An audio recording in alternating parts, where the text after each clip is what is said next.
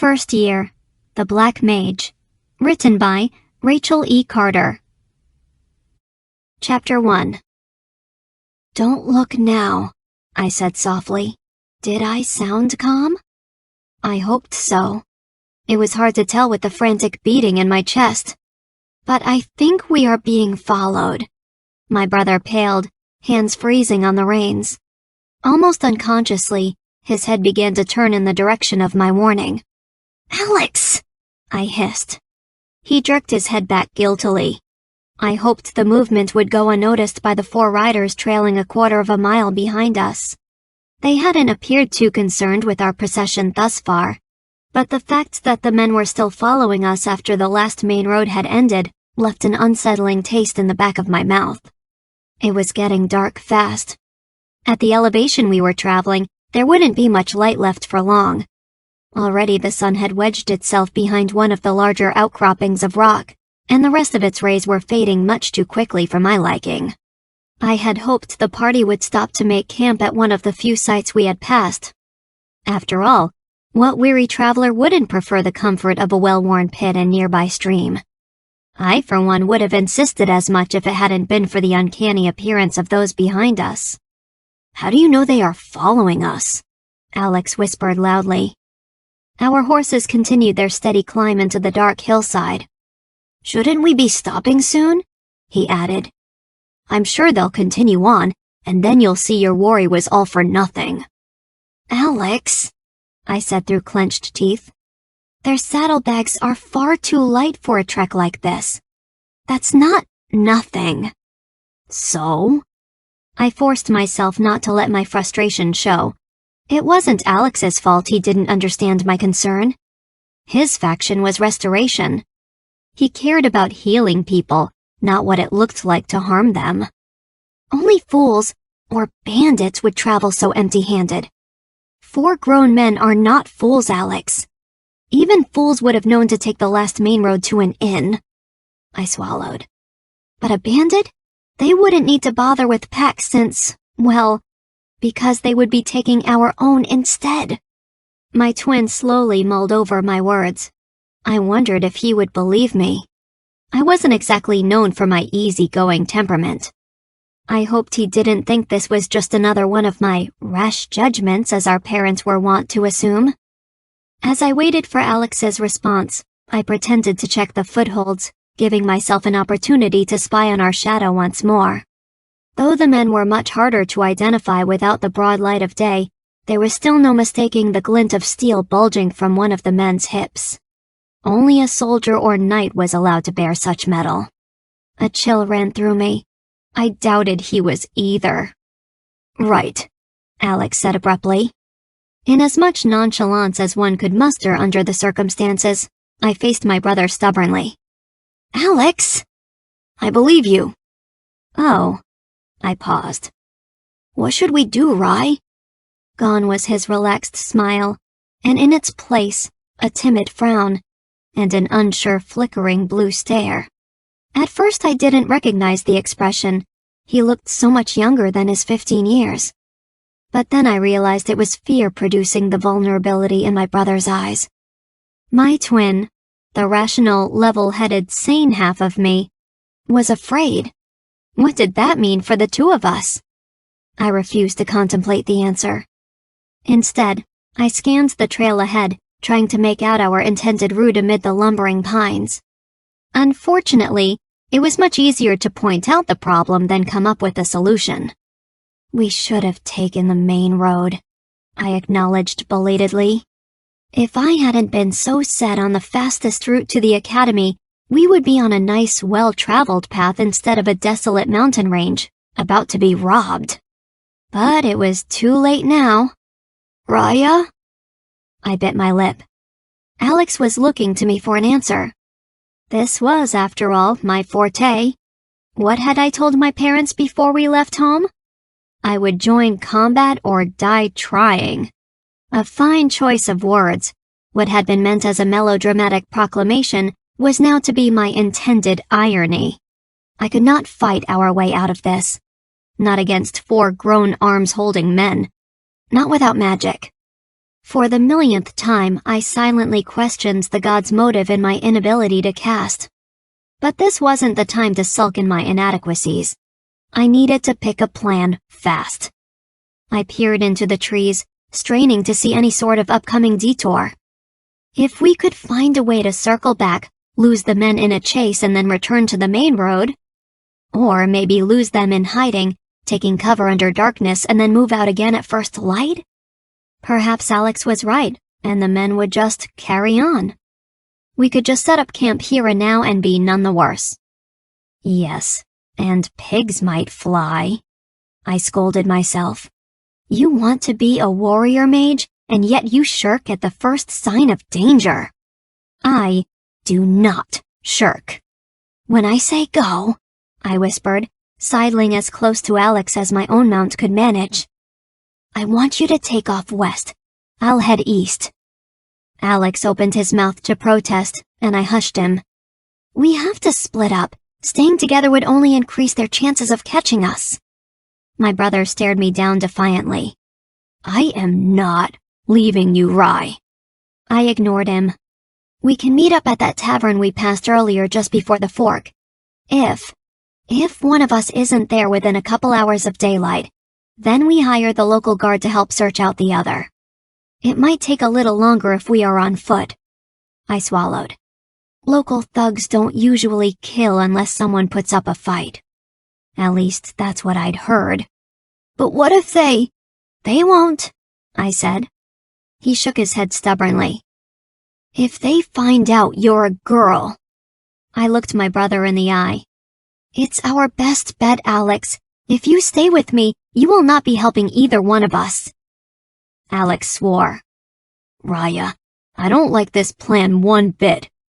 I motioned for him to get ready and leaned forward to stand in the stirrups with both my hands gripped firmly to the horse's mane. Alex copied my movements, and as soon as he was in a similar stance, I nodded. Now! In a cloud of rising dirt and debris, my charge took off at a breathless gallop. The thundering clash of hooves and the cries of surprise from the party behind us left me with an elated sense of victory. We had managed to catch them off guard. As tempting as it was to check their progress, I kept my eyes glued to the forest in front of me. Dark, twisting branches struck out at my face and ripped across my skin. Harsh wind tore at my already chapped lips. I willed myself to ignore the numbing cold and sudden jarring cuts from above. I hoped Alex was having better luck in his bit of the woods.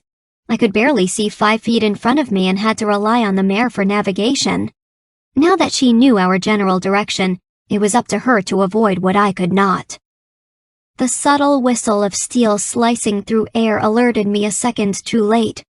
One of the men's blades flew past, nicking the back of my right thigh in its course.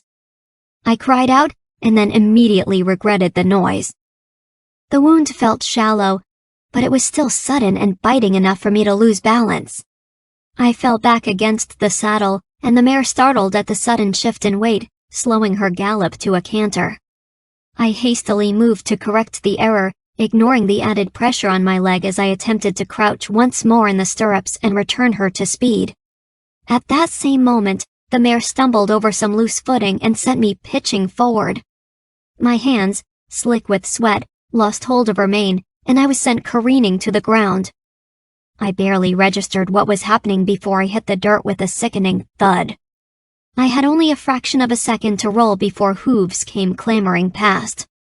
The mare took off into the darkness. I attempted to stand and ignore the shaking of my legs. My entire right side ached, and I had new cuts on my hands from trying to brace my fall. I wondered if the hammering in my ears was from the pulsing of blood or the approaching of bandits. Maybe they hadn't seen me fall. Maybe they still thought I was astride. It was dark enough. I scrambled to my feet, ignoring the stabbing pains as I stumbled toward the nearest brush. I took a couple of hobbling steps until the hammering gave way to the shouts of men and the unmistakable sounds of heavy footfall. The bandits had dismounted and were searching the area. I ducked under the bush, ignoring the many thorns that raked across my face and arms, and prayed that the loud snapping of branches was just a quiet rustle outside my head. Burrowing as deep as I dared, I waited. My breath was shaky and ragged, and I tried not to imagine all the horrible possibilities that could await me if I were found. I willed myself to breathe slowly, letting my racing heart ease. It was no use. I could hear their voices. They were getting louder. A flutter of soft wind brought the rancid smell of days-old sweat and ale, and I wondered how close they were. The bush I hid under smelled oddly sweet, like some sort of forest berry. I hoped its leaves would hide me well. How many had followed me? I wondered. Where was Alex right now? Was he still riding west? I strained to hear the approaching voices. "Saw the boy limping," one was saying. Another man cleared his throat. "He couldn't have gone far." There were only two that I could distinguish. If there were a third man, he was staying silent. Judging from the number of footsteps, however, I was inclined to go with the former.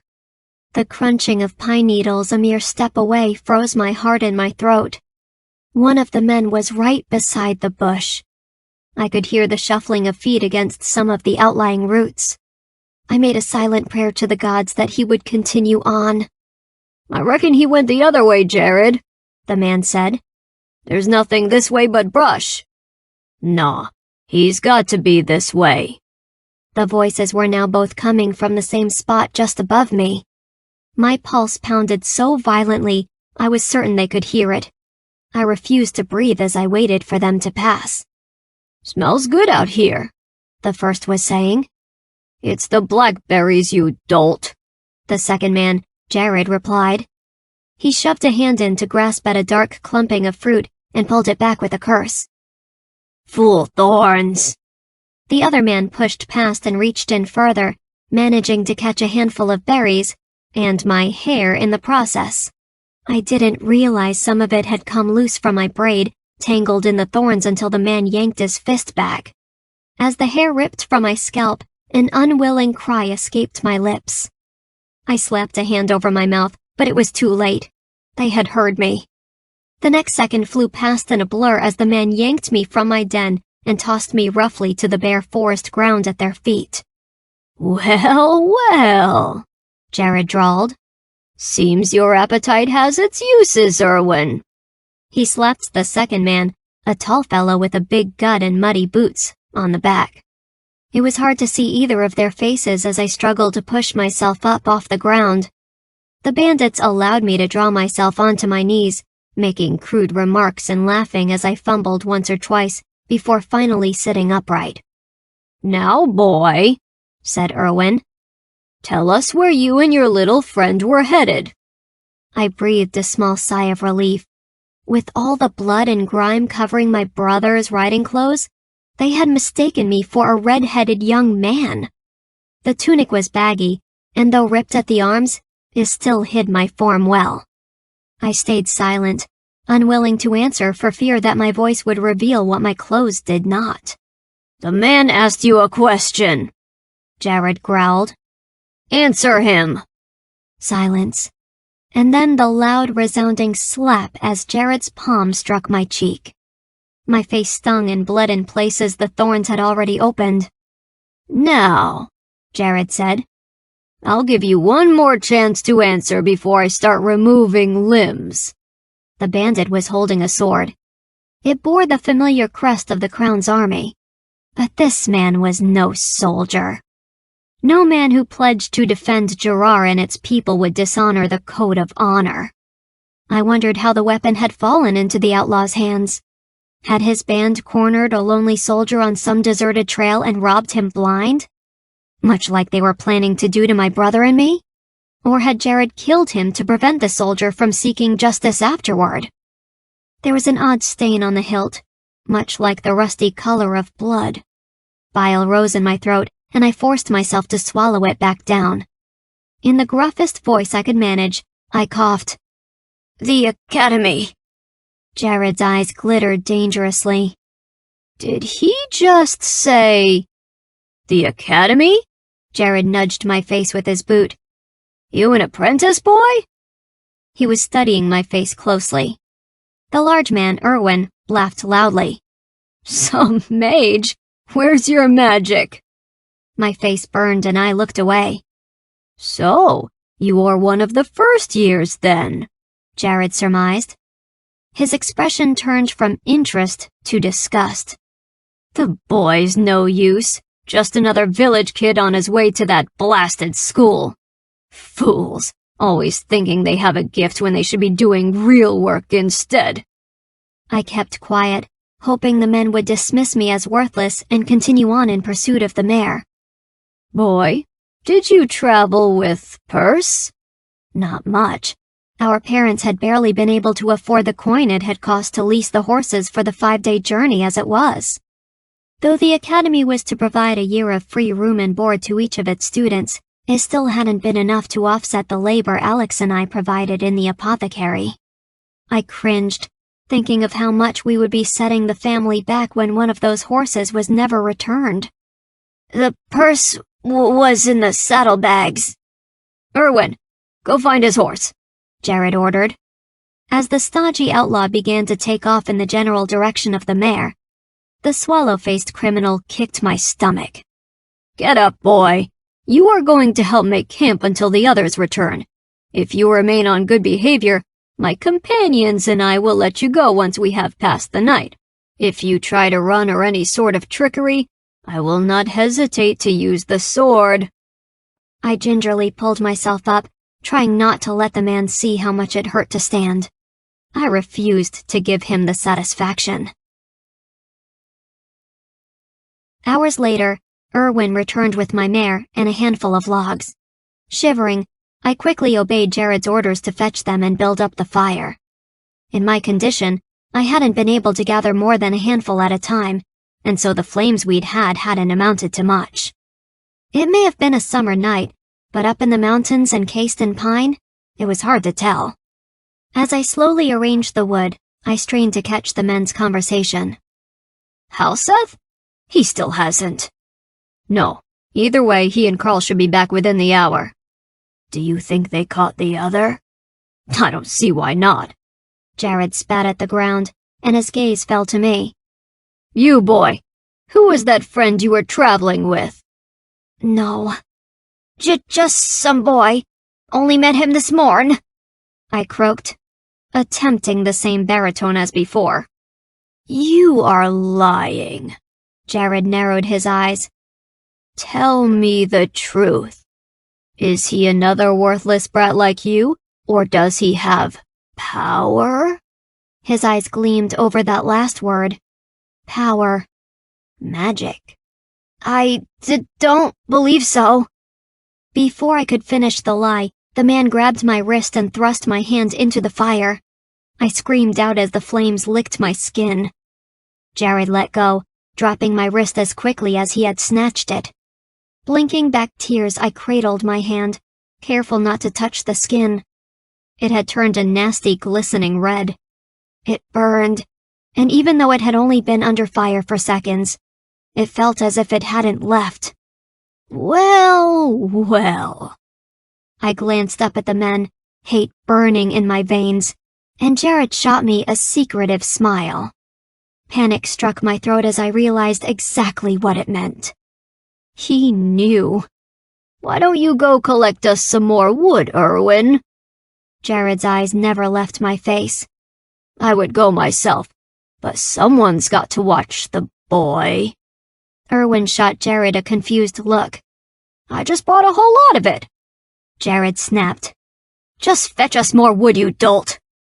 As soon as the large man had retired from sight, the bandit turned to face me, hunger playing across his malevolent gaze.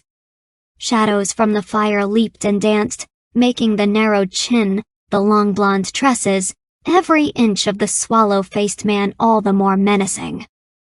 Who would have thought? He sneered. A girl. And here I said no trickery when you were intending to play us all along. I glanced around the site, desperate for an escape. If I ran now, would I make it far? I couldn't fight in the condition I was in. I'd only tussled with local children, never a full-grown man. I might be able to wrestle a boy my brother's size, but not someone a good foot taller and 50 pounds heavier. Jared took a step closer, fingering the scabbard at his hips. Now, if you don't put up a fuss, I might be willing to forgive you. Terror, hate, anger, rage. The emotions all raced through me in a coursing panic. Bile filled my throat once more as sweat and fear drenched my skin. I tried to step back and tripped, both hands slamming the ground behind me.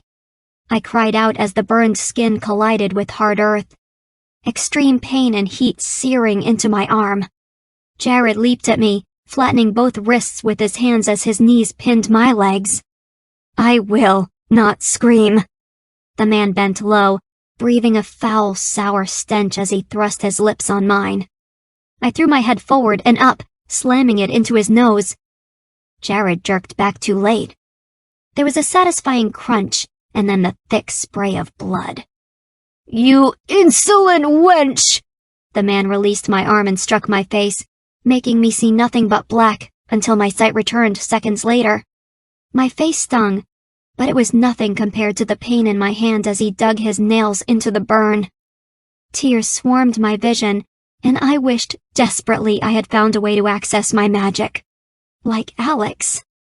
Jared reached for the top of my tunic, and I swung my free arm as hard as it could reach.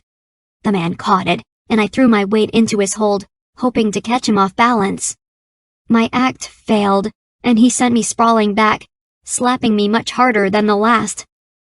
I prepared for familiar darkness and was shocked instead when golden hues flooded my vision.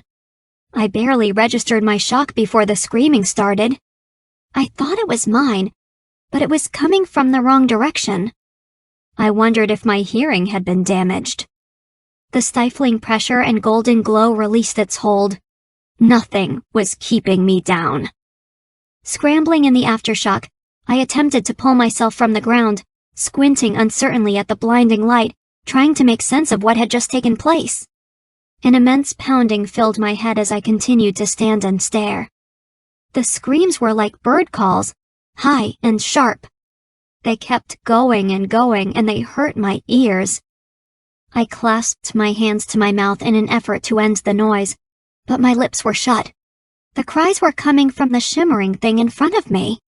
All at once my vision cleared, and I saw it was Jared. He was enshrouded in flame, fire eating away at flesh and cloth in a frantic inferno. Somehow, some way, he had been set entirely ablaze. And the screaming, it was his. Without bothering to witness the outcome, I hobbled past the shrieking figure and undid my mare's lead. Her eyes were wide and afraid. I prayed she wouldn't try to bolt. She was still saddled, and all of the supplies were still in their bags. I made swift thanks to whatever luck had led me to this moment, and did my best to ignore the pain as I used my bad hand to steady my grip at the back of the saddle while my good one gripped the front. Swinging my leg up and over, I was unable to mask the groan that escaped my lips. Every inch of me smarted. Giving the mare a reassuring pat that I hoped was more calming to her than it was to me, I nudged her forward with my knees. Get back here, boy! Erwin had returned. He still sounded far enough away, however, and so I leaned down, painstakingly, and undid the other two horses' leads. Try to catch me now. As soon as my work was finished, I forced myself into a crouching posture. I dug my heels in and whooped, letting my charge take off as the other two started and scattered. 20 minutes later, I came across another galloping party. It was too dark to see clearly, but there were only 3 who could possibly be roaming this road at night, and I could not wait to find out which. Pulling at the reins sharply, I steered my horse into a hard turn, taking off in a different direction. Ryiah, is that you? The other rider shouted. This time, I turned the mare with much more ease, answering my brother's call with one of my own. Alex! Then, where are the others? I lost them a couple miles back by the river. They think I am following the stream south. Where are your 2?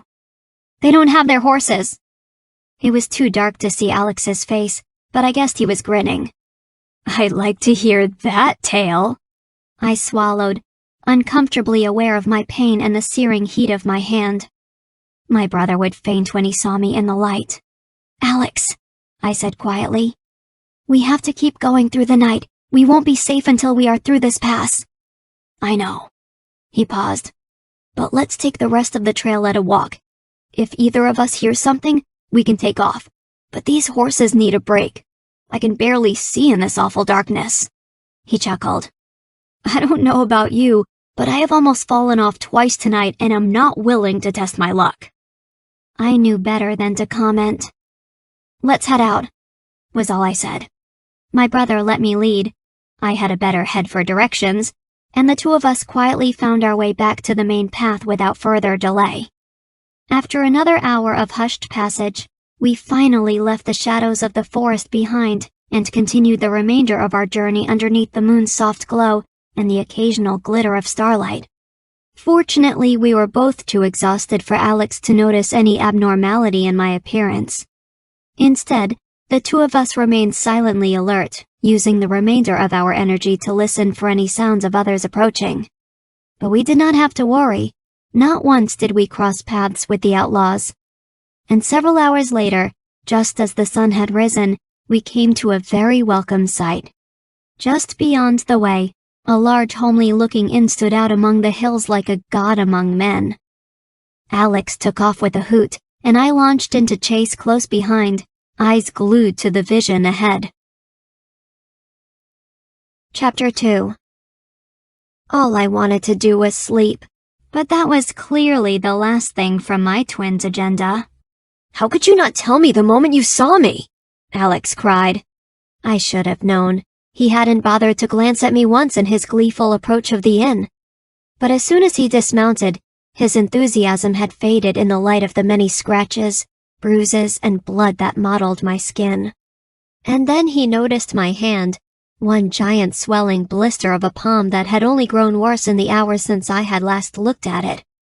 Angry burn marks dotted my fingers like unsightly patches, and the pain was just as bad. It was more important to get to safety first. Safety? Alex snapped. Don't use that combat nonsense with me, Ryiah. Safety would have been letting me heal you.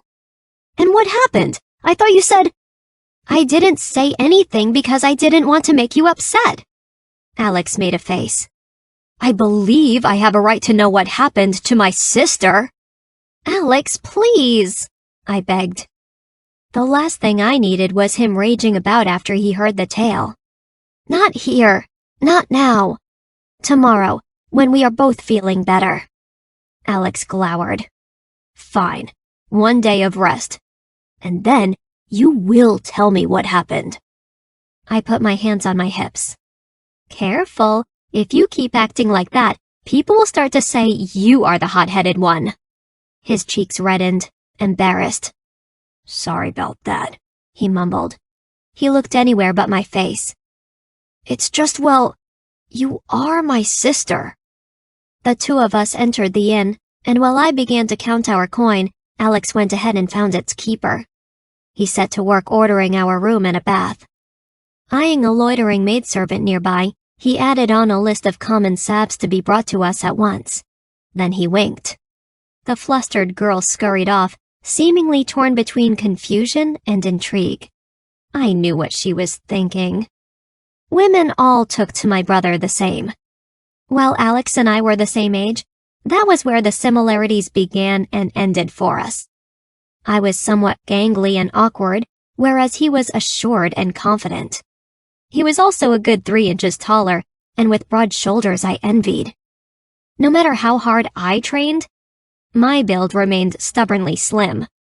Alex, on the other hand, gained muscle at the slightest effort.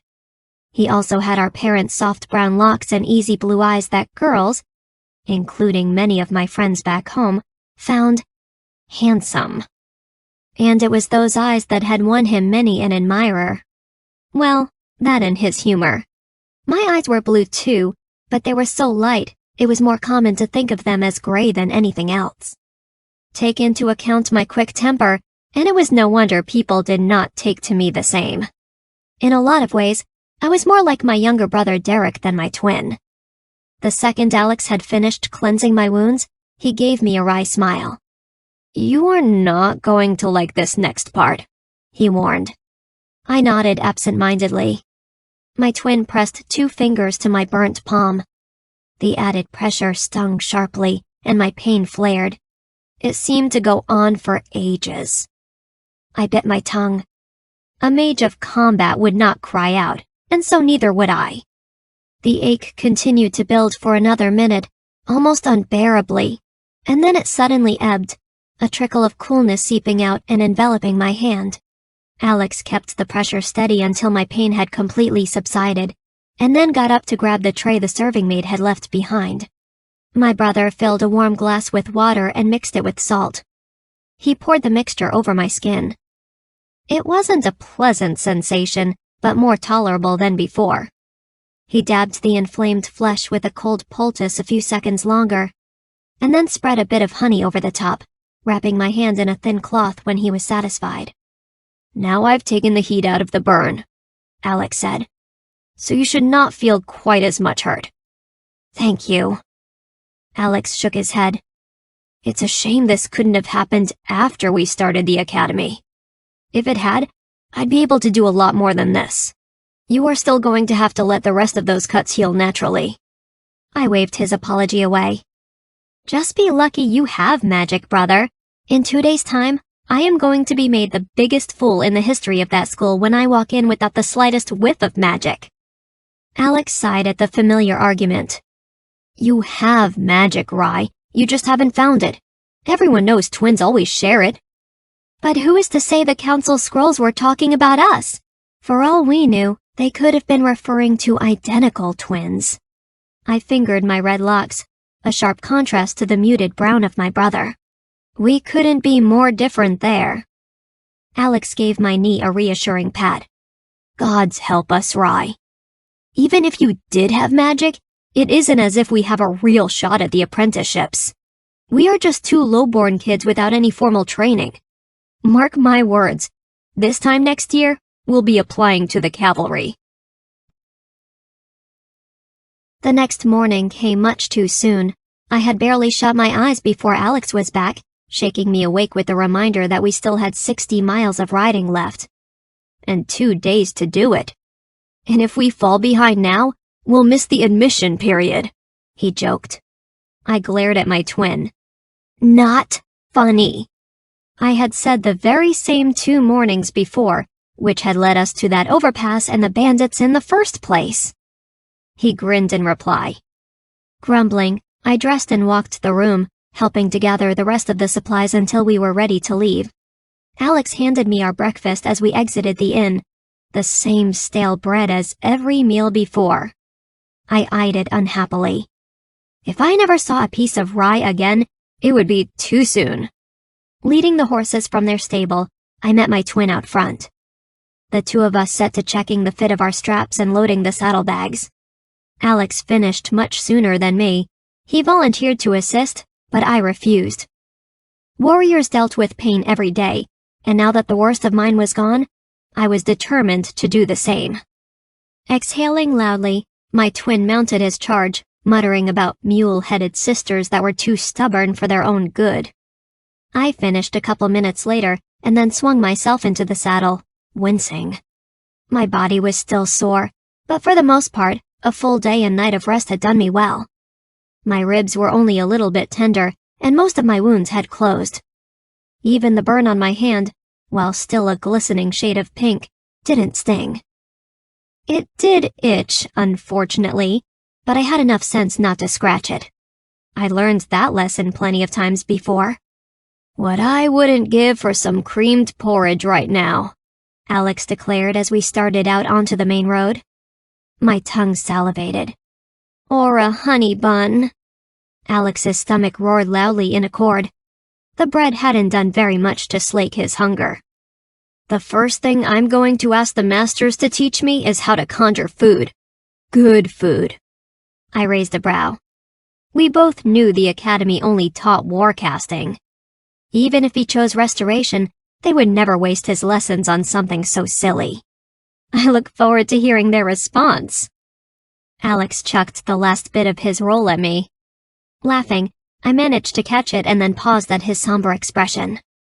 "So," he said, "are you ready to tell me what happened?" I wasn't, but I was going to anyway. I, at least, knew the truth. Alex had only my injuries and his wild imagination to explain them. If our roles had been reversed, I would have insisted as much. I proceeded to tell him everything. "That cowardly whelp!" Alex snarled. "He deserved much worse than what he got." I cringed, remembering the strange turn of events. They still didn't make sense even now in retelling. How exactly had Jared caught fire? We had been scuffling close to the fire, but had he really been so senseless to roll his entire body in flame? Alex seemed to assume as much. Or had the bandit fallen? But that didn't make sense. He hadn't been standing. In the heat of the moment, I hadn't bothered to question it. But now I wondered, was there another explanation for what I'd seen? The others were well enough for Alex. He hadn't been there. I had, though, and I couldn't shake the feeling that there was still something missing. Like magic. "Ryiah?" I glanced at my brother. We had been riding in silence for the last couple of minutes. Now he was watching me curiously. I stared at the grassy plains ahead of us, wondering if I should say the last thought aloud. It seemed too much to hope, and I would be aghast if it weren't. There had been a couple of times since Alex had found his own powers, but each time I had been wrong, and the disappointments had been crippling. No, it was better left unsaid. And then Alex said it anyway. "You think it was magic, don't you?" Am I really so obvious? I flushed. I know how it sounds mad, but it makes more sense than the other explanations. It does. He was quiet. Then, "Are you sure about this?" I played with the reins in my lap. No, but the man didn't roll, or fall, and he wasn't close enough to the pit for the flames to reach him. "But didn't you lose sight when he hit you?" my brother asked gently. "He could have lost balance when you were unconscious." "But I didn't the second time," I countered. "I'm not sure exactly how, but instead of darkness, I saw light. Lots of it. I think it was from the fire, and then he was screaming and running around the camp in flames."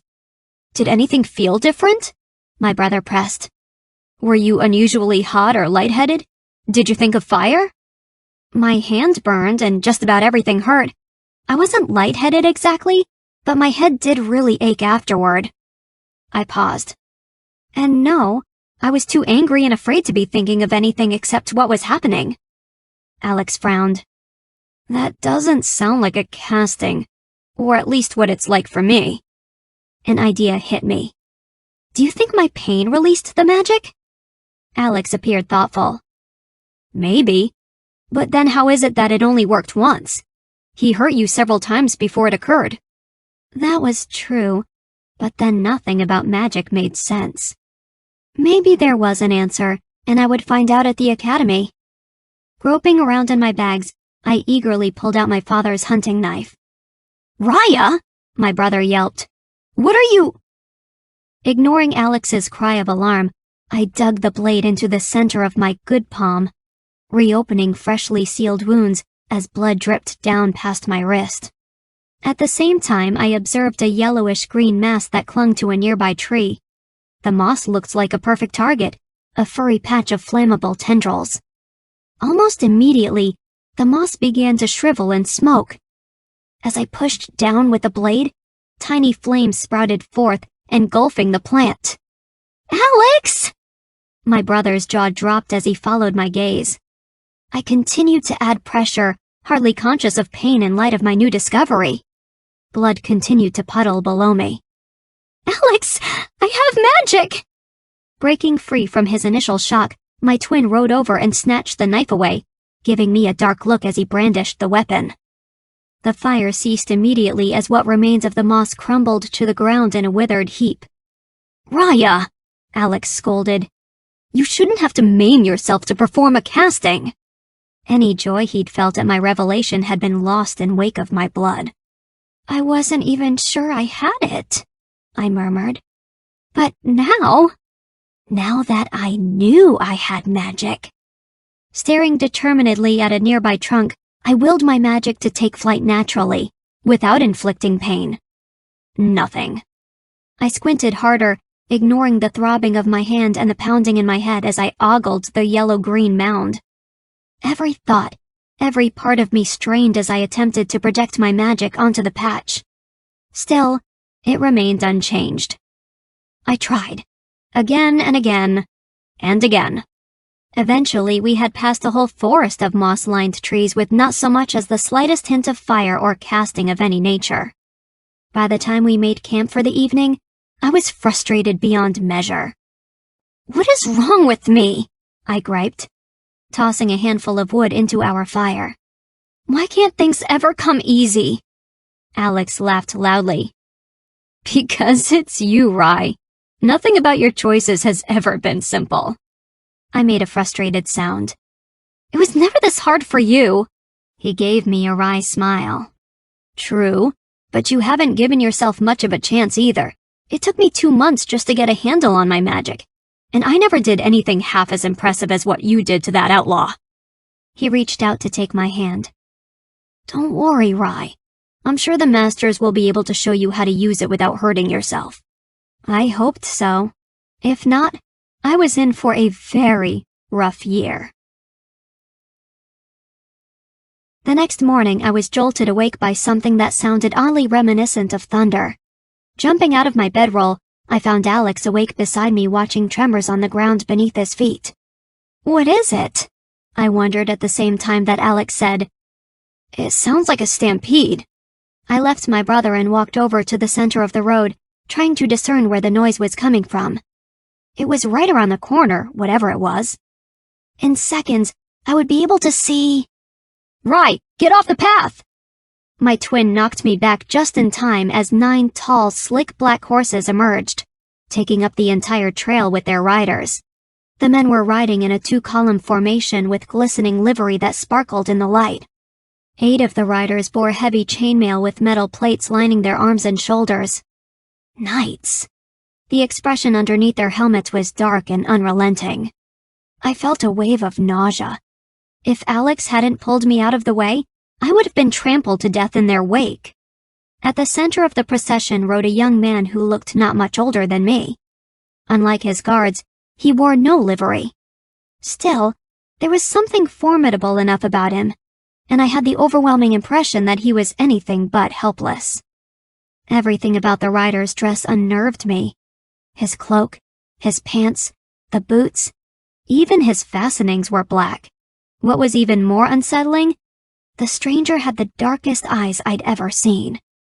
Matching his ink-black jaw-length locks, his garnet irises were the color of an endless night. The stranger locked eyes with me as he spotted my brother and me in passing. He scowled, and I felt as if I had been kicked in the gut. I was used to the bizarre behavior of our nobles back home, but this rider's condescension was much deeper. What sort of person carried that much hostility towards strangers? Still, I couldn't seem to look away. It was only after the group of riders had completely passed from sight that I recalled what the young man had been wearing. Hanging by a thick chain round his neck, there had been a hematite stone pendant. There was only one family in the entire kingdom that was allowed to wear a black gem of that description.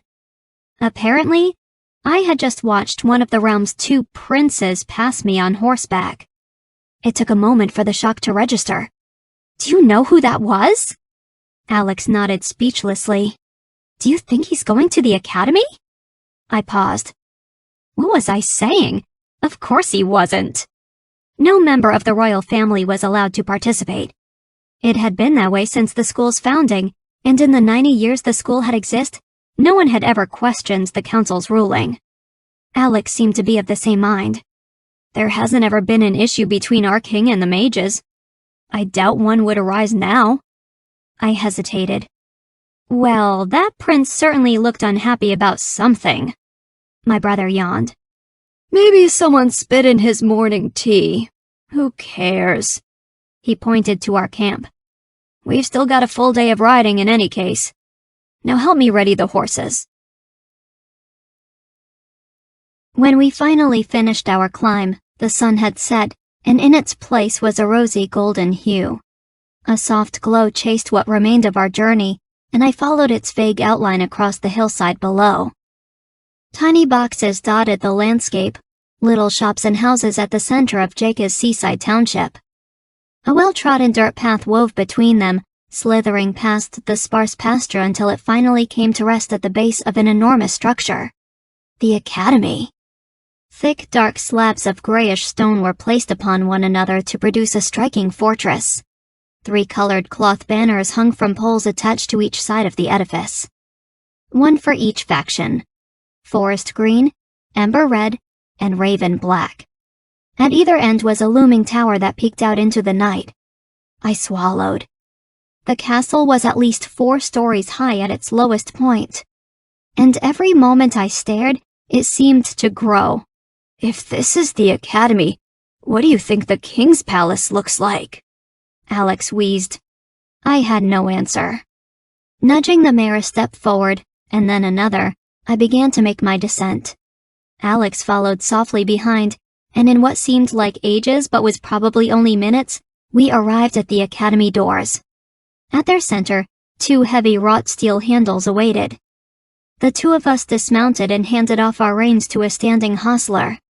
Taking a deep breath, I reached for a handle and gingerly pulled. The door didn't budge. Frowning, Alex joined me, and the 2 of us heaved until it finally creaked open. As soon as we were inside, I lost what little of my breath remained. Everything I had heard, it did not do justice to what my eyes were seeing now. Of course, I had known the academy would be beautiful, but I hadn't known it would be so much. Black marble covered the entire floor, making every step we took echo disconcertingly. In a contrast that should have been jarring but wasn't, the walls were a rough, uncut sandstone. On them, metal sconces held ever-burning torches in place. But instead of the natural golden radiance of fire, they emitted a flickering crystalline blue flame. At the end of the passage, I could see a large room containing an enormous spiraling stair. As I approached the atrium, the sheer size of it seemed to multiply. The stairwell stood at its center, steadily rising and secured by thick iron railings. As it touched the second floor, the well separated into 2 twisting cases with a giant, many-paned window at its base. Facing due west, the window revealed the jagged rocks and sea that Jake was famous for. Moonlight bathed the entire room, and I looked up to find the most riveting feature yet. The ceiling had been constructed entirely of stained glass. Thousands of twinkling red and gold glass fragments greeted my open-mouthed gaze. Wow. Looks like 2 more lowborns. Startled out of my mesmerized state, I took in the rest of my surroundings. Upon entering the room, I had failed to notice the large gathering of people to my left. 100 or so young men and women were clustered around a figure I couldn't quite make out. For the most part, they seemed to be listening attentively and had paid little heed to Alex's and my entrance. But a couple of stragglers were eyeing the 2 of us skeptically. Instantly, I became conscious of what we must look like. 5 days of horsehair and exhaustion.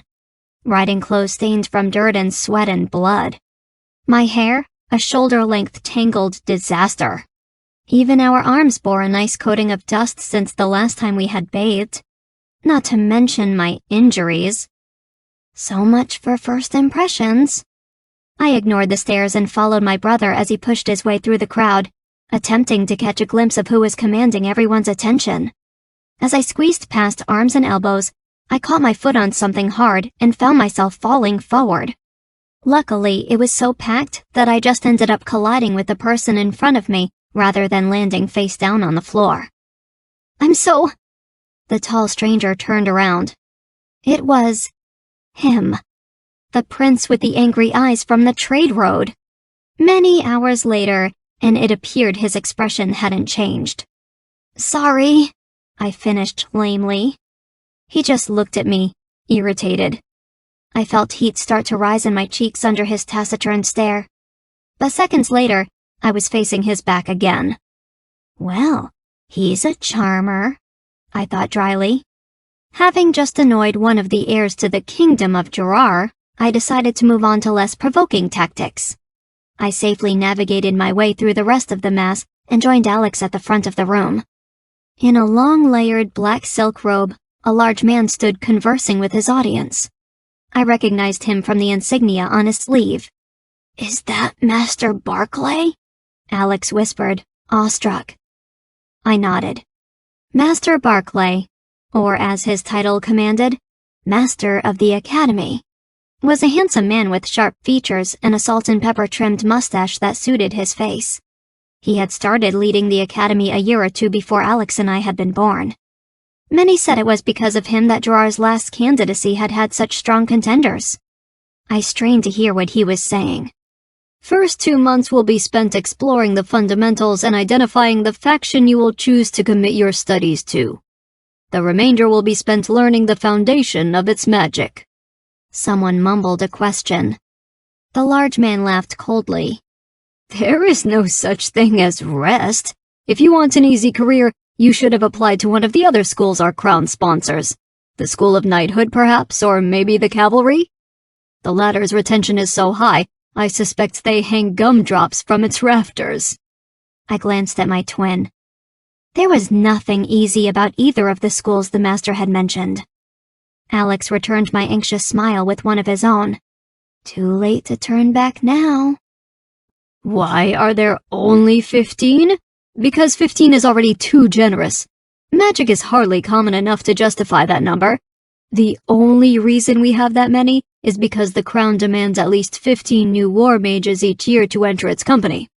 At one point it was far higher, but it was a waste of resources and jeopardized the training of the few who deserve to be here. The Academy's expectations are demanding, and it would be idiocy to train incompetence. It is a privilege we allow 15 as it is. Do not waste my time with such nonsense. The students continued to pester the man with questions until he finally cleared his throat. That is enough for tonight. It is late and your official induction will be taking place tomorrow morning. He snorted. Try to save such senseless queries for your other masters. Without bothering to wait for a response, the master of the academy exited the podium, disappearing through a corridor on my left. Not one member of the audience moved. It was only a couple of minutes later when a frenzied manservant appeared that any of us broke free of the trance. Master Barclay will return in the morning, the man squeaked. If you haven't done so already, please check in with Constable Barrius, our master staffer, in the East Wing. He will assist with your placement. Almost immediately, the crowd dispersed. Most of the students set off in the same direction as Master Barclay, while my twin and I followed a handful of others at the right.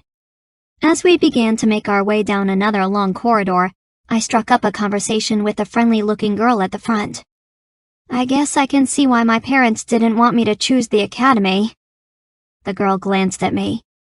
My older brother tried out a couple of years ago. He said it was only as hard as you make it. She laughed. Then again, Jeff was one of the first to resign, so maybe I shouldn't be listening to a word my brother says. I grinned. I'm Ryiah. Ella, she told me with a dark hand outstretched. I'm here with my twin, I told her. I pointed to my brother. He was too busy to notice, flirting shamelessly with a blonde girl behind us. Oh, Alex, I thought. Already? You two don't look much alike, she observed. I shrugged. So where are you from? A couple days east. Have you heard of Demshaw? Ella nodded, ebony locks falling across her hazel eyes. My father usually visits the apothecary there whenever he passes through. He likes the sleep sachets and swears they are better than the ones he buys from the palace mages. That's our family store, I exclaimed. Alex made those. We didn't get half as much business when it was my parents. I smiled. He's always had a keen eye for those things. It was the biggest surprise when he said he wanted to be a healer. Oh, she paused. Are you planning on restoration too, then? Combat. Ella laughed. Aren't we all? What about you? The same. She made a flippant gesture with her hand. My family lived at court for 13 years before they finally gave up on me as a lady-in-waiting. I spent a year convincing them to let me try out for the School of Knighthood. But then I discovered my magic, so here I am instead. So Ella was highborn. It explained her accent. But she was also stubborn, and that made me like her. It would be nice to have a friend in the same faction. What time did you arrive? Not long before the two of you, but don't worry, we didn't miss much. I overheard someone say that Master Barclay was the only master to make an appearance. I sighed. Good. I would have been upset if we had. We made good time today, but it was still an 8-hour ride. You do look as if you've had a long day, she observed. I fingered my stain-covered shirt and its frayed ends. It's been a long week. What happened? Oh, look, I think we are here. Ella pointed to an opening where one of the others had just disappeared through. Following the rest of our group into the chamber, we came face to face with a formidable old man and the frantic-looking servant from earlier. Each one of them held a scroll with names. Ladies first, the old man barked. When everyone had finished, the constable eyed us with distaste. Well, well, young ones, welcome to our realm's own version of the realm of the dead. For as long as you last, this will be your new home. No one spoke. Is everyone here so angry? I wondered. I had heard the staff didn't like first years, but I had assumed Master Barclay was an exception. Now I was wondering if they hated them. Well, not this place exactly, but close to it. We keep your living quarters out behind the academy. There are 2 barracks to separate each of your lots. My jaw dropped. Barracks? I heard a gasp to my right and knew I wasn't the only one. Frederick, the old man said, jerking his thumb at the manservant beside him. We'll take you there. You will carry your own bags. We don't waste castle chambers on first years, so the barracks are where you will spend your time when you are not eating or training here in the academy.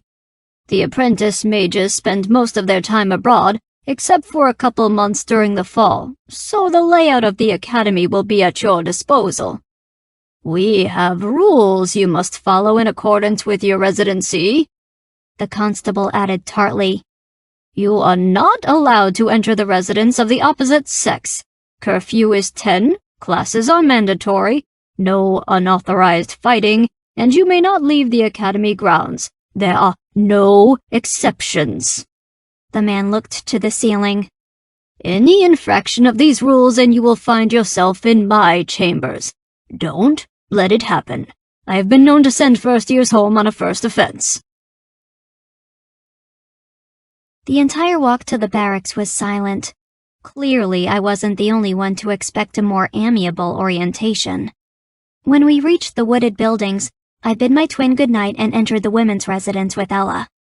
The inside was much bigger than I had anticipated, even for a crowding of 50 girls, and not nearly as loathsome.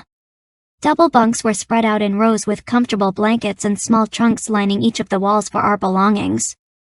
A large fireplace stood at the furthest corner. No fire present, but undoubtedly cozy in winter. There were even a couple baths in an adjoining house, and while I would probably have to spend half my night waiting to use one, at least I'd have the opportunity. There were also 2 servants to contribute to the upkeep.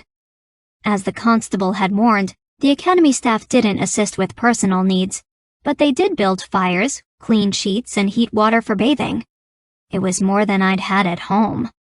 Almost immediately, I could identify which girls had come from a background similar to mine and which were highborn. The ones like me were far and few between, maybe 10 amongst the 50 or so present. We tended to be the ones smiling at our luck, while the others complained loudly about the accommodations. Ella wasn't outspoken like the others, but I could sense that even she was disappointed. Setting my bag on an unclaimed bunk, I pulled out a cotton nightshirt and my only pair of clean undergarments. Then I headed to the baths. After an hour of waiting, I finally got my chance at a lukewarm wash and scrubbed until my skin was raw. There was no one else in line behind me, so I was able to take my time. My dirt and grime had warded off any potential bathers. Crawling into my bunk and nestling under its soft sheets, the impact of my week-long journey struck with staggering force. I didn't even have time to tell Ella goodnight. I had fallen asleep the second my head hit the pillow. Chapter 3. Ryiah, wake up! Everyone else has already left! Groaning, I opened my eyes. Every muscle in my body felt like it had been hit by 1,000 tiny hammers. It was not a pleasant sensation. Forcing myself out of bed, I found Ella standing by impatiently. How much time do we have? We've got about 10 more minutes before breakfast ends to meet Master Barclay. Barclay. Immediately, all exhaustion was forgotten, and I yanked my only clean dress over my head. I ran out after Ella, combing my fingers through my bedraggled hair and wishing I had more time. The two of us rushed through the courtyard and into the back entrance of the academy. We made it to the dining hall just as the platters were being taken back to the kitchens. Wonderful. Ella and I took our seats at the end of a back table. I had just spotted Alex a couple seats down when Master Barclay entered, looking stern and impressive in his silks. Well, it looks like you are all still here. I will try my best to discourage that. I flinched. Master Barclay's mood was worse than the night before. What is he doing here? I turned in the direction of Ella's whisper and saw where she was looking. The prince was seated one row from Alex. I had forgotten all about him. Maybe he doesn't know, I whispered, knowing my explanation sounded ludicrous even to my own ears. Master Barclay coughed loudly, and I felt my cheeks burn as I realized his scowl was fixed on Ella and me.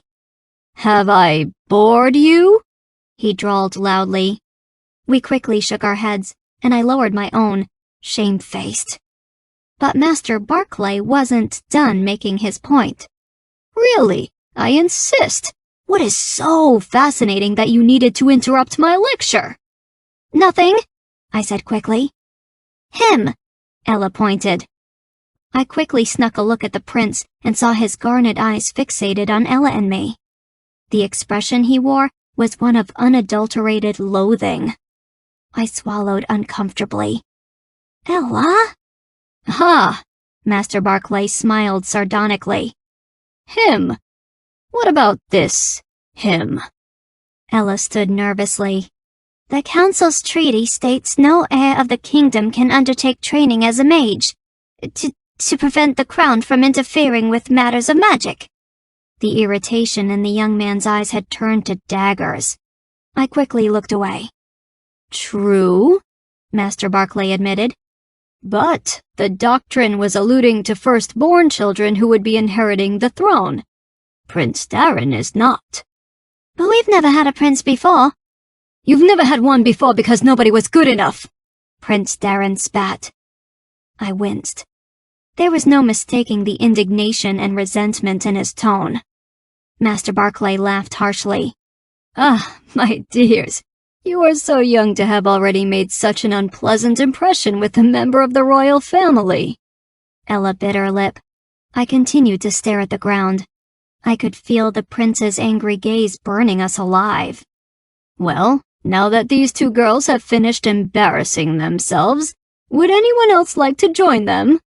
Silence. Good. Now, before I send you off to your actual lessons, I want to make a couple of things clear. Each year, students enter my school claiming to have a gift. Please understand that having magic has never been and never will be enough. For most of you, the degree of power you possess is nothing short of insignificant. The master grunted. Unfortunately, it takes months of testing to determine. Were it weeks, there would never be such thing as a silly trial year in the first place. Someone behind me snickered loudly. Apparently, they weren't worried.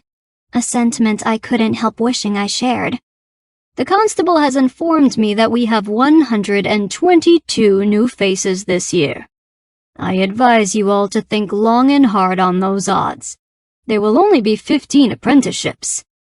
Do you really want to waste an entire year under the guise of hope?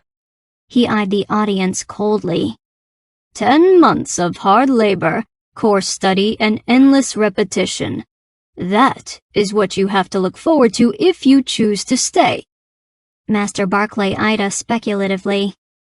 Half this class will leave, of their own accord, by midwinter for that very reason. Well, that and the realization that their magic is not nearly as powerful as they had presumed. In any case, we will have a week-long trial for those that remain at the year's end. Which brings me to my final note before you begin your studies, and that is your faction. I know that each of you walked into the academy doors with a preconceived notion of which magic to train for. And for most of you, that faction is combat. He eyed his dress, smiling ironically. The black robes of the warrior class are world-renowned, undoubtedly inspired by the candidacy. An elbow nudged me in the ribs, and I saw that Alex had made his way to where Ella and I stood. My twin gave me a crooked grin, and I shoved him back, knowing exactly what he was thinking. I already knew combat was a long shot, but it wasn't going to stop me from trying. Still, I implore you to think twice. Consider perhaps the great skill of alchemy, or the healer's touch of restoration. Both branches commit their service to Jerar's defense, and yet they are underpraised in light of another's glory. You have 2 months before you actually commence the study of your chosen faction. It would be wise to consider those odds. The master of the academy cleared his throat. That said, I will now have Frederick lead you to your first lesson.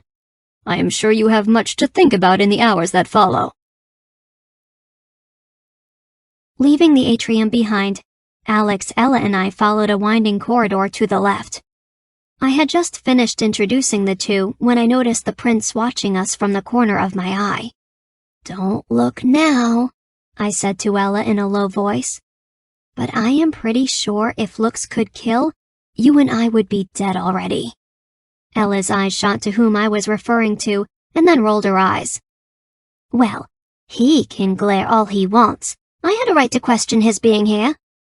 Who cares if he's not firstborn? All it takes is one accidental stabbing and suddenly, he's the realm's first mage king." "Would it really make that much of a difference?" Alex asked abruptly. "If anything, I think having a member of the crown would help the mage's cause, not hurt it."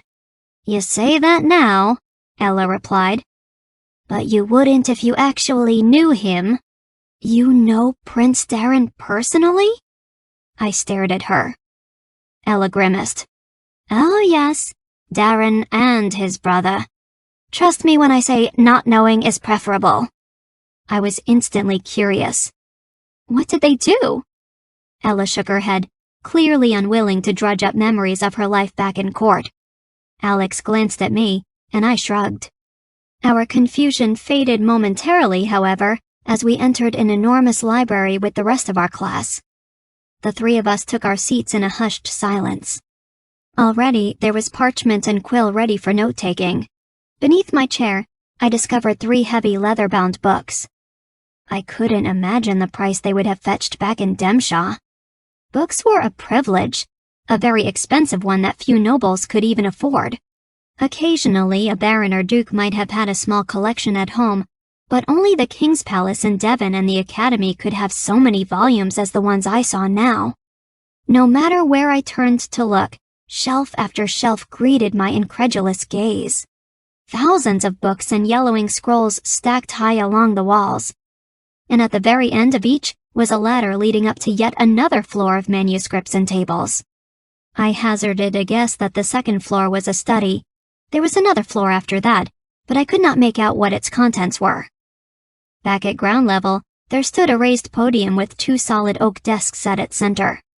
At the first sat a heavy-set woman in her mid-50s. Her brown hair was pulled back in a wavy bun, not a strand loose, and her powder was perfectly pressed. She was dressed very severely underneath a heavy blue cloak, with a high-laced collar and an emerald pendant clasped tightly around her neck. Her eyes had a severity that warned one not to fool around in her presence. To the woman's right sat a slightly twitchy man about 20 years her junior.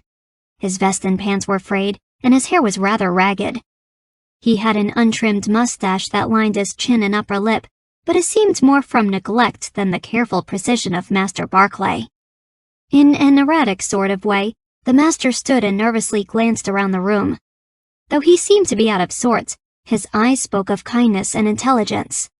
The duo introduced themselves as Masters Eloise and Isaac, and wasted no time in familiarizing the class with their expectations for the year. Magic was the very last thing on their agenda. "There is no point in learning to cast if you haven't a clue what you're doing," Master Eloise sniffed. "What you need is basics. I don't care how much tutelage you have had. One can never know too much." "Yes," Master Isaac added quickly.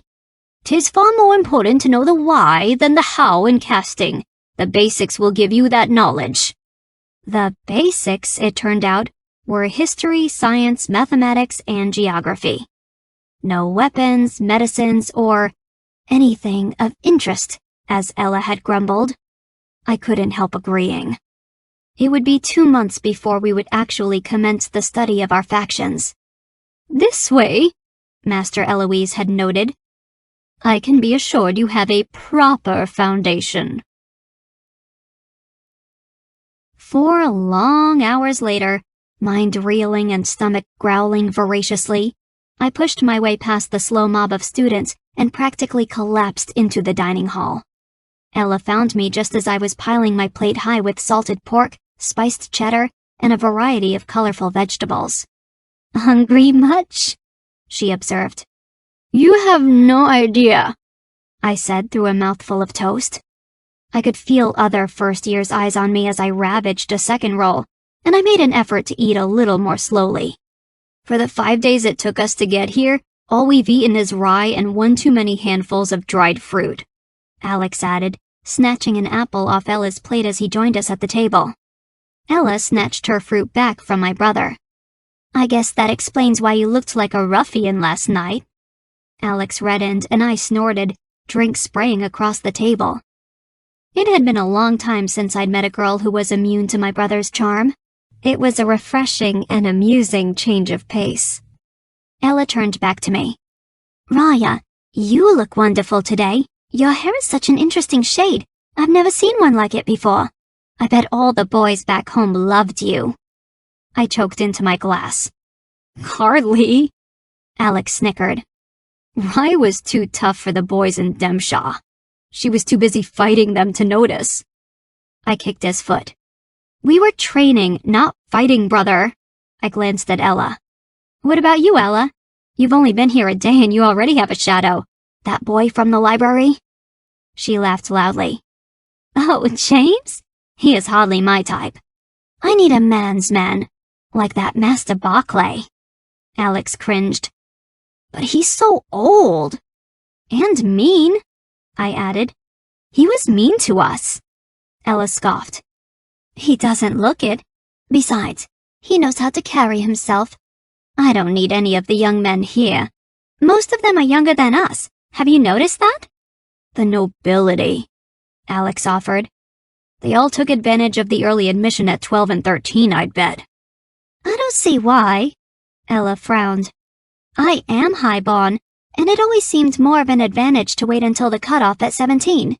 A better chance to build up your powers, especially since they don't even start to emerge until adolescence." She laughed lightly. "But I guess the 3 of us didn't wait that long either. I suppose it's hard to wait once you've discovered your magic." "Prince Darren is older," I observed. "And so are some of the others, too." "He's one of the smart ones," Ella admitted. "He's had his powers for a while. Thankfully, most of the students rushed admission, like us." I reflected on our first lesson. It certainly didn't seem that way in the library. "All that extra tutoring," she assured me. "Not that I should resent them for it. My parents would have done the same if they hadn't been so set on a convent. Still, they knew so much more than me." I sighed. "In Demshaw, Alex and I were one of the few kids who knew how to read and write, but that was only because our parents were merchants. I didn't even realize it would be part of our studies." "Well, it makes sense, doesn't it?" I just groaned and put my head in my hands. "And all the work they gave us? It's the first day and they already expect us to read through 4 chapters and do 15 sets of those horrid math equations? We can start on them now.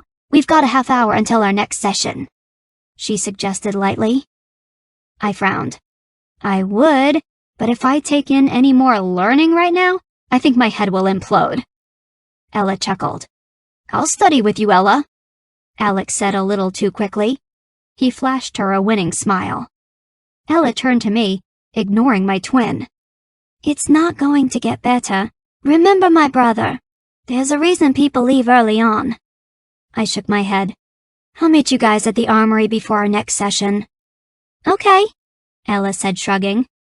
Just don't be late. As I emptied my tray and started down the academy's long corridor, I spent the walk fantasizing about the goose-down pillows that were awaiting me back in the barracks. I was only 4 hours into my year, and I was already longing for sleep. It couldn't be a good sign. First couple weeks are always the hardest. I sighed. Or maybe that's just a saying, and it really is horrible all year long. I had just turned the corner when I suddenly collided with someone coming from the opposite direction. I began, and then froze. Seriously? Not again. Why was fate so determined to make me continuously cross paths with the one person who so clearly wished he'd never met me? The prince tightened his lips and bent down to pick up the pieces of parchment he dropped. I reached down to help him, but he snatched them up before I could offer a hand. Straightening, Darren made way as if to pass, but I stood my ground. I had to apologize about earlier.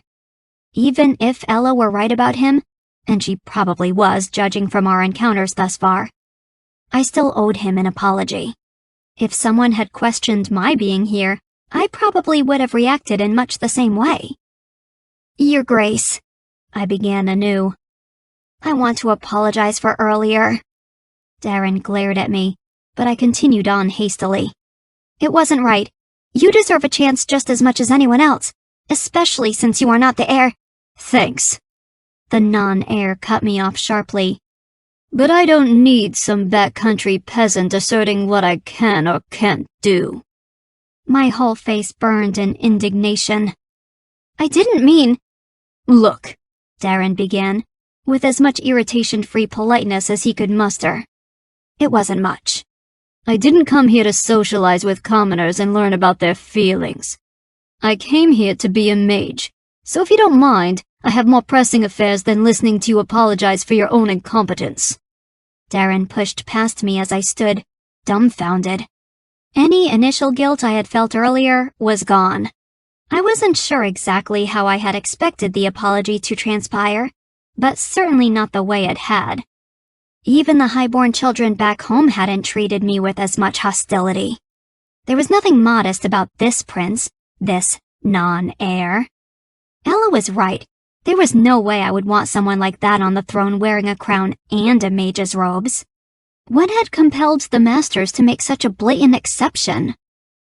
You've never had one before because nobody was good enough. That's what Darren had yelled at Ella and me. Was that why Master Barclay had decided to make the distinction between an heir and someone who was second in line to the throne? Because Darren had shown exceptional talent? If he chooses combat, I'll wipe that arrogant sneer off his face the first chance I get, I decided. How exceptional can a non-heir be, really? He wasn't even good enough to be firstborn and get a throne. It was a cruel thought, one that didn't even play out logically, but I welcomed it all the same. I hope you lose out on an apprenticeship to many, many commoners. Arriving at the large wood-paneled building that served as the Academy's armory, I found Alex and Ella at the back of a crowd facing its doors. The two of them were chummier than before, and I began to wonder if introducing my brother to Ella had been a mistake. If she fell for him, I would lose the one friend I had gained since coming here. I'd certainly lost enough back home. Joining the two, I noticed that Ella seemed to be more entertained than enamored. I held on to the hope it would last. Welcome, first years! A booming voice roared. Immediately, Everyone stopped talking and looked to the entryway of the armory. Out stepped the most intimidating man I had ever seen. Extremely tall with bulging muscle, the man seemed to crunch the ground with each step that he took. His hair was cut short, and his eyes were an almost disconcerting green. His dark skin was glistening, and he had several white scar lines that reached down across his arms. The man wore the livery of a knight, not a mage. Was there some sort of mistake? "No, I am not one of your masters here," the man boomed, registering the crowd's shock. "But don't you be getting any ideas. I will still be involved in every step of your development this year. I served on the King's Regiment for 20 years, and the last 10 I've spent training young mages here alongside Master Cedric." I noticed a thin, wiry man in red robes that had stepped out behind him. "I am Sir Piers, and I will be leading you in the physical conditioning needed for your factions." "I thought we were to be sorcerers, not pages," someone hissed behind me. A chortle of quiet voices voiced the same irritation. Sir Piers heard them and glowered. Instantaneous silence. "Many of you might wonder what use I am to your precious studies. Can I have a volunteer, please?" No one moved. "I have my pick, then," he announced almost gleefully, dragging forward one of the boys that had been whispering behind me. The boy was shaking, and I really couldn't blame him. Sir Piers was a big man and clearly enjoyed scaring his charges. "Now, what is your name?" "Ralph?" "Well, Ralph, it's your lucky day. Which faction do you want to end up in?"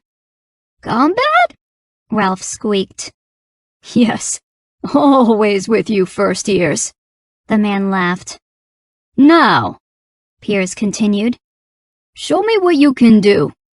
"It's not much," Ralph stammered, snatching a twig off the ground. He began to stare at it intensely, and I knew almost instantly what he was going to do.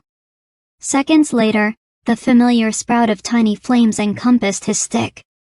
Great, I thought darkly. Ralph didn't even need to hurt himself to get it burning. A 12-year-old showed more promise than me. "Now," Piers said after the twig had turned to ash, "I want you to run a mile, the course of the stadium's circumference." Ralph's face fell. "What are you waiting for?" Piers barked. Ralph took off like a jackrabbit, but about 2 minutes into the run, his pace slowed. I could sense his discomfort. None of us had dressed with a strenuous workout in mind. I was still wearing my dress. For the next 7 minutes, poor Ralph ran around the track huffing and puffing as the rest of the class watched, careful to avoid meeting eyes with Piers and becoming his next volunteer victim. Eventually, a sweaty, shaking Ralph returned to his spot in front of Piers. "Light fire to another stick," Piers ordered him. Ralph choked. "Need a moment." "Now!" Ralph scrambled to find another branch and tried to repeat the same casting, to no avail. He was too busy taking deep gulps of air to concentrate. "You just gave the enemy an opening, boy. You are now dead on the battlefield. Take your seat." Piers eyed the boy unhappily and looked around. "Do I have another volunteer? Someone with more prowess in mind?" Everyone looked to the ground quickly, except for the non-heir who seemed unperturbed as he met Piers's eyes dead on. "All right, Princeling, have at it." Darren stepped forward and picked up a twig. I breathed out a sigh of relief. He was normal like the rest of us. It would have killed me if he put on some sort of supernatural display. Darren clenched one end in his palm, eyeing a nearby tree. "You've got to be..." The entire trunk exploded in a blaze. Branches with crackling leaves crashed to the ground as the tree became a charred black torch. The non-heir cracked the twig in his palm. The fire instantly abated. Dead tree limbs scattered the grass. Darren looked to Piers for instructions.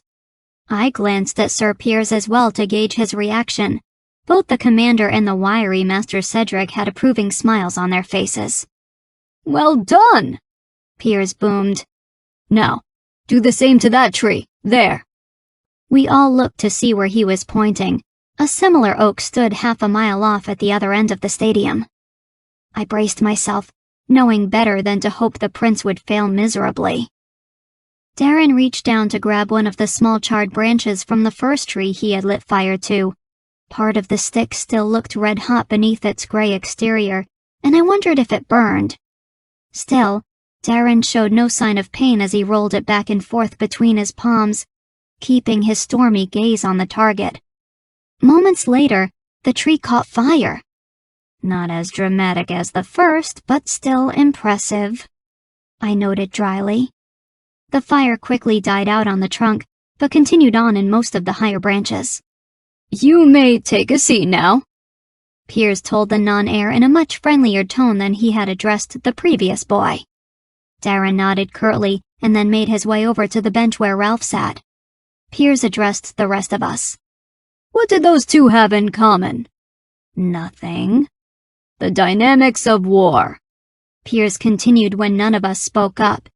"Show us what may not be openly obvious to you magic folk. You think you can blast your enemy with sheer force, and maybe you can. But the further you are from your opponent, the less power you are able to exert.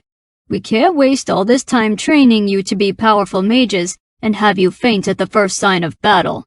Not one of you will be sitting in an ivory tower pointing your finger and making your enemies crumble. You will need to be close to your enemies to do damage, but you need to be able to maneuver in and out of battle to safely engage. By building up your physical reserves, we will be increasing your tolerance to pain and your fortitude. By strengthening your prowess, you will be more capable of focusing during moments that test your will." Early on, the council learned that they were losing too many mages' lives on the battlefield. In response, we developed a training program that incorporates the physical conditioning we put the pages in the School of Knighthood through. While none of you will be as successful as a full-fledged knight, this program will better prepare you for the realities of battle. It gives you more endurance, whether you are a restoration mage going from one wounded to the next, or an alchemist helping with dangerous flasks. For the faction of combat, it is a little easier to picture the battlefield, but even if you were to never participate in a single war, endurance and fortitude can only help, not hurt. So for the rest of the day, I will be gauging your physical competence. When you walk away today, I will have a thorough understanding of how badly out of shape you are. Then from tomorrow on, we will be attempting to fix that." "Oh," Sir Piers added, almost gleefully. "And if you are wondering when we will train with any of the fun weapons you may have seen a knight handle, keep in mind you have to get through 2 months of my class first. Now, we have a change of clothes for the lads and ladies in the building behind me. Those will be your attire for the rest of your time here at the academy. After today, you will no longer be wearing personal garments or insignia.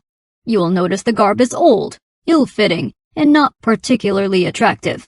That is to be expected. Year 1 is not a cause for celebration, and so the masters do not waste coin financing your personal fashions. We will go ahead and let the ladies go first. Lads, while you are waiting your turn, I advise you to start stretching. It's going to be a long 2 hours. 2 hours into the pain and agony that was Sir Piers's idea of light conditioning, I found myself dry heaving at one of the wooden benches on the side of the field. I heard Alex off to my right making similar noises.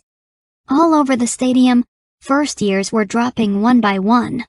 Piers had decided we would run 5 miles. 5 miles, he added, interspersed with 20 lunges and presses each time we completed a lap. That would have been fine. Hard, but fine, if that were all he had asked of us. But it had only been a warm-up. Once we had completed his first demand, Sir Piers had barked new orders for everyone to line up across from one another. When we did that, he had heaved heavy wooden staffs at us and instructed us to proceed. Since most of the girls and a couple of the low-born boys had never held a weapon in their life, Piers then had to show us how to hold the poles, where to stand, and which way to lean our weight. We spent just as much time rapping each other's knuckles as we did the staffs. When one girl had dared to quietly ponder the usefulness of the drill to her partner, Piers snapped. You think you'll never need to use a weapon, girl? What happens when you have used the last of your magic and you are stranded in the middle of a battlefield? When a mage is powerful enough to send daggers cutting through the air, do you think he randomly decides their course? No, he studies and practices exactly which cutting blows are needed to hit those precious arteries. Nothing I teach you here will be pointless. For the remainder of our lesson, no one dared to brave a single complaint, even when he decided to introduce a new routine involving the many flights of stairs surrounding the field. But that still didn't stop our bodies from reacting to the horrible circus of exercises Piers was putting us through. Taking a deep breath, I told myself that it couldn't get any worse. We were on a 15-minute break before our session with Master Cedric, but for most of us, the 15 minutes was spent trying to crawl or limp our way to a display of water pitchers on the other side of the stadium. Refreshments had been brought courtesy of Constable Barrius's staff, all of which had decided to take a late afternoon break. I think the water was just an excuse for their entertainment. Still, entertainment or not, water was what I wanted. As luck would have it, by the time I reached it, there was almost none left. Greedily, I downed what remained and then scanned the bench for any unattended glasses I could finish off. None. Had I really expected anything different? Deciding I had only a minute or so left, I sat down to observe the rest of the student body from my resting place. Ella stood a little way off, red in the face and a little clammy, but somehow still charming in her disheveled state. She was talking to my brother as he attempted to stretch his calves. The two of them were chuckling at a joke he had just made. I winced. I couldn't even imagine laughing. My lungs were still burning from those stares. Shifting my gaze to the left side of the field, I spotted a group of 5 that appeared much better off than the rest of the class. At their center was the newfound bane of my existence. Admittedly, the non-air wasn't that hard of a poison to swallow when he was far away. He looked so casual, leaning against the fence post, surrounded by laughing companions. Whether or not he was a prince, Darren had clearly spent a large part of his lifetime in the sun and immersed in some sort of physical engagement. Far from being out of breath and drenched in sweat, the prince made Piers's drills appear as if they actually were an intended warm-up. Even his hair seemed unaffected. While most of us, myself included, had hair sticking to all sides of our face, Darren's had somehow maintained its natural, slightly tousled state. Short, choppy, side-swept bangs and jaw-length locks that could trick a girl into thinking he was attractive. That is, if you could get over his charming personality, because no matter how alluring he might seem from afar, up close, Darren's hostile eyes would undoubtedly tell a different story. Still, as I watched him now, I was not seeing anything remotely unreceptive in them. Possibly, very likely because of the beautiful girl on his right, Priscilla. Ah yes, the one young woman who had outdistanced, outlunged, and outpressed the rest of my gender.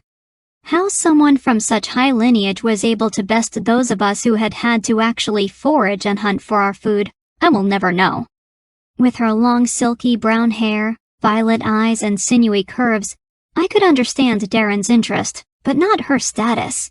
Priscilla looked the part of a highborn lady, and I wondered why she was here at the academy. Usually girls like that went to convents. They didn't bother with magic or knighthood. They had no need.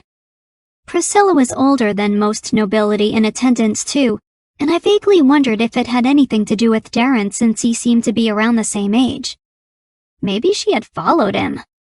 The rest of the non-heirs group consisted of the 2 burly-looking brothers and a young girl whose skin was so pale, it seemed translucent. The girl was so tiny and fragile, I wondered how she had made it into their little following. She didn't talk much, and she seemed more interested in something on the ground than her companions. All right, children, let's gather round, Sir Piers barked. We all came together slowly, regretfully acknowledging the end of our break. Well, well, that wasn't so bad, was it? None of us dared to contradict him. Sir Piers chuckled at his own joke, knowing very well what our silence really meant. Well, you always have tomorrow. I will go ahead and leave you in Master Cedric's capable hands. With that, Sir Piers left the field, and we found ourselves waiting anxiously for Master Cedric to begin his own introduction. Master Cedric nodded to his audience and spoke with a much softer inflection to his tone. Well then, for the next 2 hours I am going to be leading some basic exercises that are conducive to all factions. I glanced at Alex and Ella excitedly. Finally, actual magic! This first month will be spent emphasizing magic's most important foundation, focus. Without the proper application, you will not be successful in your chosen practice. My enthusiasm died. Focus. So we wouldn't be learning how to heal a dying knight or cast a lightning storm. Not today. I had to say, I'd had enough meditation practice during my time on the road. 2 hours of coarse physical activity might actually beat the boredom induced from focusing on a blade of grass for the same length of time. I heard someone groan to my right. You might have great potential, Cedric interjected loudly over his disgruntled audience, an incredible feat for such a timid-looking man. But if you can concentrate long enough to will the magic you wish to enact, you will never find yourself beyond the basics. The more advanced castings require a greater dedication that cannot come from acts of whimsy. Mages die quickly on the battlefield when they can't summon proper focus. As Sir Piers said, you will not be hidden away in a tower. You will be immersed in an atmosphere full of distractions waiting to tear your concentration apart. You will also not be performing simple steps. If you go into restoration, you will be expected to understand the anatomy of an individual when you are caring for a deep flesh wound. Collapsing a tower in combat would require you to understand its structure and materials. It's important to know where to make your magic touch count. You could blindly devote your magic to the entire attack you want to enact, or you could learn to focus your magic on specific components so that your castings are precise and don't exert any needless energy. Now, let's not waste any more time and begin your first exercise. I grudgingly joined the rest of the class in forming a giant sitting circle that spread out across the grass at Master Cedric's instruction. From this angle, we could see not only the Master and his 4 assisting mages, but everyone else in our group as well. At least I'll finally stand out, I told myself. I may not have had practice fighting with staffs or learning the names of Jerar's eastern seaports, but at least meditation was something I was good at. Years of failed magical attempts could attest to that.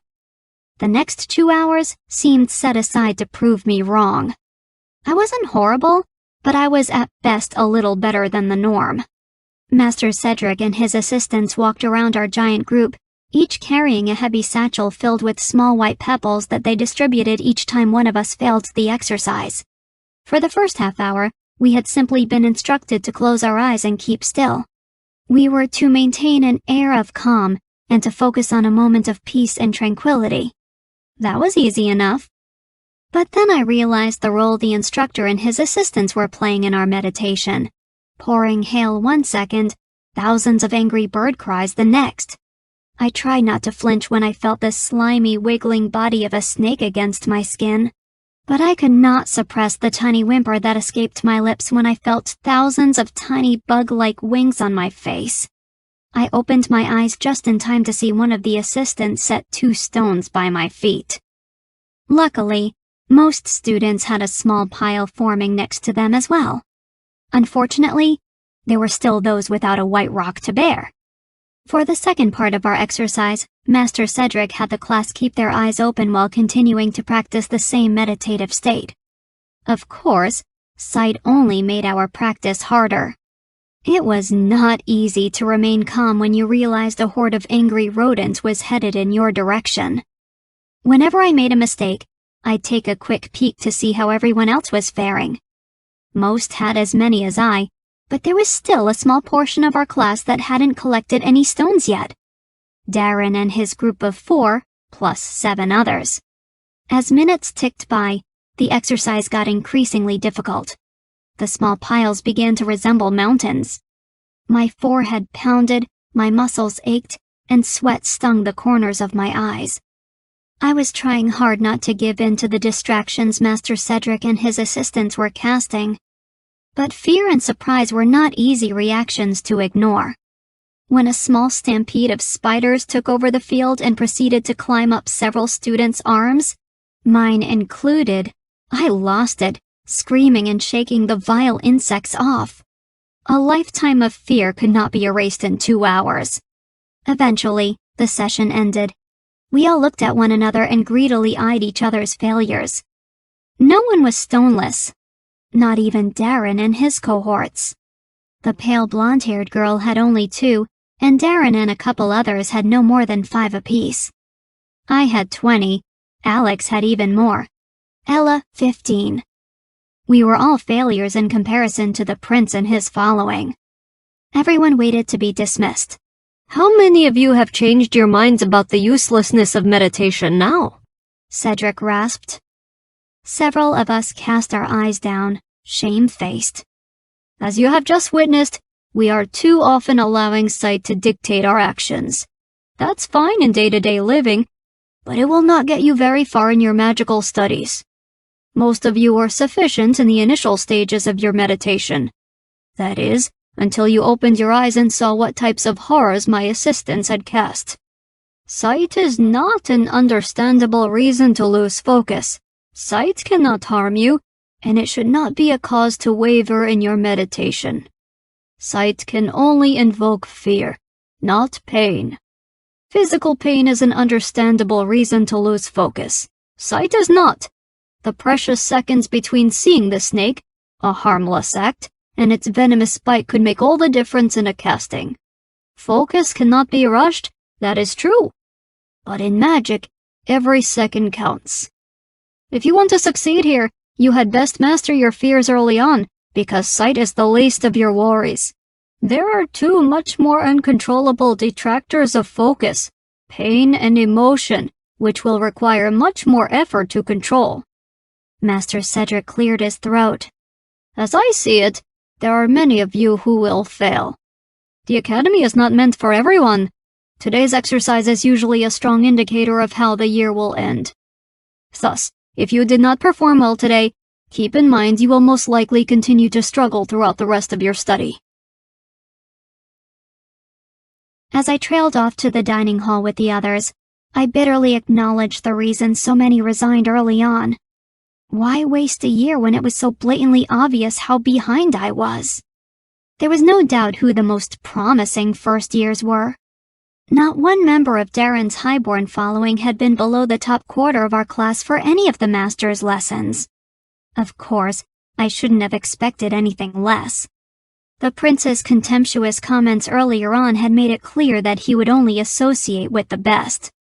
Now, his group of 5 had expanded to include 7 more. 4 of the newcomers were not of noble standing from what I could tell either, but all of them had done well, extremely well in comparison to the rest of our class. Apparently, the non-heir would make exceptions to be around commoners. But I, like most of the low-born students present, was not promising enough to be worthy of his time. Glancing around the dining commons, I saw more evidence of changes taking place. At the morning meal, students had sat next to friends or others of similar background. Now, more emphasis was spent on sitting with those that had performed at one's own level during training. At the far end of the hall, where I had previously sat, were the rejects of our year. Those that had not performed well in the first day's sessions. Toward the front of the room were those that had. At the very head of the dining hall was Darren's table. While the prince had yet to arrive, a small cluster of loud highborns sat waiting for him. Their dreams were shattered moments later when Darren and his company of 11 appeared. One sharp look from the non-heirs sent the disgruntled nobles retreating to a less prestigious table. They spent the rest of their meal eyeing the 4 commoners of the prince's new crowd jealously. Rather than trying to negotiate a spot based on skill, I sat down in the only available open seating, the far end of the reject table. I was pleased to notice Alex and Ella followed. It would have been difficult if my brother and friend had decided they were too proud to sit beside me. It had been a rough first day. I spent the entire course of dinner listening to a lively exchange between the two while I pushed gravy-soaked peas across my plate. Alex and Ella seemed to be the only ones that found our entire situation humorous. While everyone else was strategizing or complaining, my brother and friend were more concerned with making me laugh. I felt grateful for their company. I needed more positivity, and while many of their jokes were at the expense of our own mishaps, it was nice to laugh them off. "Did you see me during our drills with Sir Piers?" Alex was asking. Ella snorted. "I was too busy breathing to notice anyone besides myself." "Well, while you girls were busy attempting to keep up with us men?" "Hey!" Ella and I both interrupted. We had both done better than Alex in conditioning. My brother might have brawn, but he had spent the majority of his life indoors. I was trying to romance a lady that was actually performing well during the drill. Alex continued on, grinning. "And how did that go?" I interjected. "Well, and which damsel in distress would she be?" Ella taunted. "I saw you entertain several before class had even started." It looked like my dark-skinned friend was not enamored after all. "Hardly," Alex chuckled. "What you may allude to as flirtation, I call harmless conversation." Ella and I exchanged amused looks. "So I tried to strike up a conversation with that lovely lady," he finished, pointing his orange to Priscilla from Darren's entourage. It was at just that moment the girl raised her eyes to catch the three of us staring. I saw her frown and turn to the rest of her table to whisper something, shooting a disgusted glance in our direction. "Seems like a fan," I remarked casually. "Sure it went well, lover boy? That looks more like disdain than admiration," Ella added. Alex tore off a bit of rind from his orange and threw it at us. "Well, it started off well enough. I'd caught her eyeing me a couple of times during practice." "Probably in an attempt to avoid you," Ella laughed. "So I figured I'd try my chance at some conversation. I'd just managed to catch up to her when my foot caught on one of those lovely stairs Piers had us climbing. So, of course, I did what anyone else does when they are falling. I grabbed onto the nearest support, which just happened to be the lady in question. She left in a hurry after that little incident. Shot me the look of death, that one did. Now all I can think is that not only did the girl outrun me, she also thinks I'm a complete chump." "You poor thing. Most of the class can outrun you," Ella sympathized, patting his shoulder and laughing at the same time. "Can't believe you thought you had a chance with Priscilla." Alex guffawed but then continued stubbornly. "But why not? I thought status wasn't supposed to matter here." I choked on my roast and Ella just rolled her eyes. "It will always matter to some," I finally managed to say through a mouthful of spinach. Darren's angry eyes flashed in my mind. "Especially," Ella added, "to those who plan on joining the royal family." She jerked her head in Priscilla's direction. "Are you sure?" Alex asked reluctantly. "I grew up with her," she replied. "Believe me, that girl has eyes for one thing and one thing only." "So she's here for Prince Darren," Alex surmised. "Most definitely." Ella twisted the water glass in her palm. "Her parents are very well-known courtiers. Social climbers like Priscilla's family dedicate their lives to building close relations with the crown. Priscilla is a very pretty girl, and her family has enough standing to make her a very eligible wife. Everyone knows that, as future king, Prince Blaine's hands are tied with a political marriage, but Darren's are not. Every power-hungry family and court who has a daughter around his age has been after that title since the day he was born." As I listened to Ella, I found myself watching Priscilla interact with those closest to her.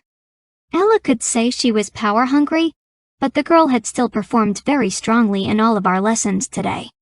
"I don't think she's just here for the prince," I remarked, causing both Alex and Ella to start. I continued. "Priscilla's much too prepared. She might want to secure an engagement, but I think she came here for a robe." Ella just shook her head. "If she wasn't good, she wouldn't have a chance at the throne to begin with. Why? Because magic is all that Prince cares about, Ella explained dryly. I thought he'd grow out of it, but since he's here, I'm quite certain he hasn't. Priscilla and her parents were undoubtedly smart enough to figure that out. I'm sure as soon as they realized how serious he was about the academy, they got her the best tutor money could buy. I looked back to the end of the table where Priscilla and Darren and the rest of their following were seated. I'd already started to hear rumors that the prince and his entourage were going to make the apprenticeship. Really, on day one, to already have that kind of reputation, it isn't fair. Alex noted my stare. I heard some people have already decided to change their faction. Huh? After practice today, some of the others were saying they didn't want to be second best. 2 people said there was no point in hoping for combat when the odds were so set against them. Master Barclay's predictions were already coming true. I couldn't believe it. They might say that now and change their minds later, Ella pointed out. Jeff changed his mind 3 times before the end of his first month. I can see why, I remarked slowly.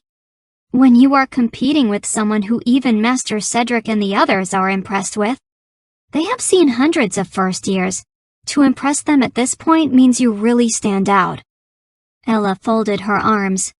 Well, future apprentice or not, no one is going to sway me but me. Once we had finished off our dinner, Alex, Ella, and I headed to the library's upper study to begin the day's assignments. Most of the class had gone off to the barracks to wash. Though the 3 of us were smelly and not particularly attractive at the moment, we knew we would fare better studying without the echo that 100 or so lowered voices would bring if we cleaned up first like everyone else. Entering the room, it was immediately evident that we were not alone. There were a couple of other small groups already inside, but they were few in number. They seemed friendly enough, so I didn't mind much. I recognized one girl, Winifred, as someone from back home. Alex recognized another, Clayton, his friend from a nearby village. Before long, we had amassed a small group of our own. Alex, Ella, and I, Winifred, Clayton, another boy named Jordan, a girl named Ruth, and Ella's admirer from the library, Shy James. It was nice to study in the company of so many. We all had something to contribute to someone else's work. While Winifred spent most of her time lecturing us on the mathematical equations we were trying to break down, Alex and I helped with the sections on herb lore. Having parents who owned an apothecary was an advantage. Ruth and Clayton were able to assist with geography, and Ella, shockingly enough, with history, especially the battles. As she explained to our speechless group, Ella used to follow her father around while he drilled the village soldiers and then practiced later in private. No wonder the girl wanted combat. She had a warrior mindset I envied. It also explained why she had fared better than most of us in Pierce's conditioning. Ella had been second only to Priscilla and a couple of the boys. Even if none of us knew the answer to a problem, 8 of us searching different volumes provided much quicker results than trying to do so independently. By the time the rest of our class had arrived, most of the assignments were finished. Packing up my work, I felt a lot more confident than hours before. I still had problems to complete, but they were significantly fewer in number. The only thing that detracted from my mood was Ella, or rather, her insistent whispering and pointing as we turned the corner to exit.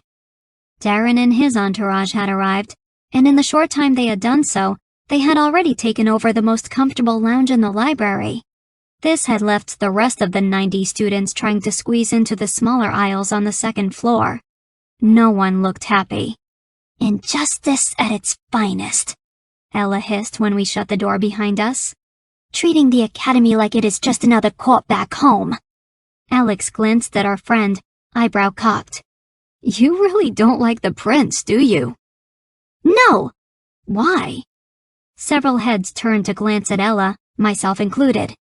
True, I was no fan of the angry-eyed prince, but Ella had never told me what it was Darren had done to make her hate him so venomously. I had my own reasons for not liking the prince, but Ella's hatred seemed much more impassioned. Maybe now I would hear the reason behind this loathing. Ella set her mouth in a hard line. It's none of your concern, Alex. My brother looked disappointed. I was hoping for a good story. I had to admit, so was I. Well, there's nothing to tell, she replied tightly. Her lively brown eyes were unreadable in the candlelight. Alex laughed uncomfortably. Just wanted to know what the poor guy did so I didn't repeat his same mistake. I'd hate to have the hatred of such a beautiful lady. Ella smiled slightly, and the tension in the hall left the air. You are much too charming to make the same mistake, she told him lightly. Then she leaned forward to kiss him on the cheek. She had to stand on the tips of her toes to reach his suntanned face, and by the time she finished, his skin had a deep red tint to it. Ella continued down the hall while Alex stood frozen in place, eyes trailing after as the girl turned another corner and disappeared. Don't you even think about it, I warned him. His face grew redder, and conscious of the amused expressions of our group, he shook his head to clear away the confusion, sandy brown locks flailing wildly in his attempt. I have to go. Alex took off in the same direction as Ella, though he was headed toward the boys' housing. Clayton snickered. I think Ella is going to give your brother a run for his reputation. She's only interested in older men like Master Barclay, I replied without thinking. People say a lot of things. That doesn't mean they are always true, James piped up, a little too eagerly. We all laughed at the truth of his statement and parted ways to our barracks. I spent most of the time making small talk with Ruth and Winifred until we had finished bathing. By the time I entered our sleeping quarters, the rest of the girls had arrived with large piles of parchment, books, scattered across the floor in every which direction. Out of the corner of my eye, I saw Priscilla directing a scrawny girl where to set her load. Meanwhile, Priscilla sat idly brushing her long locks and complaining loudly about how much harder it was going to be for her to rest surrounded by this low-born mess. Somehow, from Priscilla's tone, I didn't think she was referring to the books. I think she and the prince will do nicely together, I remarked quietly to Ella as she sat down on the bunk next to mine. They are easily the nastiest people here. Ella smiled. Do you still have work left? I asked her. No, I finished most of mine earlier during the break at lunch. I looked longingly at my pillows. I still had at least an hour of assignments left. I still have a couple problems too, Ruth offered from a couple bunks down. What time do they check the lights? Winifred wondered. I think the constable said 11, which should be any minute now, another girl next to Winifred remarked. Do we have any candles or matches? I needed to finish my work somehow. I don't think so, but I can conjure light, Ruth offered quickly. Do you want to try and finish your work with me after the constable has finished his rounds? I nodded, grateful for her offer, and jealous she had a skill I didn't at the same time. We decided to go to the bathing corridor so as not to keep the others up with our studying. Unfortunately, about 10 minutes after we thought the constable had finished his rounds, his servant Frederick pounded on the door and demanded we go to bed at once. Fearing the reprimands Barius had promised, we quickly heeded Frederick's order. I was a little nervous that I had not finished, but at that point there was nothing I could do until morning came. Please wake me when you are up, I whispered to Ella as I crawled into my bunk. I still need to finish my work. I hoped she would remember in the morning. I wrapped myself in my blankets and shut my eyes. In a matter of moments, I had forgotten the day's events and was fast asleep. Chapter 4. The cruel, harsh light of day was not there to wake me that following morning. Instead, the horrible toll of bells sounded from somewhere outside the academy and continued to ring across every inch of its campus. I groaned and rubbed my eyes. The sun had barely risen, and every muscle in my body was tight in protest. I know, it's a wonder you were able to sleep through it yesterday, Ella remarked as she stood up. How much time do we have until breakfast? I asked. Not much. They expect us to start right away. I had thought I would have some time to study. Lovely. The They brought us more of that delightful training garb, a sarcastic voice said to my left. I glanced around. At the front of the room was a large crate of shapeless brown breeches and forest green tunics, equally plain. Next to it was a pile of old leather belts and high boots splattered with mud and dark red stains that looked suspiciously like blood. As Piers had promised, the clothes were worn and frayed. It was obvious they were hand-me-downs that had been passed on year after year to the incoming class. I was appreciative for the new wardrobe, if only for the fact that it would help lessen the stigma of class that ran rampant in the halls. Some of us could certainly use the reminder that we were all supposed to be equals here. Smiling inwardly at the groans coming from the side of the room that had been unofficially designated upper class, I quickly dressed and headed down to the dining commons. I was tired but anxious to finish at least a problem or two of mathematics over steaming porridge and a hot mug of tea. When I arrived, Alex was already seated in our normal spot. How many problems do you have left? I sighed. Too many. Me too, he contributed cheerfully. What do you think will happen? I stared at the equations on my paper, willing them to make sense. I hope we aren't the only ones, was the only reply I could think of. Unfortunately, as my brother and I learned, we were indeed the only ones to not complete the first day's assignment. The rest of the class had either copied each other's answers, or they had all better managed their time. Even Ruth, whom I thought had a couple equations left, managed to turn in a complete paper. As punishment for our negligence, Alex and I were expected to spend 2 hours after supper assisting Constable Barrios's staff with the mucking of the stables. But we didn't have enough time to finish last night's work. How am I supposed to finish today's and clean the stables? Miss Ryiah, Master Eloise began slowly, squinting down at me. If you can't meet the Academy's demands, then perhaps your time would be spent better elsewhere. Behind me, I heard several students snicker. My face burned. Just because I didn't cheat, Alex kicked my shin, and I paused to glare at my brother. His eyes narrowed, and I swallowed. His expression was clear. I was only making it harder on the both of us. Did I really want to drag him down with me? My apologies, I mumbled to Master Eloise. It will not happen again. See that it doesn't. I followed Alex to our seats, avoiding the gaze of those I passed. When we had reached our desks and the masters had begun their lecture, I turned to him. Why did you stop me? You knew half the class cheated. Do you really want to make enemies on your second day? He countered. No.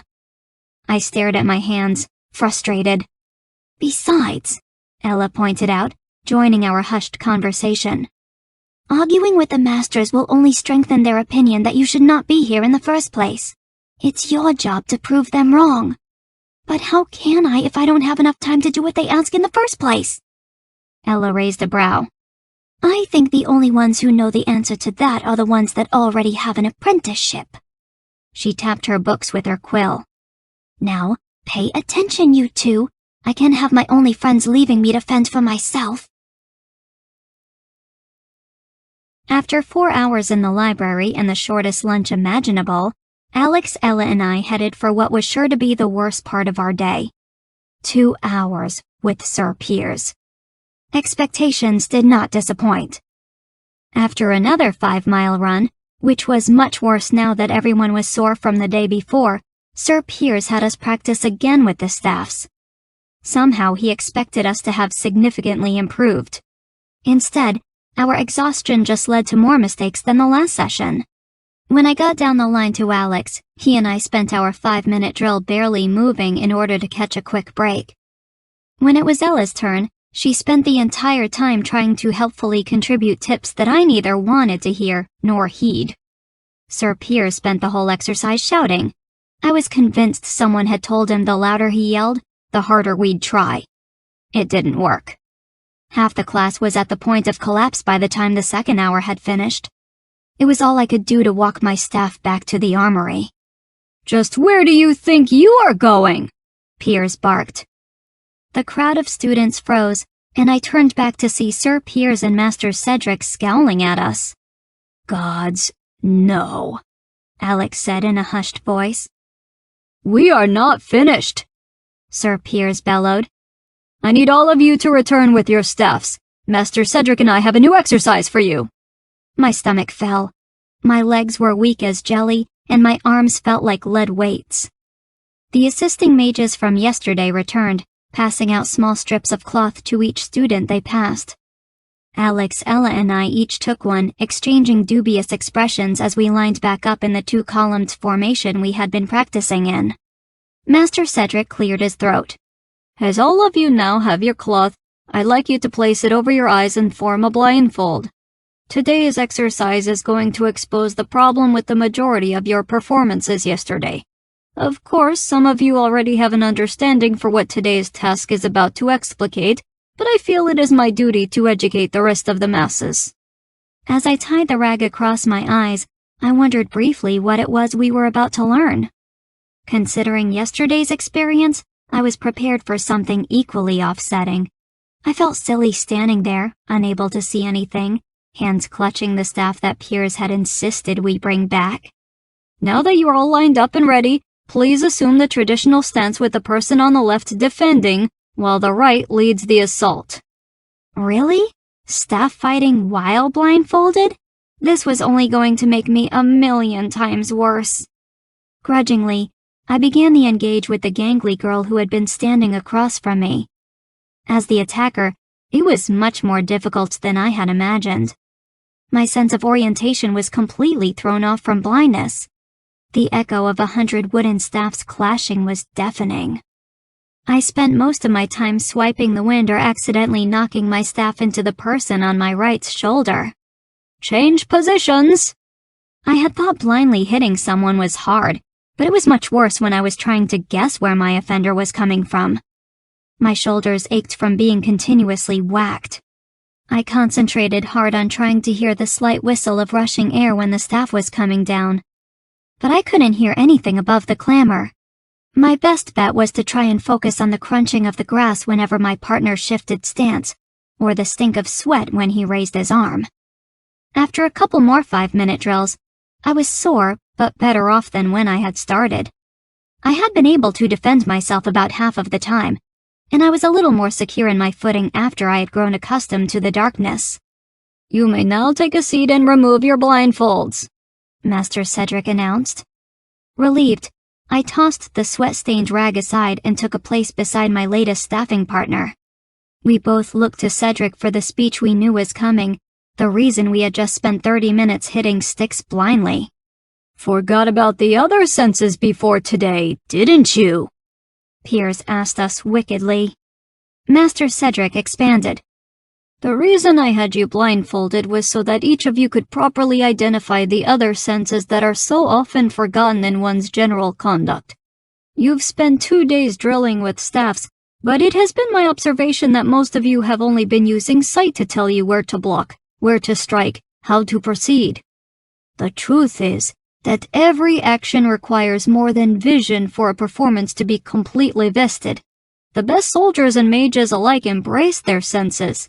Just now, all of you were forced to recognize other ways of predicting an opponent's actions when you couldn't use your sight to answer the question for you.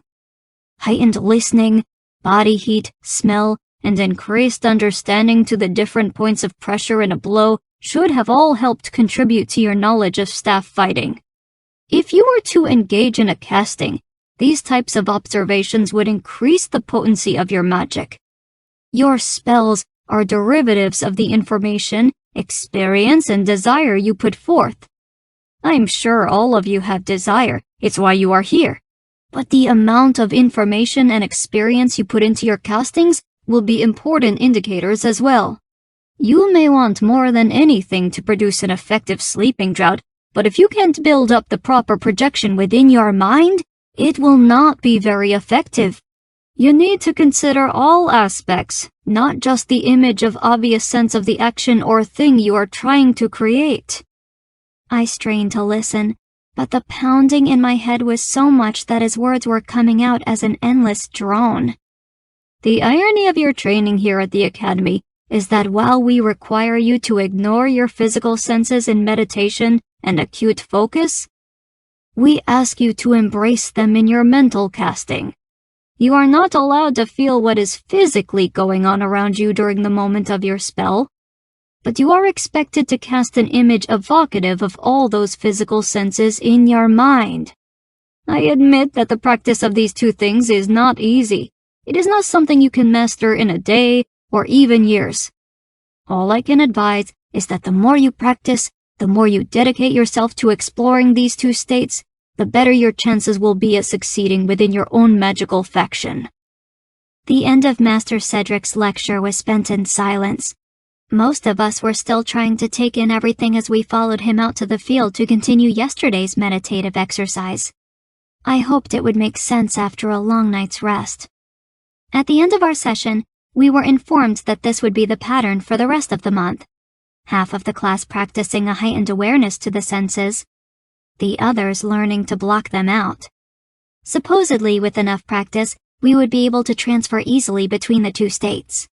Of course, to be competent, we'd have to continue the practice on our own during any free time we were lucky enough to acquire. Knowing how much free time I actually had at my disposal, it was obvious that the highborn students had a huge advantage.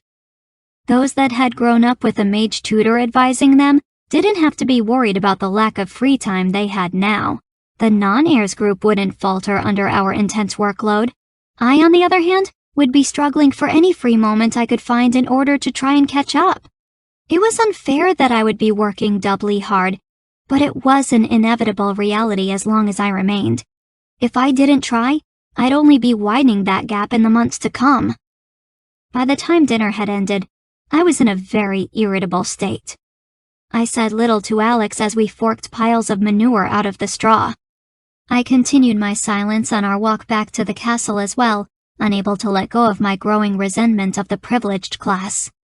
Statistically speaking, those that had the extra learning would have no problem finishing each night's assignments, which meant it would always be people like Alex and me mucking out the stables. Granted, I had known all along we would have a disadvantage, but I had hoped the masters would help the underprivileged instead of capitalizing on their weakness.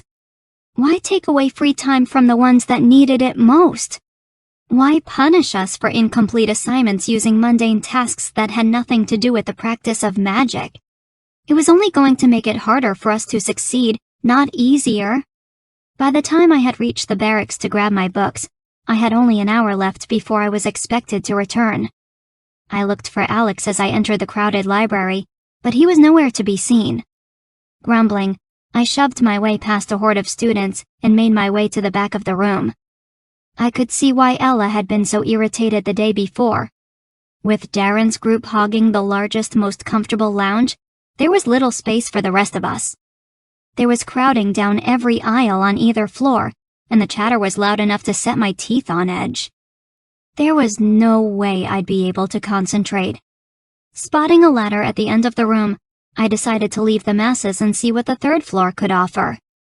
When I reached it, I could see why no one had bothered. There was no torchlight, no books, and no seating. This floor was nothing more than a cramped alcove with spiderwebs hanging from empty shelves. At a corner on the left was a makeshift bench composed from wooden crates. The place had probably been used as a study at some point, but it had been long since abandoned. Avoiding the darkest part of the room, which I suspected was crowded with unfriendly spiders, I made my way to the only source of light. Dragging one of the crates to sit beneath a dirty paned window, I quickly commenced my study. The alcove wasn't very comfortable, but it was quiet and remote. My time passed quickly. It had been productive, but I was nowhere near done when I heard Constable Barrius ordering the first years to return to their quarters. I was in the midst of grabbing my belongings when I began to contemplate my situation. If I left now, I would never finish the day's work. But, I thought as I listened to the pounding of busy feet, I could stay up here and no one would know. It was risky, I knew, to stay out past curfew. If the constable spotted me, I could be expelled on the spot. But if it worked, I would never have to worry about chores again. I was careful not to make a sound as I leaned over the edge of the rail to watch everyone exit the library. I held my breath as Ryiah and his assistant made their final inspection of the studies. Finally, after much pausing and condescending chatter, the two left, leaving me alone in a situation I hoped very much not to regret. I had no idea how I would make it to the girls' barracks unnoticed, but I saved the thought for later. I contemplated going down to the lounge where there was more light and comfortable seating, but I knew it was too risky. Who knew how often Ryiah would check the library? I had best stay where I was and make the most of it. I had only been studying for 20 minutes when there was a slight creaking sound from the doors below. Carefully setting down my belongings, I tiptoed to the railing's edge and peered down into the dark study beneath. Sure enough, it wasn't my imagination. In the darkness, I could see a hooded figure quietly shutting the door as it clutched a handful of books and parchment much like my own. Seconds later, I heard a familiar nasal voice coming from the hall. I watched as the figure ducked behind a bookcase to the right not a moment too soon. All at once, torchlight illuminated the library, and I watched as the constable chastised Frederick for his imagination. "But I thought I heard someone." "You think you hear a lot of things." Ryiah cut Frederick off. "But once again you've managed to waste my time." "But shouldn't we still search?"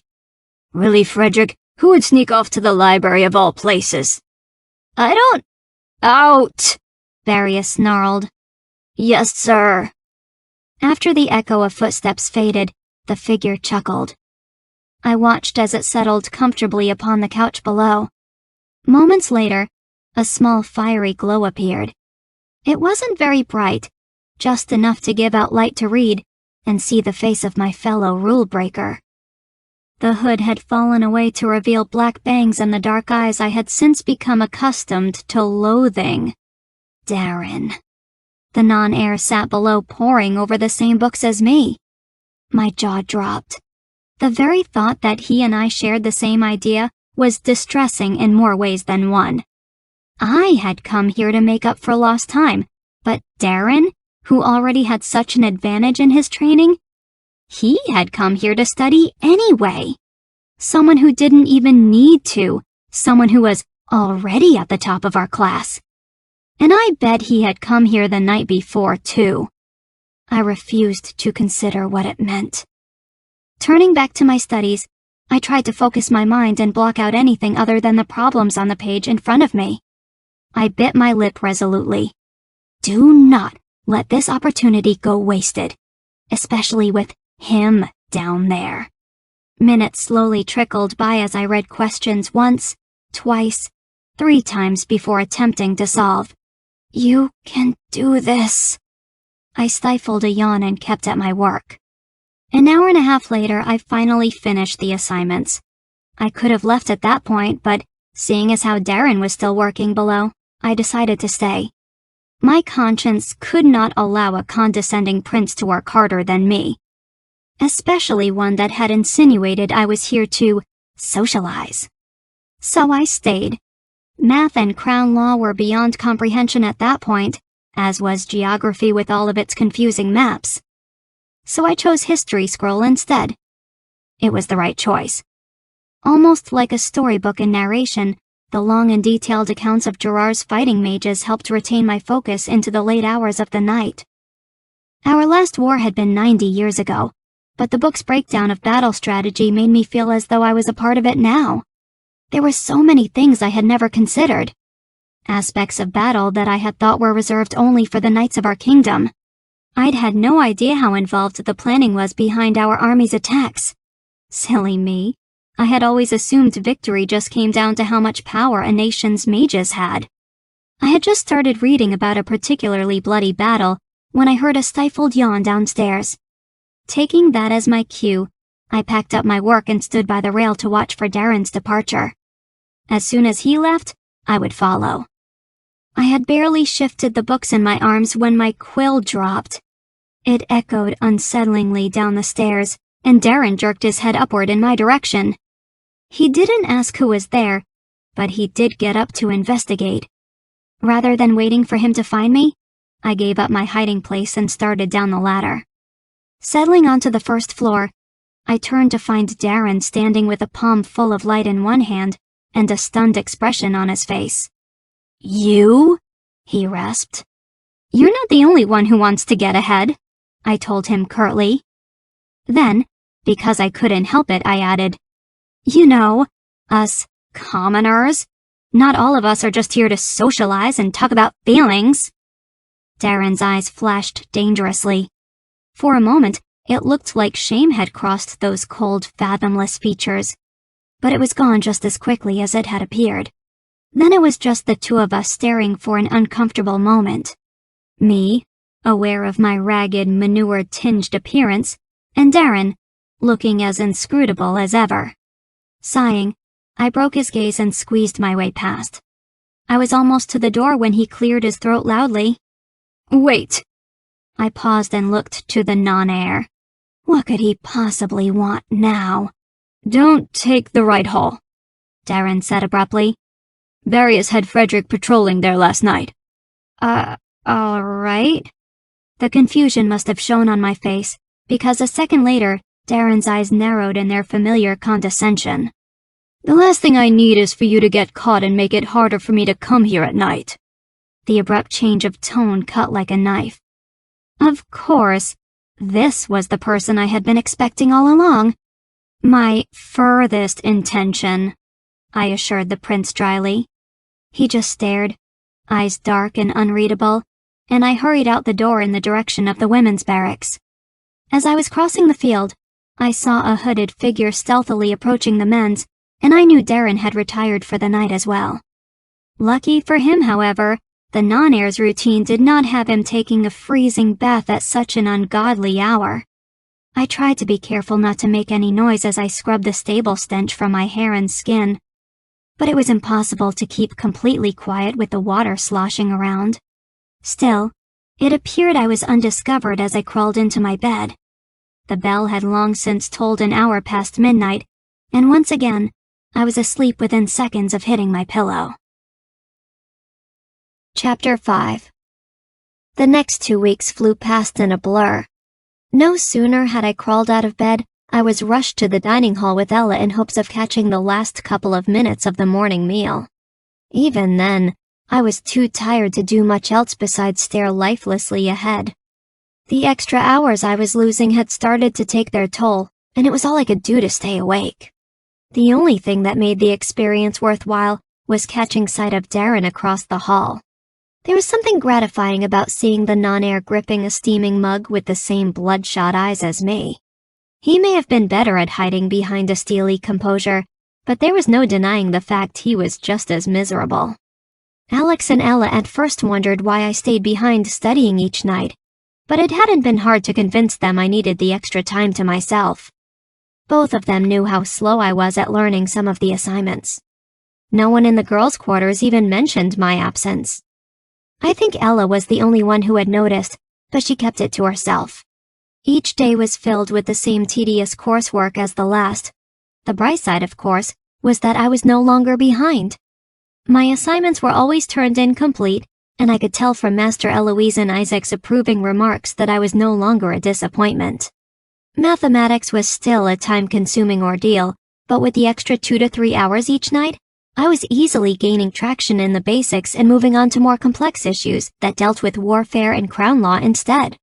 It was a strange schedule, and a tiring one, but it seemed to be working. Still, I was beginning to wonder how much longer I'd be able to hold out. I was doing well in the first half of my day, but 3 weeks of sleep deprivation had weakened my performance in the remainder. I was lagging through Sir Piers's drills and Master Cedric's lessons, and while everyone else had started to improve, I was still as clumsy as the day I had started. To make matters worse, everyone had noticed. The worst embarrassment had come today. "What is wrong with you?" I froze, cheeks burning as I tore off my blindfold. The entire class was silently staring. Priscilla of Langley stood in front of me, one large red welt plastering the left side of her face. She was furious. "Didn't you hear me give the command to halt?" Sir Piers barked. I must have missed it. I had been so exhausted, I hadn't heard anything other than the pounding in my head. Priscilla dropped her staff and stormed off in the direction of the armory. Sir Piers eyed me distastefully. If you can't stay awake long enough to hear your commander give you an order, you shouldn't be at this academy, or anywhere near a weapon in the first place. I nodded, eyes watering, and went to return my staff, avoiding my brother's sympathetic gaze. It was harder to miss some of the comments of the others, however. Several of Priscilla's friends were loudly telling anyone that would listen that my blunder had been an attack of jealousy, since Priscilla was clearly the leading female of our year. I met people's stares with a glare of my own. Both Alex and Ella tried to talk to me after class, but I was too upset to listen to anything they had to say. It seemed that no matter what I tried, it would never be enough. I didn't have enough time to do everything the masters asked of me, and when I tried to make time, my work only suffered somewhere else.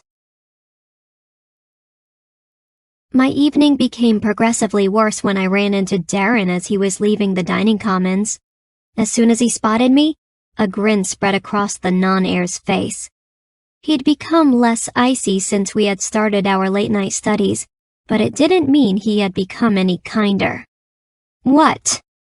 Do you always attack the blind? Darren asked, dark eyes filled with humor.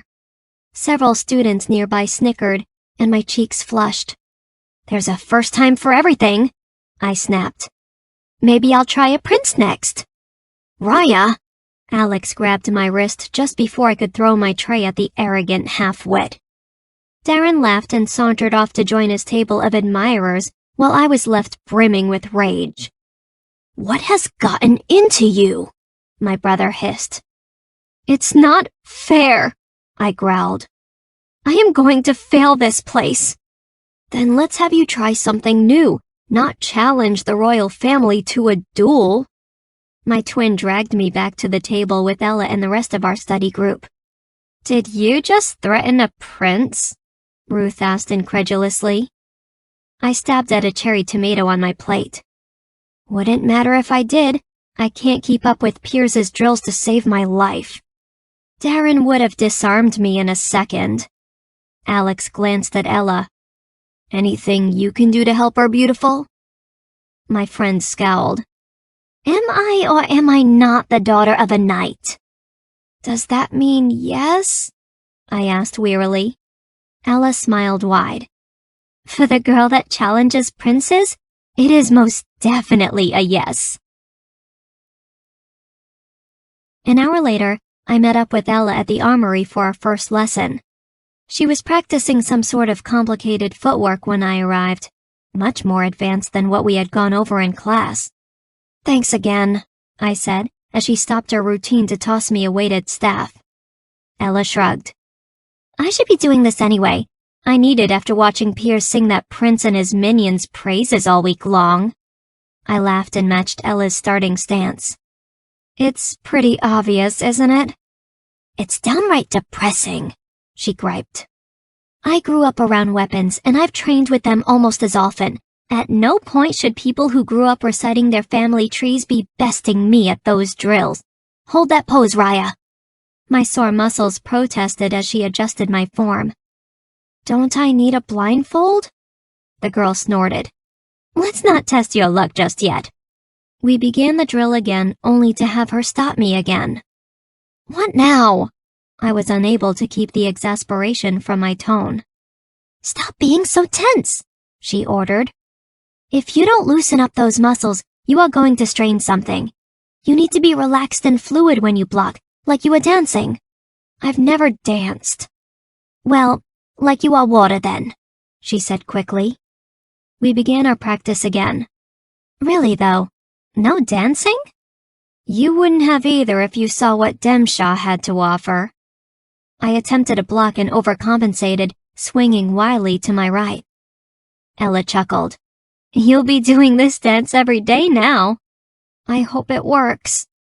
We were practicing in the shade of the armory building, but the air was still thick with humidity. Flies swarmed about. I was almost tempted to use them for my target. At least then I'd get some satisfaction out of our endless drilling. I was so exhausted from parrying blow after blow, and after so many endless deflections, it didn't matter that Ella was holding back. I could have been facing the great Sir Piers himself. I took my turn leading the assault. Will I really get better? I know it doesn't seem that way now, Ella replied easily as she blocked, her voice a relaxed lull in contrast to my heavy gasps for air. But all this, the soreness, even the fatigue, if you keep at it, it won't come any easier, but you will improve. The burning ache in my side challenged her claim. I swung a more concentrated pass, and for the first time, it met its mark with a resounding smack. Ella actually faltered for a second, more from surprise than the weight of my blow. Still, it was an improvement. Pain is a sign you are working your body to its limits, Ella continued as we kept on. My dad always said that is why lowborns usually outperform nobility in battle. She paused and remarked somewhat ironically, though you wouldn't guess it here. Ella lowered her staff and glanced up at the darkening sky. Well, I guess that does it for today. I followed my friend to the armory to dispose of our weapons. My entire body ached, but for once I was comforted by the prospect.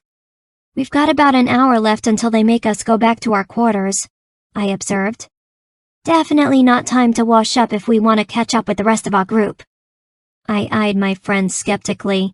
While she was certainly not sweet-smelling of peonies and fresh linen, her clothes were not nearly as sweat-stained as mine, and the light tint of perspiration on her forearms only highlighted her complexion. I looked like a sunburned rat dripping with sweat. Yes, I said, fingering my tangled locks and trying not to breathe too deeply into my own stink. That'll certainly be a shame for some of us. That evening, I spent hours poring over my assignments, fighting fatigue and dreaming of my family back in Demshaw. I missed my old life. I missed my little brother's jokes and my parents' patience. I missed their support. It was nice to have Alex here, but I missed the easygoing life I had left behind. One where I was not a fumbling mishap among a crowd of prodigies. When I saw the familiar flicker of light emerge from Darren's first-floor study, it only fueled my determination. I am no fool. I was not as incompetent as he and the rest of the school imagined. I read about war mages that had fought tens of knights with a simple sweep of their staff. Mages who had learned archery only to invoke a rain of razor-sharp blades upon their rivals. Mages who had studied the foundations of architecture and then sent their enemies' castles crumbling to the ground. It was time to train. Hard. I had a rope to wear after all. Come on, Ryiah, pay attention. I am. I groaned and deflected another blow, scrambling to get my defense up in time. I barely managed. Again, Ella shouted. I made another mad attempt to defend myself. And then another. And then I cried out as my friend's staff came into contact with my ribs, and I dropped my pole. I'd guessed wrong again. Once more, where am I coming from? She held her stance, willing me to try and see what it was I had missed the first time. I watched my friend closely, trying to figure out where her next strike would be. All signs pointed to a low upswing from the left, but I had made that mistake before, and my ribs were paying dearly for it now. I frowned. Her shoulders were deceptively loose with her eyes drifting ever so slightly to my right, and her hands gripped the staff at a crooked angle. I had seen it all before. What was I missing? Pay attention. But to what? Ella had spent enough time reminding me not to be too sure of myself. Any good opponent will try to trick you, she'd said. Anyone that practiced close-range fighting would know the importance of deceit. Let your enemy think they've got you figured out. Make it look like they can see where you're coming from. Not too obvious, just enough so they get cocky. If someone thinks they know your next move, they are more likely to let their guard down. Look at me, Ryiah, Ella said again. Where is my staff going to land? I tried to see the impossible. Sweat stung my eyes as my gaze traveled up and down my friend's build, searching desperately for a sign. Then I saw it. Her knees were lightly bent, feet apart with the right heel slightly off the ground. It was easy to miss. Her dark boots were bulky and obscured sight easily. But there was a slight indent in the leathers on the right front of the foot that betrayed where she had shifted her weight. "You're going to come from the right with a top swing," I announced confidently. Ella relaxed her form. "You are learning," she said happily. A little too enthusiastically for someone that had constantly assured me I was doing well. I briefly wondered if she really had believed that, and then buried the thought at once. "It's funny," I noted, as we retired our weapons for the evening. "Each day Piers and Cedric ask me to practice in a blindfold, and then you make me watch whenever we train out here." "Well, 4 days with me is not an eternity," Ella replied. "And for you? I really think you need a better grasp of the basics. It's a little ambitious what they are putting us through. I think the masters are so used to highborns coming from private tutelage that they forget what it's like for the rest. My background at least came in handy, but for you it's a matter of tireless diligence." I groaned. For the rest of that week and the next, Ella and I continued our daily practices. It was an endless cycle of madness, but fortunately, I did not fall any further behind. In the meantime, 2 straight weeks with Ella correcting my form and watching my every move had paid off. I was still as sore as the first day I had arrived, but I could tell my breathing was much less labored in the drills Piers put us through. Even my arms felt stronger. The wooden staff no longer felt like a foreign extension of my arm. Piers had since stopped criticizing my technique and moved on to some of the other, less fortunate first years that were still grappling with the concept of a proper guard. I had to hold back a small smile when I heard Piers inform Priscilla she could learn from my approach after she complained about the unnecessary repetition. The commander pointed his chin in my direction. "That one may not have your skill, my dear, but at least she's willing to learn." "The ones that need to learn this are the ones that shouldn't be here," the girl retorted hotly, refusing to cower under the knight's scowl. "Highborn children learn to fight with staffs in their sleep." Several students gave loud hoots of agreement. It didn't take a mastermind to figure out which lineage they came from. "You would think that," Sir Piers replied idly. "And most of the time, you'd be right. But each year I've been here, there's been 1 or 2 lowborns who shame all that extra coin your family's put to use. It's the ones that need to learn you should be worried about." Priscilla flinched and immediately stopped her protest. "The worst thing wealth does is give those that have it a false sense of security," Piers concluded loudly, addressing the entire group as he motioned for us to dismiss. "You stop trying as hard, and there's always another that will gladly take your place." Later that evening, my newfound glee was still in full swing when Ella and I retired from the armory. It seemed that Piers's speech had instilled a newfound sense of urgency to some of the more confident first years.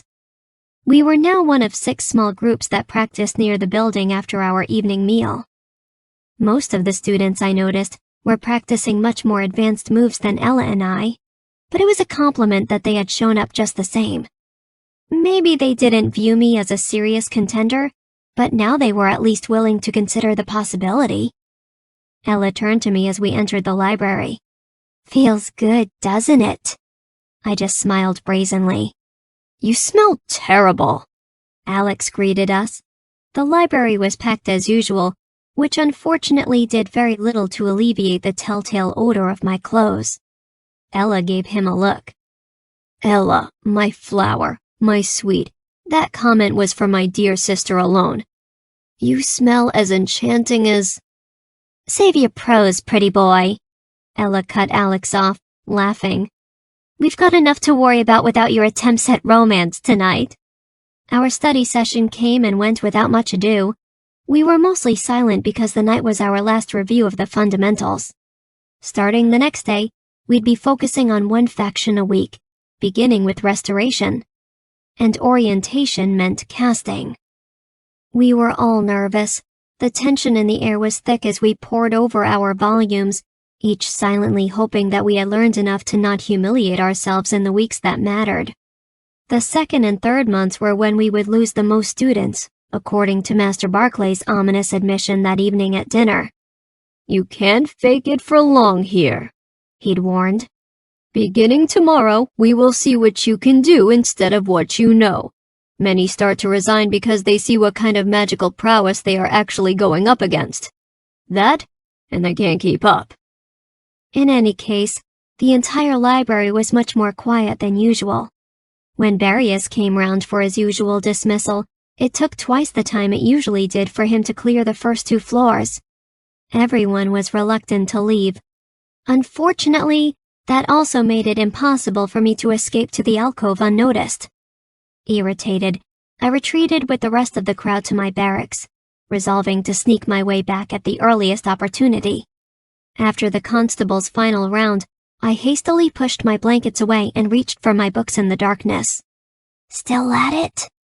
Ella whispered from her bunk nearby.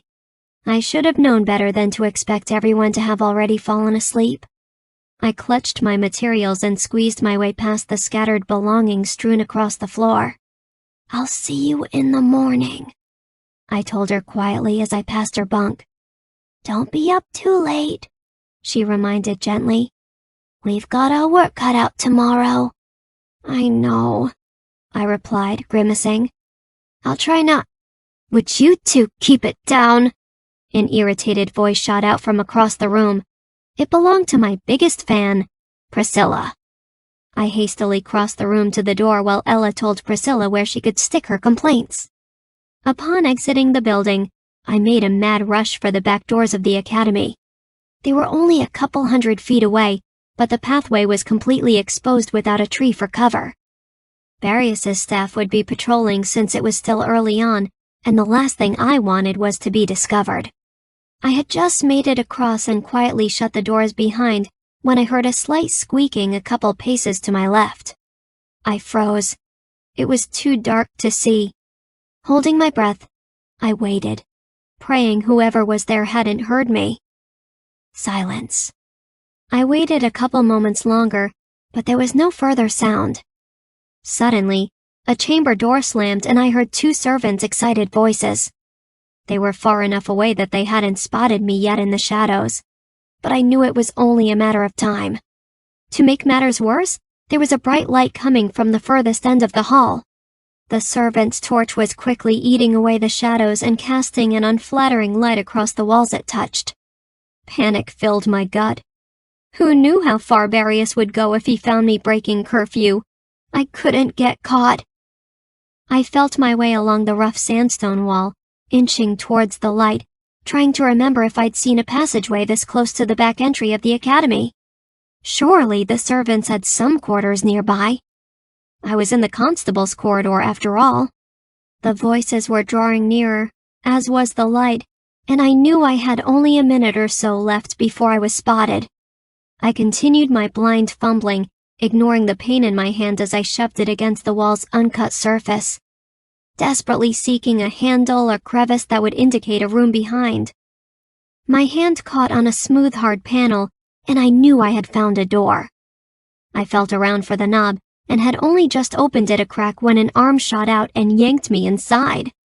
The door slammed shut just as a hand covered my mouth to muffle my cry. It took a second for my fear to subside as I realized who had pulled me back.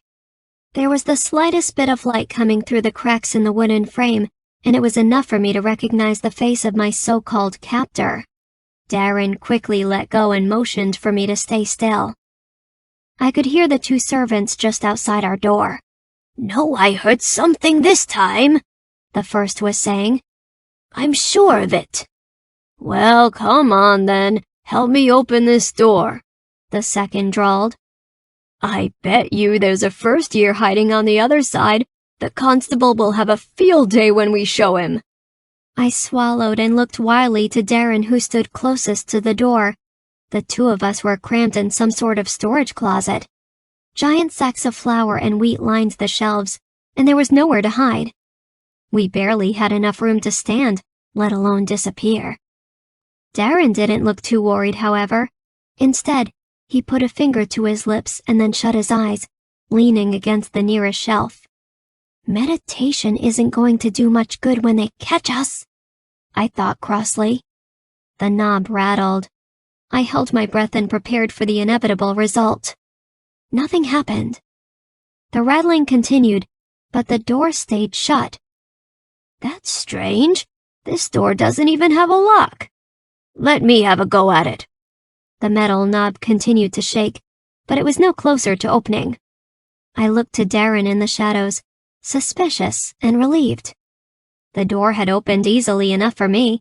It was clear he was doing more than just meditating. It's not letting up. Well, let's check the gardens. Maybe whoever we heard made it outside. Must have. The second agreed. Nobody could have opened this door. The rattling stopped, and the servant's steps retreated. After a couple of minutes, I willed myself to breathe more easily, taking slow gulps of air. They're gone now, come on. Darren seemed impatient as he held the door, stealing nervous glances down the hall. I stared at him. How did you do that with the door? Darren ignored my question. Are you coming or not? I sighed and joined him in the hall. Darren shut the door behind us, softly, and turned to face me. Don't make any sudden noises, he instructed. There's still bound to be a few more servants up at this hour. He started off, heading towards the west corridor, and I called out after him. Where are you going? The non-heir turned and gave me an odd look, or what I was convinced was one. I couldn't be too sure since it was dark again without the servant's light in the passage. The library. Where else? I felt like a fool. That's where you're headed, right? Yes. I raced after Darren as he started down the hall. Try not to get us caught this time, he said. I didn't reply, deciding silence was better than the retort I had half a mind to say. He had saved us after all, even if he was being conceited about it. We made it the rest of the way without any trouble. It seemed the two we had first encountered were the only servants concerned with patrolling the east wing of the castle, and we didn't run into anyone in the west passage leading up to the library either. Entering the giant study, I watched as Darren shut the doors behind us and conjured a bit of light in hand. There was just enough to clear up the shadows between us and cast a dim glow on our surroundings. I cleared my throat. Thank you for helping me back there. The words were hard to say. The prince scoffed. I didn't do it for you. Just take my thanks, I told him exasperatedly. Whatever his motives were, they had helped me twice now. Darren looked amused. Your thanks? His expression seemed to imply that they didn't amount to much. I balked. Well, don't read too much into it. You've been nasty enough that I guess fate was bound to have you do one decent thing for me. The prince recoiled. And I suppose you think you've done nothing wrong? He demanded. In case you failed to remember, you and that girl you always go around with tried to get me thrown out of here. Well, you are a prince, I shot back. You have to admit it isn't exactly fair. I will not apologize for my birthright, Darren said stiffly. He narrowed his eyes and added callously, I am tired of trying to explain myself to everyone that questions my right to be here. Especially people like you. I glared right back. I may not be as well off, but even if I was, I wouldn't use bloodlines as a means to demean everyone else. I wasn't referring to your trivial heritage. He looked at me contemptuously. I care little enough whether you grew up in the fields or a damned palace. He took a step closer and looked down at me, speaking the next few words slowly.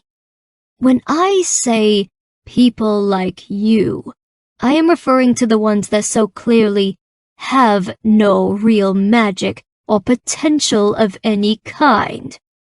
I clenched my fists until I could no longer feel fire burning in my veins. Prince or not, I had never come this close to hitting someone.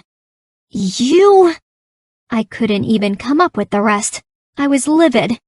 Darren continued, unaware of how dangerously he was treading.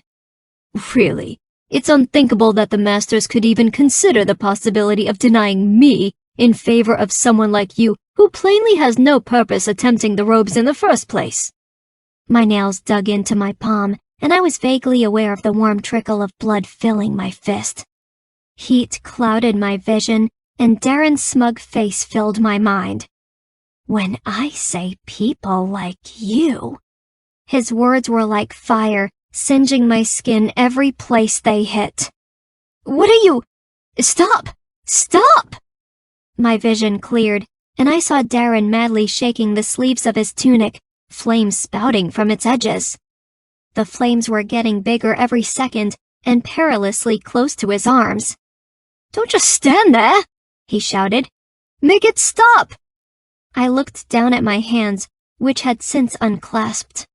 There was no more pressure or pain. The fire should have snuffed out on its own like it had that time with the moss.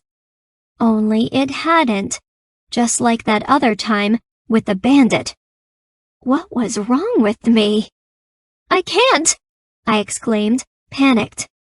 Well, I can't get it to either, he shot back. My magic isn't... He cut off mid-sentence and swore as a flame nicked his skin. Ryiah! I raced over and bit back a cry of pain as I helped hold his sleeves while he pulled his arms out one by one. As soon as he finished, I hurriedly lifted the tunic off and tossed it to the floor, stomping out the remaining flames against the black marble. You fool! Darren declared as soon as the fire was extinguished. The sleeves of his thin undershirt were scorched in several places, revealing painful red swells on both wrists and part of his forearm. I didn't mean to. Of course you didn't mean to, the prince snapped. You have no control over your own magic. I winced. Is there anything I can do? Darren lifted one arm at a time, testing the extent of his injury. Do you want me to help you back to your quarters? He needed to soak those burns before they started to blister. I didn't have to be my brother to understand that much. Darren laughed hoarsely. I'm staying right where I am. I didn't come all this way just to turn back. I gaped at him. You can't be serious. Your arms... I've experienced far worse than this. The prince picked up his books and paper and carried them over to his usual chaise. He noticed my stare and added wryly, You don't become the best if you aren't willing to stick your hand in the fire. I always thought that was an expression. The corner of his lip twitched, and for a moment, I thought Darren was about to smile. I think it was. Until tonight. For the rest of the evening, I remained on the first floor of the library with the newly injured non-heir. I could have retired to my alcove, but there was a certain amount of guilt and curiosity that prevented me from leaving. Whatever I thought of Darren, he was never what I expected. I wondered what he had meant by experiencing far worse than this. Darren was a prince. How much suffering could a child of the crown have had? I bit my lip. He must have been jesting, trying to appear valiant, though he was wasting his efforts on me. I was hardly the one he needed to impress. Still, he hadn't sounded like a braggart or appeared remotely interested in my reaction. If anything, there had been an edge of bitterness to his tone. It was unsettling. What did a prince have to be bitter about? Are you done staring? Dropping my quill in surprise, I flushed and met Darren's amused gaze. I didn't realize I was, I mumbled. He fingered his burnt tunic. You know, I was wrong about you earlier. I gaped at him. Was Darren apologizing? But I hope you understand why I wasn't wrong to assume it. I bristled. What are you talking about? Darren pointed to the book in my lap. We've been down here for 30 minutes, and you have yet to turn the page. For someone so bent on combat, you sure are making a lot of mistakes. How did you know I was going to pick Please. Darren rolled his eyes.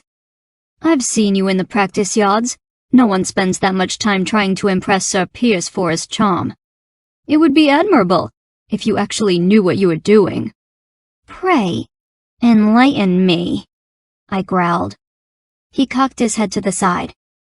Hard work doesn't mean anything here if you don't have the castings to back it. I glared at the prince. I have magic. You saw it.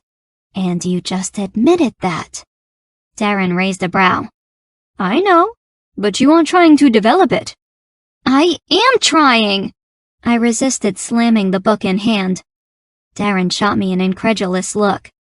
You spend all your time in those books and drilling with your friends. What does that even mean? I demanded. Darren smiled wolfishly. If you really want an apprenticeship, I am sure you'll figure it out. The next morning, I awoke with a sense of dread. My stomach was in knots, and Darren's mocking counsel had done nothing to assuage them. The best first year in the school had insinuated I was making a huge mistake, and instead of telling me how to fix it, he had left me to fend for myself. You spend all your time in those books and drilling with your friends. What was wrong with that? I devoted more time than any other student, with the exception of His Highness himself, to my studies. Wasn't that what I was supposed to be doing? And what did Darren mean when he said he had been right to assume I was one of them? The ones with no real magic or potential. We hadn't even started casting yet. How could he even discern who the ones with potential were without seeing them cast beforehand? He had to be alluding to Master Cedric's lessons. His were the only ones I continued to struggle with. But it was meditation. Who hadn't fallen asleep during it? And sure, I hadn't exactly tried to improve my standing there, but I only had so much time. I couldn't do well in everything. What more could Darren expect of me? Surely learning to fight and Master Eloise and Isaac's lessons were more important than focusing on a blade of grass for 2 hours. And why did it matter anyway? Why was I so upset over something the non-heir had said? He wasn't a master. He was a first year. A very, very opinionated first year. I shoved my blankets off my cot and stood resolutely. Darren didn't know what he was talking about. He was just trying to unnerve me. Maybe my potential scared him. I wouldn't put it past the prince to try and intimidate me into leaving. Determined not to give Darren's words another thought, I hurried to the dining commons to join my friends. Ready for a change? Ella greeted me. I smiled weakly. Would it make a difference either way? Alex chuckled. Ella elbowed my brother. Well, ready or not, you two, we are about to embrace the magical realm of blood and bandages. I groaned. Lucky us. It was bound to be a long, arduous week. Chapter 6. The first day of restoration did not want to end. If I had ever complained of lack of time before today, I regretted it now. 4 hours were spent staring at complicated diagrams of human anatomy. Thousands of foreign-sounding names for the parts of the vessel and the various rules one was expected to understand in order to mend. We learned about the most common complaints during a night service, and I was surprised to see how much time was spent going over natural maladies. Battle wounds were apparently too advanced for the week's orientation. Instead, we were to focus on the most common inflictions: jungle rot, frostbite, burns, and dehydration. Alex and I had an advantage thanks to our years in the family apothecary. Unfortunately, most of that knowledge was lost to some frazzled recess in the corners of my mind. Darren's warning from the night before kept invading my thoughts, destroying any semblance of concentration I had.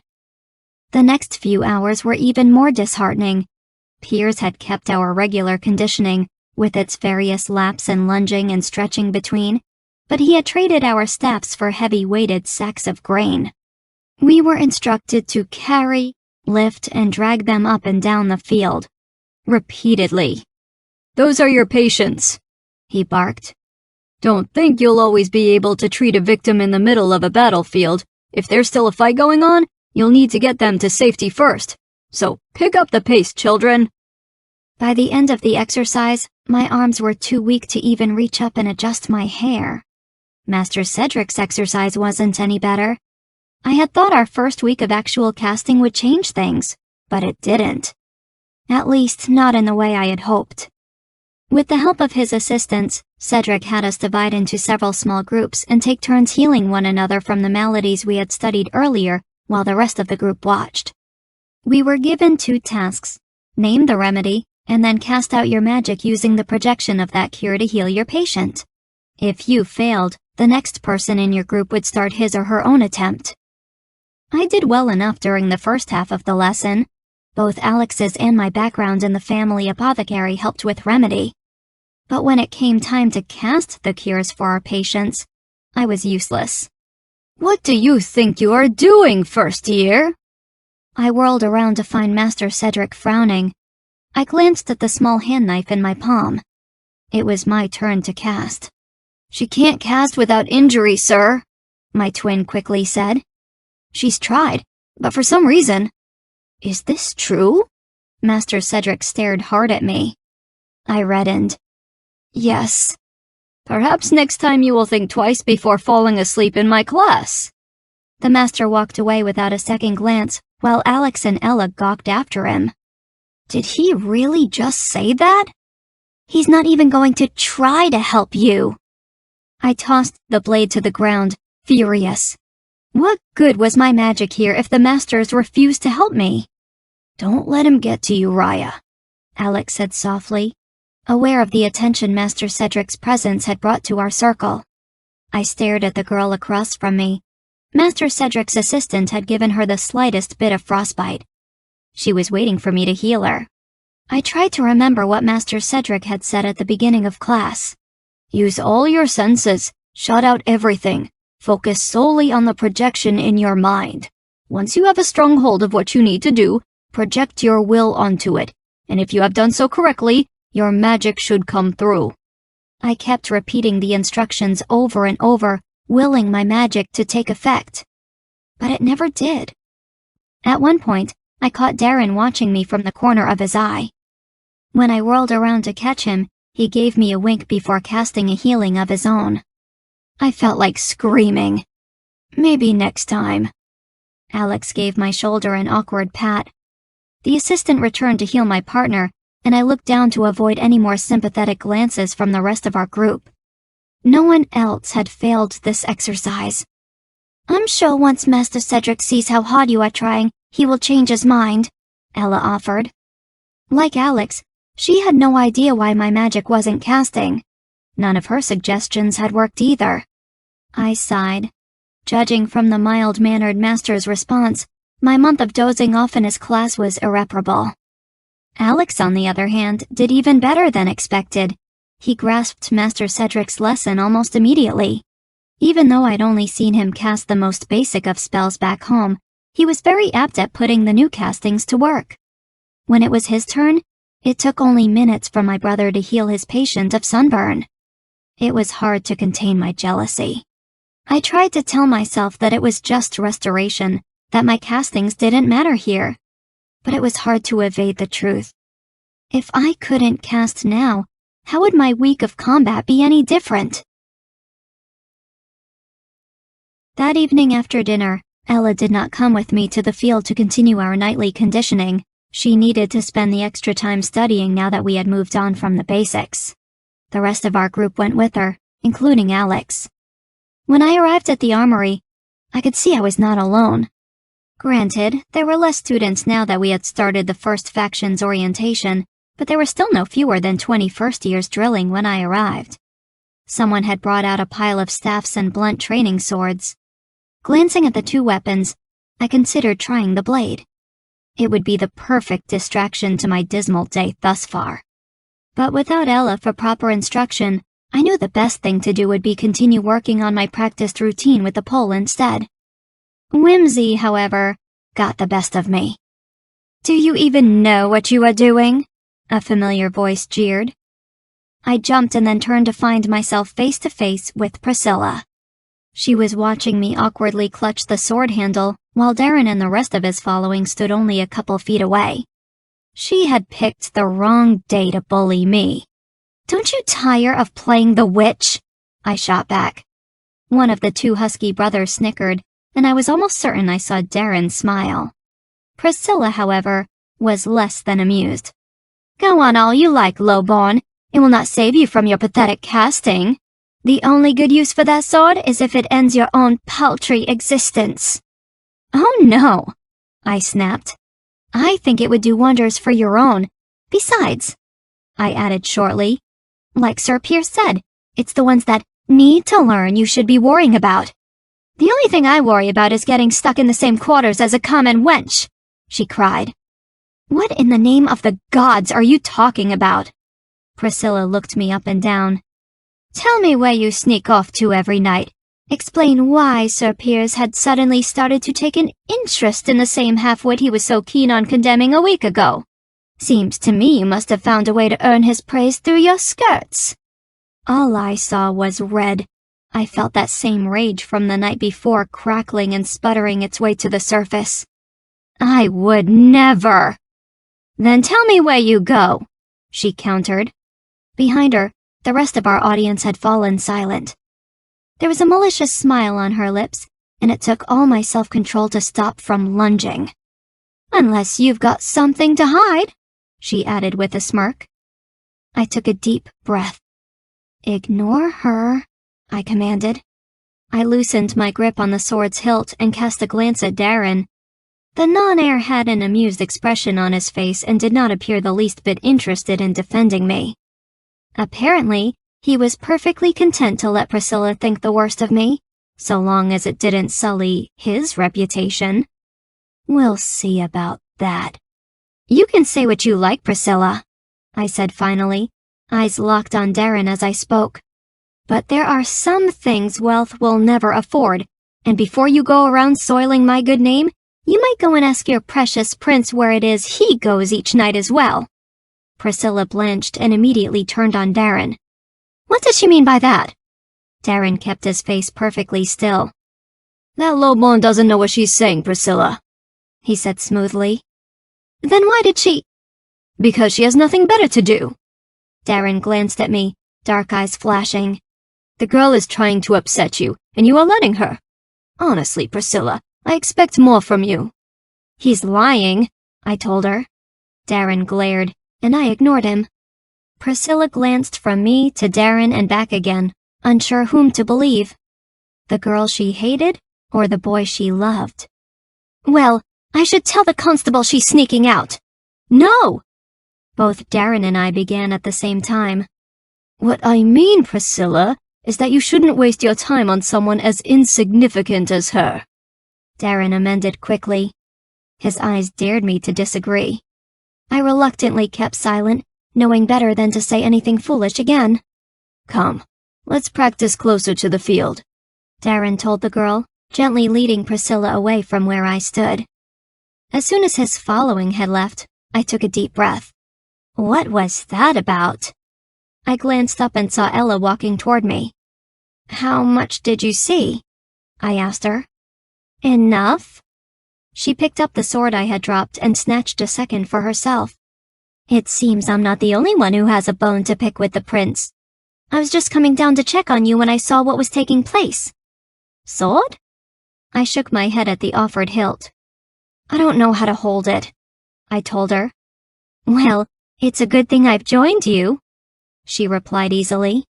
Are you done with the assignments already? Ella shrugged. No, but I figured you needed some cheering up. She gave me a kind smile. This week is only restoration. I'll manage. An hour later, Ella and I made our way back to the library for the last leg of our study. The prince must really dislike you, she said as we turned the steps of the corridor. He usually goes out of his way to ignore people. I laughed loudly. So what did you do? She asked, pausing to glance at me curiously. I think my very existence offends him. She cocked her head to one side. Well, you've made a nice enemy out of Priscilla. If I were you, I'd avoid the both of them. I sighed uncomfortably. What has changed? She paused, and I almost crashed into her. Ella had a strange look in her eyes. Just be careful, she said softly. When people like them notice you, that's when you should be worried. I stared at my friend, trying to understand the odd intensity to her warning. What happened when you lived at court? There was something she wasn't telling me. Why did your parents choose to leave? Ella stared at the walls behind us. Just don't trust them. She looked anywhere but my face. Don't trust them, and you can't get hurt. When Darren arrived at the library later that evening, I was waiting for him. What are you? He set down his books. I cut him off. You cannot let Priscilla say those things about me. I don't care if it gets us both expelled. If you do not defend me next time, I'll tell everyone the truth. I swear it. He didn't blink. What was I supposed to do, Ryiah? Defending you would have only made her hate you more. And you aren't innocent in all of this. You baited her with all those cheeky retorts and then practically insinuated you were laying with me instead. I blushed. I didn't mean for her to interpret it that way. Well, everyone that was out there with us formed the same impression, so I hope you keep in mind that you have only yourself to thank for your tarnished reputation. I'm sure they didn't. Oh, but they did. He exhaled loudly. I corrected them, but if the rumor had reached the constable or Master Barclay, you'd have the both of us tossed out of here for misconduct. I stared at the floor. I had no idea. Darren's tone fell flat. Clearly. Neither of us spoke for a minute. Then I remembered what I had been waiting to ask him. What did you mean when you told me I was training the wrong way last night? Huh? The non-heir looked at me, thrown by the abrupt change in subject. I've tried following Master Cedric's lessons. I began again. But nothing he says makes any sense, and he won't show me what I'm doing wrong. You've fallen asleep in his class. Twice. Darren's expression was unsympathetic. What did you expect? I don't know. I bit my lip. But is that really enough to condemn me? I'm trying. You more than anyone can see that. Darren did not reply. No one else can help me, I pleaded. Even my twin brother doesn't know why I can't cast normally, but you do. I know you do. It's why you told me I was training wrong. Even if I did know, why would I help you? Because it's the right thing to do. He snorted. Well, good luck with that.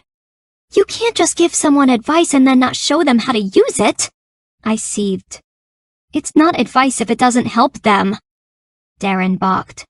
Well, I certainly wouldn't give it to the girl that has tried to get me tossed out of this place not once but twice now. Oh, and let's not forget your most inglorious moment, when you tried to light me on fire. I've made some mistakes. I met the prince's eyes defiantly. But you have made just as many. You wouldn't have given me advice if you hadn't been feeling guilty about them in the first place. Darren regarded me grimly. In that moment, I was aware of how near we were standing. This close, I could smell some sort of wooded musk emitting from his clothes.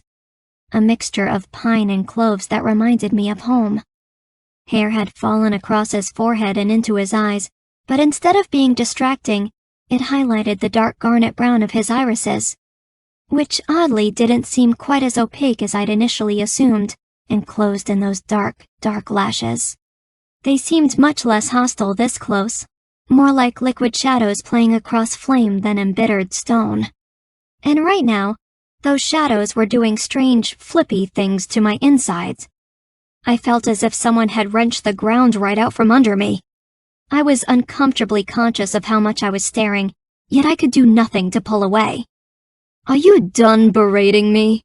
The trance was broken, and I stepped back quickly, flushing. His sudden presence had caught me off guard, and I hoped he hadn't noticed. I faltered. Darren was looking at me as though I was mad. See here, I began again, flustered at my inability to speak. You want my help, he prompted. I reddened. Yes. It seemed one-syllable sentences were all I was capable of. I'd had no trouble scolding the prince moments before, but apparently I was no better than a fumbling oaf when he stood close. For the love of the gods, he isn't even that good-looking. Okay, maybe a little, I conceded. But certainly not enough to make you an inept convent girl. Pull yourself together. I straightened and regarded Darren coolly. I know you have no reason to, I conceded. But if you were to show me how to call on my magic, I swear I would never bother you again. He raised one brow. Well, as tempting as your offer is, I do not have time to help every girl that bats her eyes at me. I was not. My speech impairment was gone as fast as it had come. And if you spent a little less time disparaging me every time we crossed paths, you'd realize how abundant your precious time actually was. If you were really so secure in your own standing here, you wouldn't think twice about helping someone you believed might constitute a threat. You really think the way to charm me into helping you is by insult? Darren was no longer frowning, and I had the distinct impression he was enjoying the debate. I glared. Would you prefer me to lie like every one of your blind-sided subjects? He didn't bother to hide his grin. It would be a nice change. Fine. I put my hands on my hips and said in my most sickly sweet impression of Priscilla, Oh, valiant Darren, brave ruler among men, please help this humble first-year learn. Darren raised a brow when I had finished. I was wrong. Humility does not suit you. I glowered. Does this mean you'll help? I will, if only so I can start realizing the abundance of my precious time. A couple of minutes later, we had cleared a space in the center of the study, and Darren was facing me, a skeptical expression on his face. Do you know how to light a fire without magic? Of course.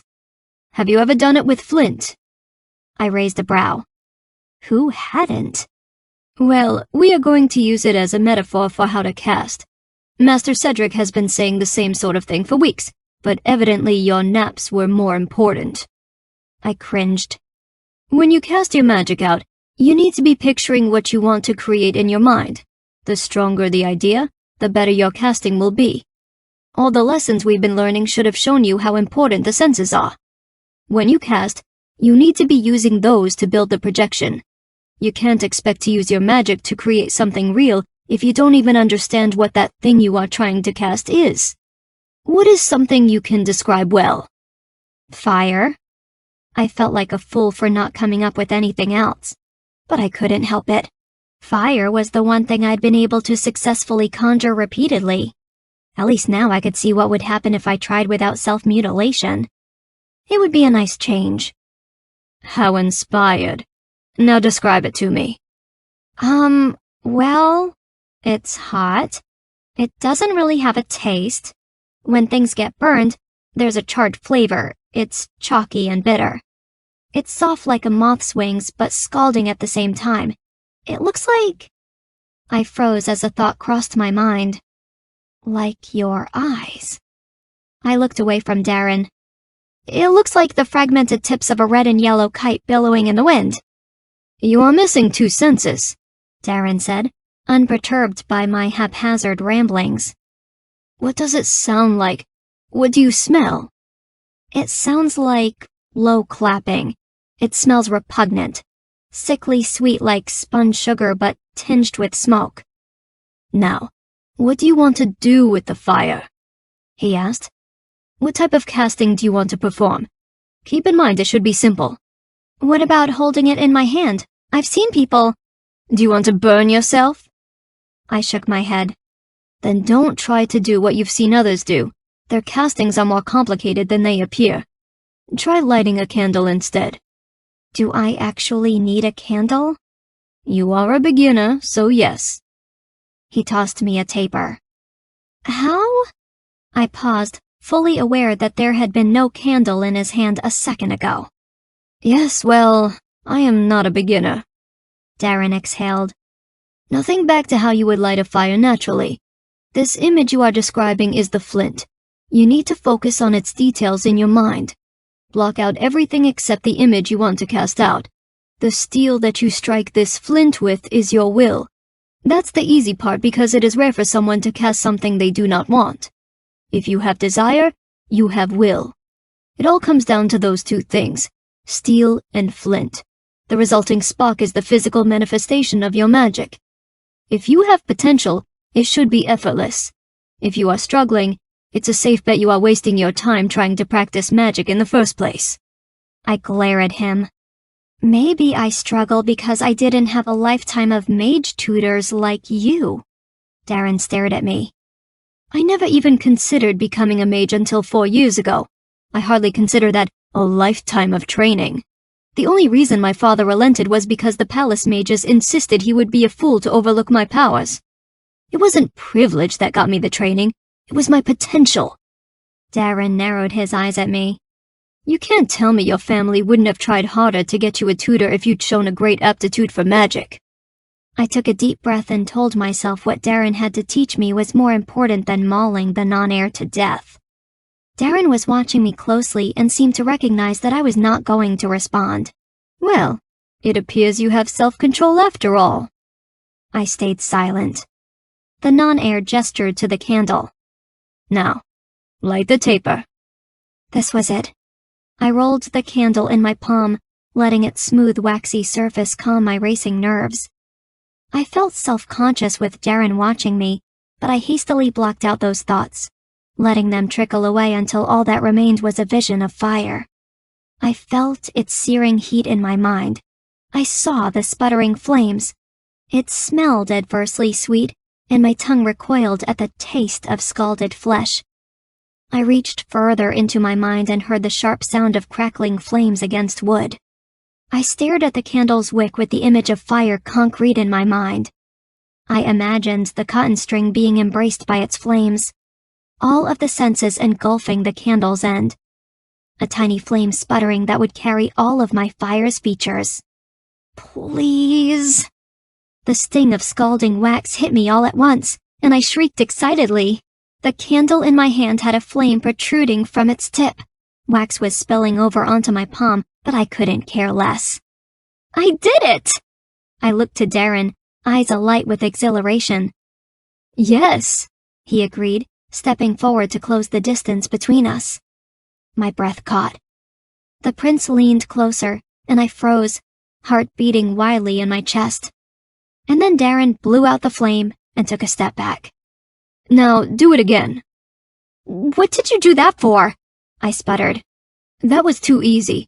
I want to see you do it under duress. It's much harder to concentrate when you have distractions. Like what? I was instantly suspicious. A slow smile spread across his face.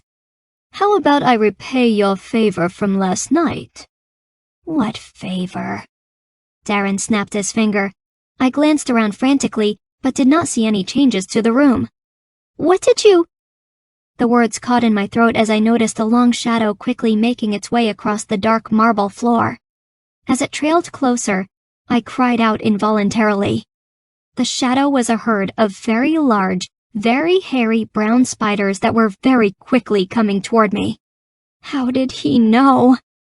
My legs went numb with fear. I'll stop them the moment you light that candle, Darren said, eyes dancing wickedly. I swallowed as I looked to the incoming mob. Can't you try something else? Stop making excuses, was his only reply. My eye shot to the extinguished candle in my hand. The tip was tinged with black from the previous flame, and I willed it to light once again. Please? I tried to visualize a fire using my senses, but it was much harder to actualize with the loud pounding in my ears and the fear of spiders just inches away. Why did he have to choose them? The anxiety had my blood racing, and I kept losing focus to peek down at the ground. Ignore the spiders, Ryiah. I bit my lip, and inadvertently my gaze slid down to the insects again. They had just reached my boots and were beginning to climb. My insides froze. Ryiah! I shut my eyes and tried to picture a fire. The image came swimming back. I took a deep breath and tried to drown out the desire to run screaming and shaking the creatures off my legs. I recalled the taper and opened my eyes, practically throwing my impression at it.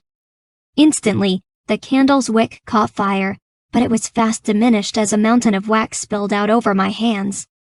There was nothing left of the candle. I glanced down at my tunic and saw the spiders were gone. Thank The gods. I glared at the prince, hands on my hips. You didn't have to use spiders. How will you get better? The prince countered.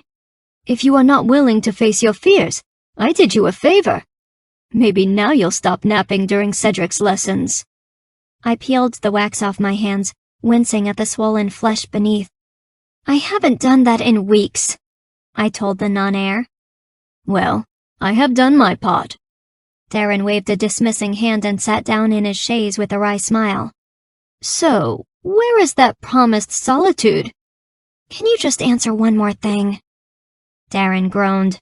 What is it now? How did you know I was training wrong? I bit my lip. You seemed to know something was wrong before you'd even seen me cast. Darren gave me a tired look. I didn't. Not really. But when you attacked me with that fire, it was pretty obvious you didn't know what you were doing. Since I had never seen you practice your casting, there was no way you could have depleted your stamina. Darren coughed. I had. Otherwise I would have been able to put out the flames myself.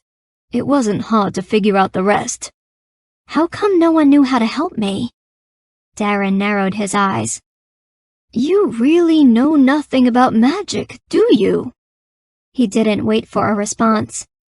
The fact that you can cast using pain is unusual. Most people can't, which means that your magic operates at a different level. You can't expect the same rules to apply to us. Us? My voice squeaked. Darren studied his fingers. For the weak, castings come easily. But people like you and I have to work harder to project them. Our magic requires better focus because it is more. You will always have to work harder to cast, but when you do, it will be better, stronger too. He laughed coldly. Powerful magic requires those concentrated projections Master Cedric was alluding to, not acts of whimsy. I frowned. But then why is it so easy with pain? I don't have to build up a projection at all. Spilling blood is the exception, not the rule. He gave me a hard look. It's not a reliable form of casting. The powers you exert will be unpredictable and much harder to control. Your flames didn't stop last night, did they? I sighed. No. Exactly. The masters here don't even teach that method to first years. It's dangerous, and you should be grateful you haven't lost a limb trying it. I winced.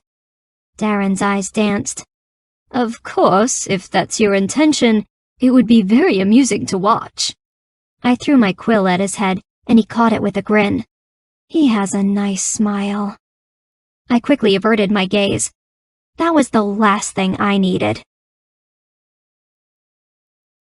The next 2 weeks of restoration and alchemy's orientation were spent trying to learn as much as I could about casting. Thanks to the reluctant help of the school's resident non-heir, I finally understood what Master Cedric had been saying. I was also painfully aware of the warning we'd received on that second day of training, that the skill would not be something I could master in a day, or even years. It was a very ominous thought, and it plagued my every waking moment. I became consumed with practicing the meditation exercises whenever I could.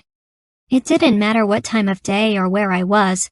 I channeled visualization during walks to the armory, meals, and even once or twice during lessons when I had deemed the material irrelevant. Unfortunately, though, as I had learned from my time thus far, every choice had a consequence, and it was clear as night and day that my newfound hobby had put an unavoidable cramp in the rest of my routine.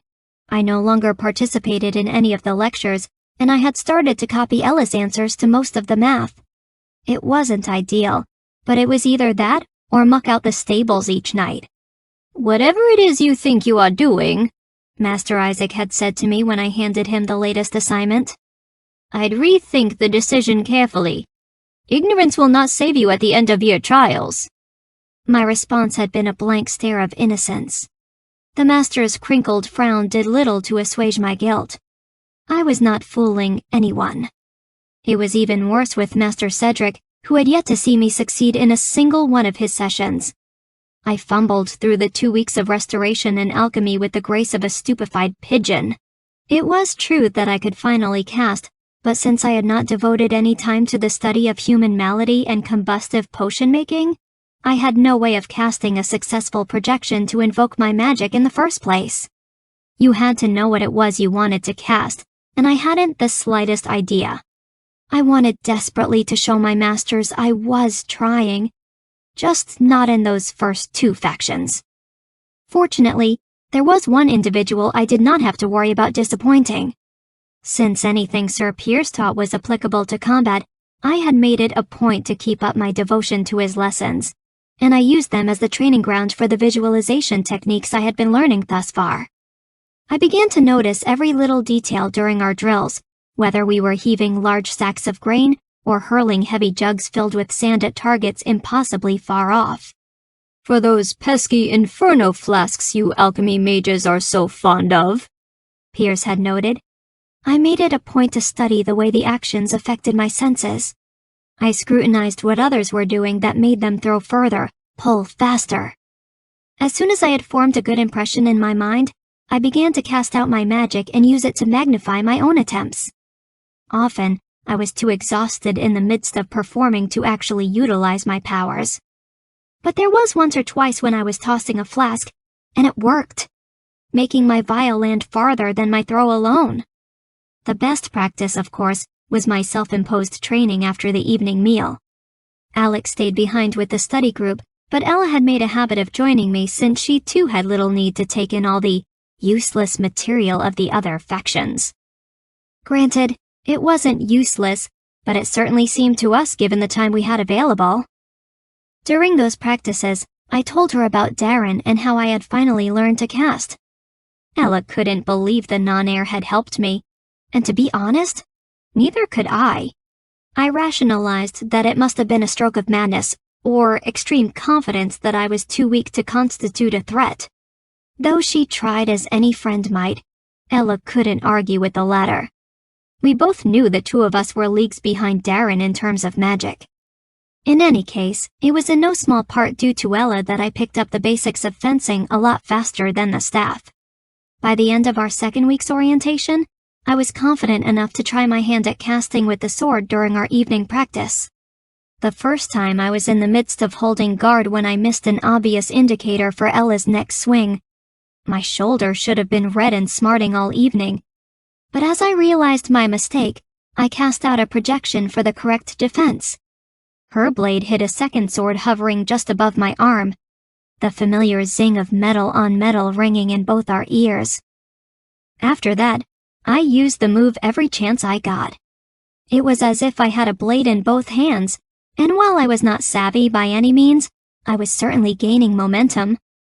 Ella had even started using her own magic. Figuring if I was brazen enough to cast and parry without a true grasp of swordplay, I deserved any injuries I got. My magic didn't always work, especially if I were exhausted or had to cast out too much in one day. Still, it was a clear improvement. I just hoped it would continue to grow. It was one thing to have magic, but it was another to have so little to start. I was no longer at the very bottom of our class in terms of casting, but I was also nowhere near the top, or even the middle. Though I had only completed orientation for restoration and alchemy, I had seen enough successful castings in the past 2 weeks to make me worried. Tomorrow, we'd be beginning combat, and given that it was the most popular faction, I had no doubt there would be even more competition to contend with. Thinking back to that first day with Piers and Cedric, I saw the magical spectrum I'd be chasing for the next 8 months. At one end, whimpering Ralph clutching a twig that struggled to burn. At the other, Darren, and the 2 imploding trees far out in the distance. It was bound to be a very long trek. Chapter 7. Faster! Piers roared, his booming voice carrying across the stadium. This is what all of you consider trying? You are pathetic excuses for mages. I've seen war horses with more spirit than you. He is trying to kill us. I swallowed back a mouthful of bile and continued heaving my way down the long track. I might as well have been a limping fowl chased by a pack of rabid wolves, only instead of the many-haired beasts of the forest, I had Piers's insults tearing me limb from limb. My legs burned, my arms ached, and my entire chest felt as if it were on fire. I could barely breathe. I had 50 more minutes. 50 minutes of sprints. Endless sprints. And the horrible obstacle course we were required to complete at the end of each mile's lap. Today's drill, Piers had promised, would make it clear whether we were cut out for the hard life of combat or the cushy life of the other two factions. None of us had wanted to disappoint him with that kind of introduction. Unfortunately, his new routine was proving quickly how difficult that would be. I ran my fastest mile ever, 7 minutes exactly, only to lose the momentum I had been building during the second portion of the sequence. Running, it turned out, was the easy part. The obstacle course was Piers's worst invention yet. Somehow, he, his assistants, and the constable staff had created a breeding ground of pain and misery. Now we had giant sacks of barley to haul, a rope to climb, a tightrope to cross, flying arrows to dodge in the pathways between each station, and last but not least, a quick 3-minute joust with one member of the constable staff. All 10 of the constable's men just happened to have some experience wielding a pole. They weren't very apt, but after 20 minutes of trying to complete Piers's course, it didn't seem to matter much. I am not joking. Pick up the pace, first years. I kept running, trying to block out the scattered curses around me. My feet were in pain, raw, excruciating pain. A couple slivers of glass had somehow made their way through the supple leather of my boots, and it was all I could do not to sit down and pull them out. I'd managed to avoid any flying arsenal, but I was afraid of the 3 more laps I was still expected to complete. As Piers had pointed out at the beginning of class, we had healing mages on staff to treat us once we completed his program. But unless we were near the point of immediate death, we had better run fast. Master Barclay informed me today that no one has left yet, Piers bellowed. That apparently I haven't been hard enough. I don't agree. I told him you were just a resilient batch. But if the master of the academy has declared my course too easy, then it is too easy. He continued to pace the field and eye us all challengingly. I promised him that I would break at least 5 of you by the end of this week. The fact that you are all still here brings a bad stink to my name. I can't have people thinking I've gone soft now, can I? So it's time to sink or swim, my children. Sink or swim. I was halfway into my second lap when I started to notice a change. When we had started the trek, it had been hot and sweltering without a cloud in the sky. But somewhere in the last 10 minutes, the temperatures had plunged dramatically. Now I could hear the soft rumble of thunder, and the sky was drenched in a purple haze. Doesn't look good, Alex panted beside me. Not natural. I had a feeling my brother was right. 5 minutes later, as I was dragging a weighted sack to its designated location, I felt the first drop. Seconds later, the entire class was being pelted with rain and small pellets of hail. Lightning flashed, and I scrambled to make it to the next destination, the climbing rope. My arms were still weak from my last attempt. Luckily, there were 3 people ahead, so I had a couple minutes to recuperate before the next ordeal. Grimacing, I bent down and slowly, carefully, pulled out a protruding shard from my boot. No more sheltered training, Sir Piers roared over the thunder. All of you want combat. No, don't you dare shake your head at me, Carl. Anybody who says they came here for anything else is a lying coward. You want a black robe? Then prove it. I don't want to see a single one of you stopping unless every bone in your body is broken. If you are waiting in line, you had better be jogging in place or giving me crunches. The class groaned, and I hastily jumped up to begin running in place. This was insanity. I had no idea how I would complete the course 2 more times. When I finished climbing the rope, my hands were raw and my arms were shaking. While the rain felt good on my sweltering skin, it had made the climb especially slippery. And now I had a hefty rope burn to show for the effort. I made my way over to the next station, the tightrope. The hail was getting bigger, and it felt as though someone were pelting me with tiny rocks. The ground was turning to slush, and my clothes were soaked through. The rope's length wasn't a far distance to cross really, maybe 10 feet at most, and no more than a foot or two above the ground. But I wasn't exactly known for my balance, and now with the rainstorm and my slippery boots, I was especially wary. "Hurry up!" Jake, one of the two stocky brothers from the prince's following, growled at me. He shoved me closer, and I swallowed. Taking a deep breath, I forced myself to take one solid step at a time. At first, everything was fine. I was gingerly making my way across, inching one foot in front of the other slowly. Then the wind picked up and I instantly lost balance. My foot started to slide. I twisted my body awkwardly to accommodate the lost footing. Somehow, I managed to keep my position on the rope. I quickly crossed the remaining distance and then hopped to the ground. The first years after me charged the rope. As I was walking away, I could hear the boy who had shoved me struggling to balance. A second later, Jake yelped. "Ha!" My glee was short-lived. I had barely taken a step forward when the sound of whipping air alerted me to danger at my left. I ducked, only just in time to avoid one of the assisting mage's magically steered throwing knives. It was as if someone had read my thoughts. I guiltily made my way to the final station, resolving not to rejoice at any more of my fellow students' misery. I picked up a staff and turned to face a swallow-faced manservant.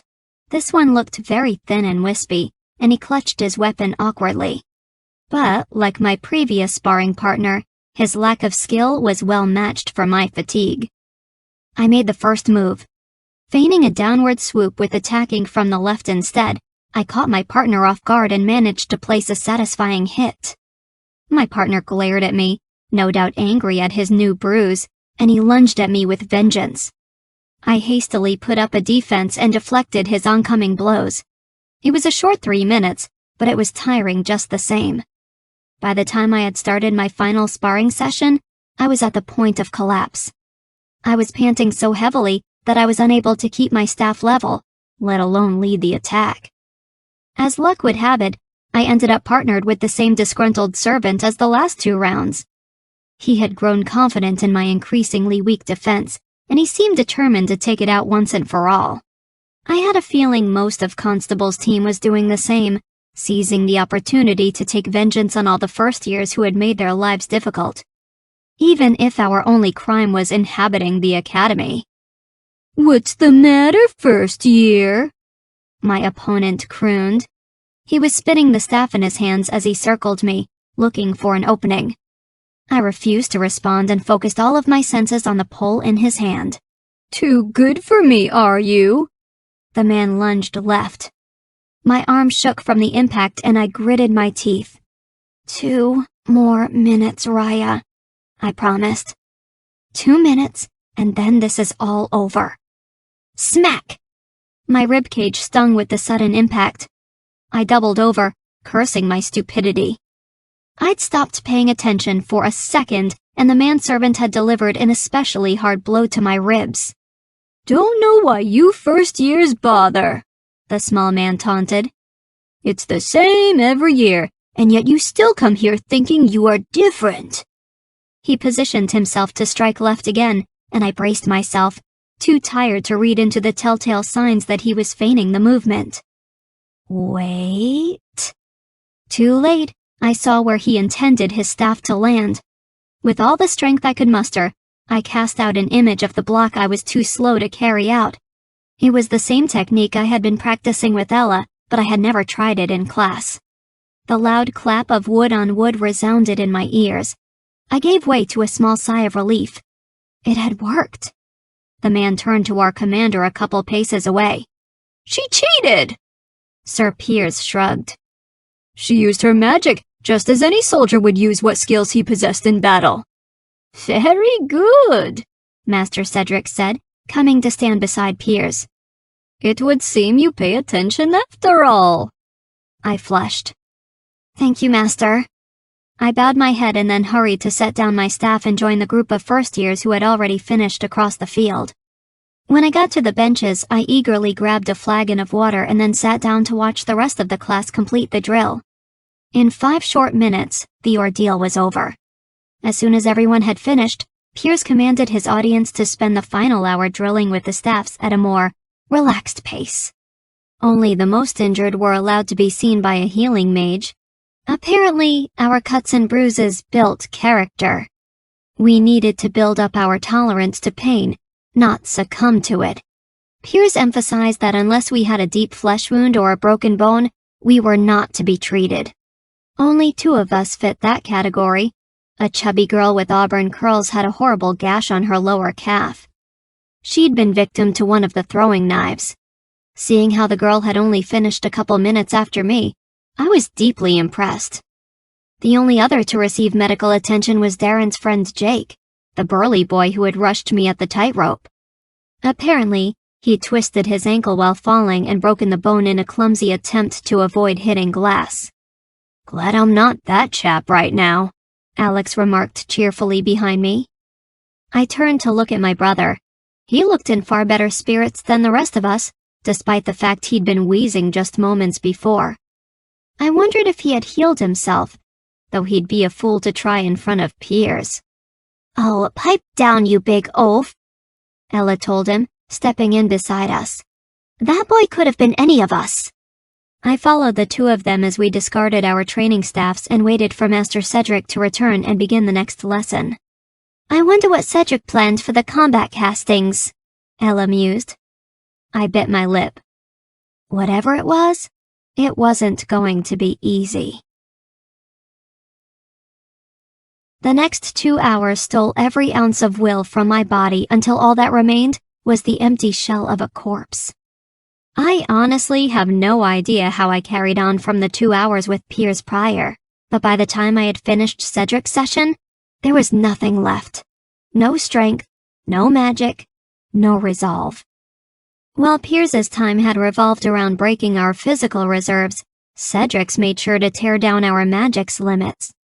He started us off with simple castings against one of the various trees surrounding the field.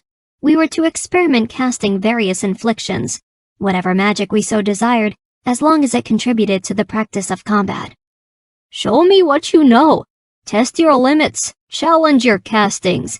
This is your chance to figure out what you know and what spells you need to improve.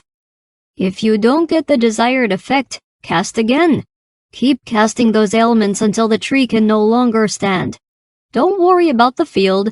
My assistants are plenty experienced repairing your messes." By the end of the first hour, the pine Ella and I had been practicing on was a crackling tower of flame. I was ridiculously proud, until I saw the giant fissure Darren and his friends had created. 10 pines lay crumbled in its center. Afterwards, Master Cedric had us drill similarly to how Ella and I had practiced during the previous weeks. Each of us lined up against an opponent, one of us clutching a staff, the other weaponless. While Ella and I had been able to rely on our prowess first, magic second, Master Cedric's exercise forced one person to depend entirely on their magic to block their opponent's attack. I was tolerable at first, but after 20 minutes, my blocks were so weak that my opponent's staff kept falling straight through the wavering defense. During the last 30 minutes, the training master had us casting individually with the heavy barley sacks from Piers's drill. We were expected to blast our targets from afar by whatever means necessary. Within the first 5 minutes, I had exhausted any leftover magic. I could barely budge a sack, let alone cast enough force to knock it backward. A third of the way into our final drill, half the class had run out of magic. Of course, we were still expected to try. But without a magical reserve, they, like me, spent the remaining time pretending as they watched the few still casting with unabashed envy. The non-heir appeared self-assured as he sent the giant sacks flying backward across the field. The castings relied on huge gusts of magical exertion. I couldn't imagine the power it took to throw 50 pounds with the mind. I couldn't even do that with my hands, and I'd had those all my life. Darren was not alone either, though he did look the most at ease during the procession. Some of the remaining first years were even smiling. The non-heir had the most blatant grin of all. From the looks the victors exchanged, it was clear they considered the practice nothing more than a game. They took turns trying to outdistance one another. Darren was the clear victor, but the blonde girl stood out the most.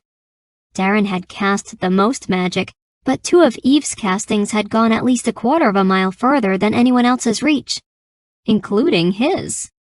I had a vague suspicion the girl was holding out. I wasn't sure exactly why, but I had a feeling that I would find out at the end of year trials. Darren was hard to beat, but something told me I'd be a fool to think he had no rivals here. I suspected Eve was one of them, and hopefully me if I were to ever catch up. When the lesson had ended, that last impression stayed with me long after I had finished the evening meal. By the time I had retired to the library's 3rd floor for the evening, I was fighting sleep with every page I turned. My eyelids kept involuntarily falling closed.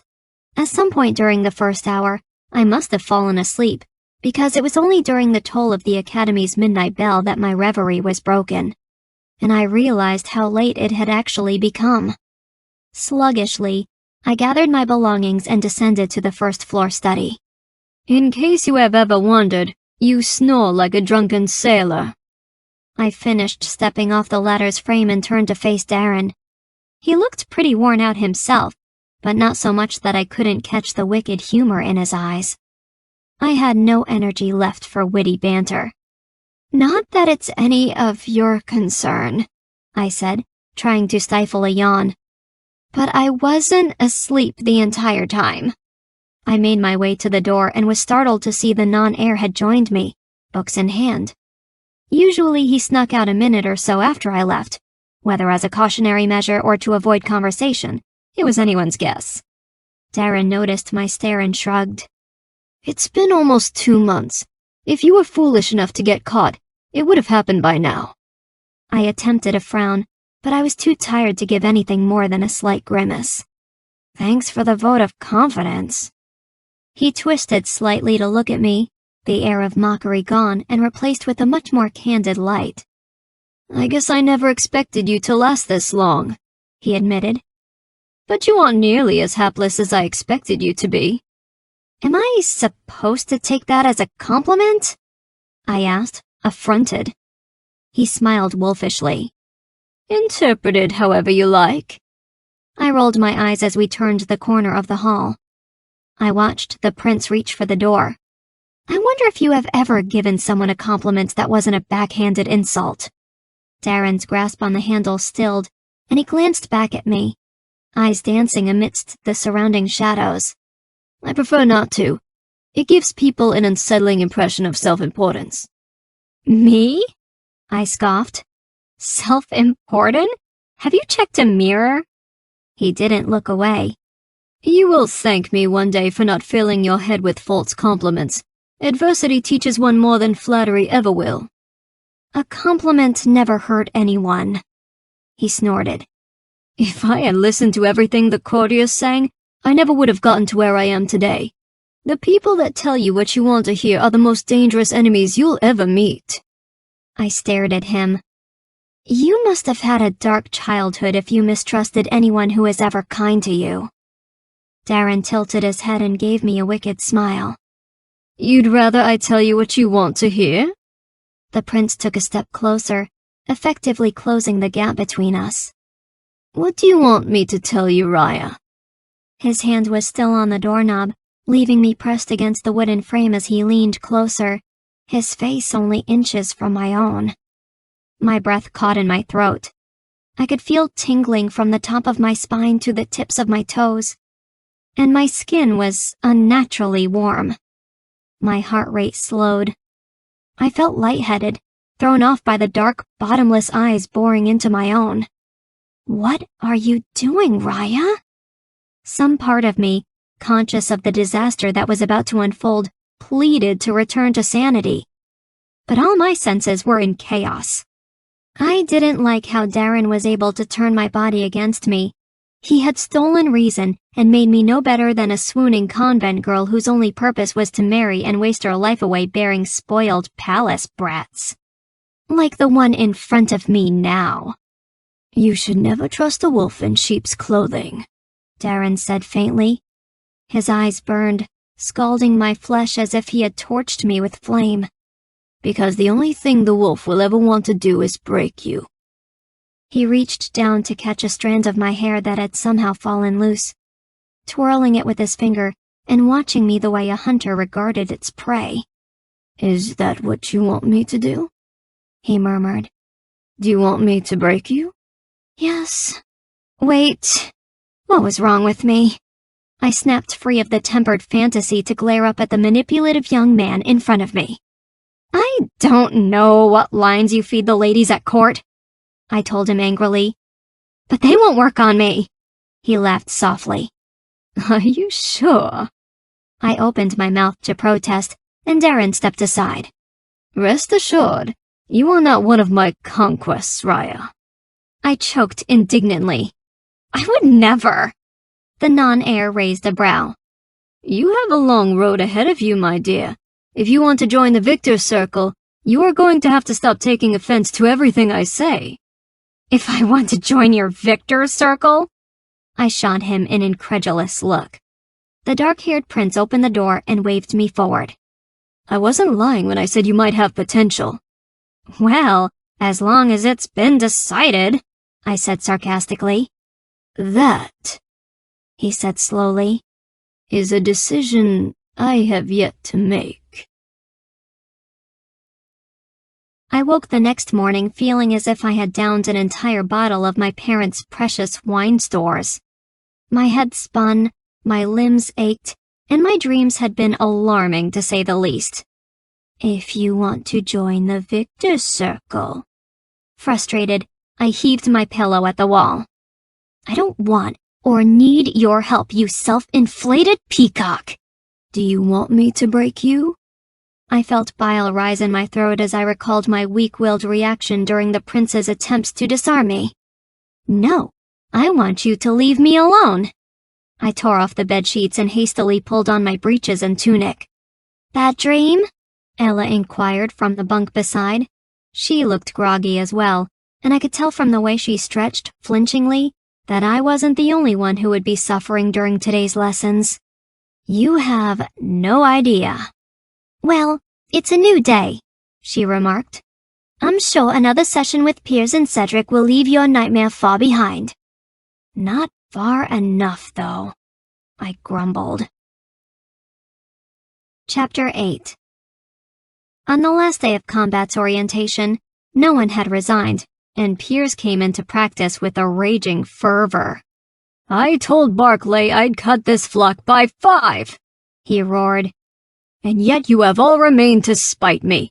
Apparently your lot has a backbone. I intend to break it. No one leaves my class today until I have 5. I exchanged nervous glances with Alex and Ella. We had all known this was coming. Piers had been growing increasingly upset as the week progressed, and today would be the accumulation of his wrath. We were not mistaken. Piers had teamed up with Master Cedric and his team of assisting mages to create the 4 most intensive hours of our time thus far.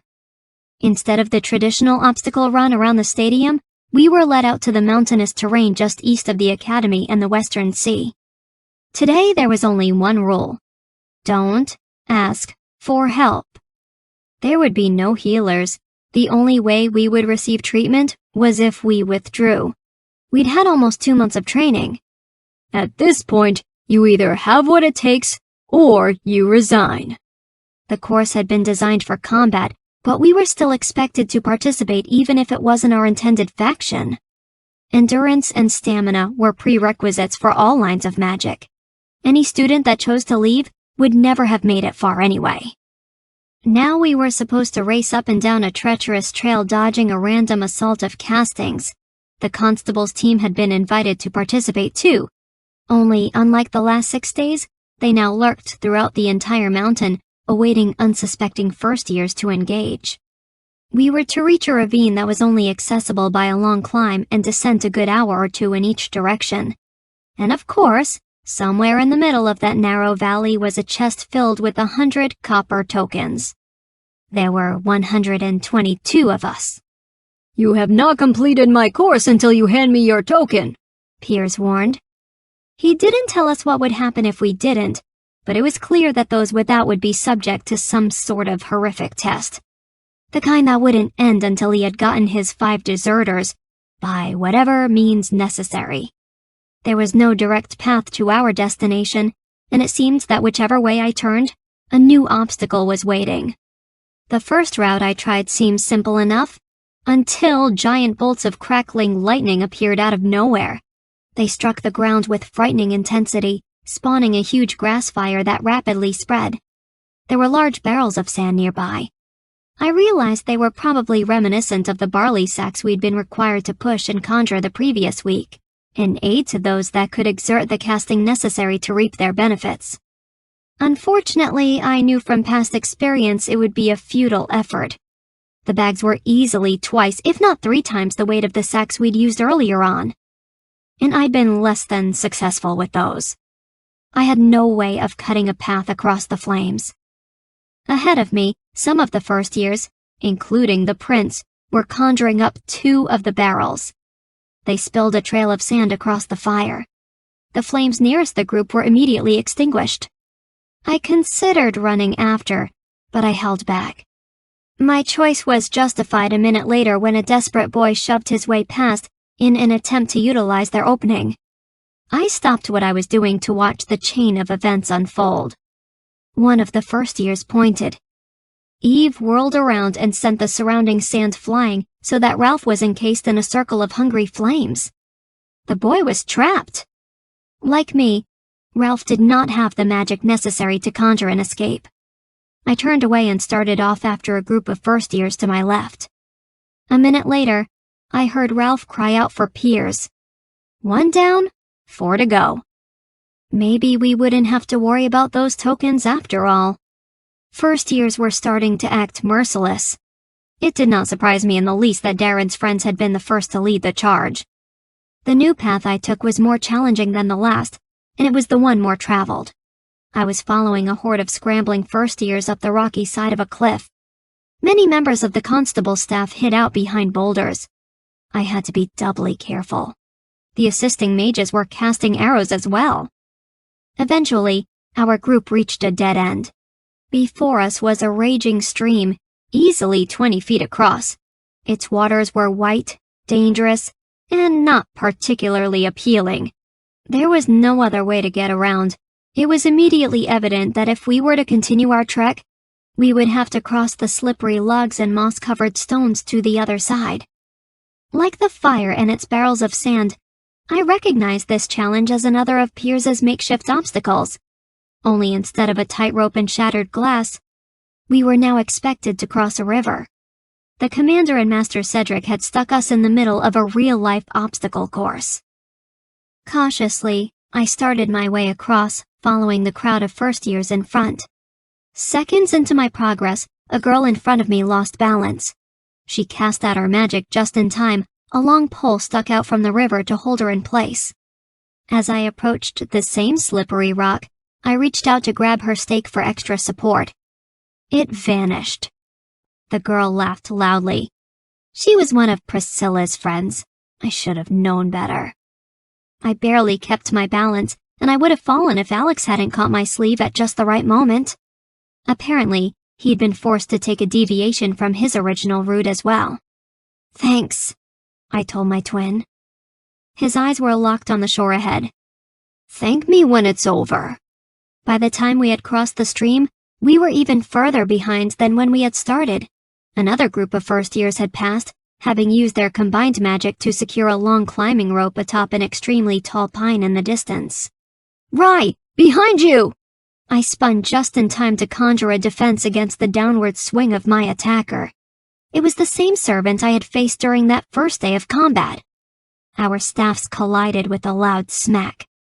The man rushed off, having lost any advantage now that the element of surprise was gone. "That was close," I breathed as Alex grabbed my arm, dragging me forward. "Come on," he panted. "We've got to get to the chest before all the tokens are gone." I rushed after him, breathing heavily as we climbed the increasingly steep face of the bluff. We had just reached a level break when I caught sight of its clearing. Just beyond reach, A cluster of first-years was engaged in a full-on assault with Darren and his friends. The non-heirs group was fewer in number, but it didn't seem to matter. I could see Darren throwing out blasts of howling wind, knocking his opponents to the ground with the sweep of a hand. In a matter of seconds, he had disarmed a large group and given his team an opening. Meanwhile, Jake and his burly brother William were conjuring daggers mid-air. The blades were quickly embedding themselves in the remaining rivals' limbs. It was a bloodbath. Alex and I didn't move, waiting instead for the prince's friends to finish their attacks and pass. I watched from a distance as they ended the skirmish and took inventory of their surroundings. They had just begun to move out when Darren turned around. His eyes met mine, and a shadow of a smile played out across his face. Moments later, the dirt-packed earth Alex and I were standing on began to quake. I jumped back, pulling my brother with me as the ground before us split open. In the place we had just been standing was a deep fissure, too wide to jump and too deep to climb. It effectively cut us off from the trail we needed to follow. When I looked back to Darren, he was gone. "That pompous jerk just destroyed our chances!" Alex burst out. I bit back a scream of frustration. The non-heir had gone out of his way to do this. I had the distinct impression that if it had just been Alex, it would not have happened.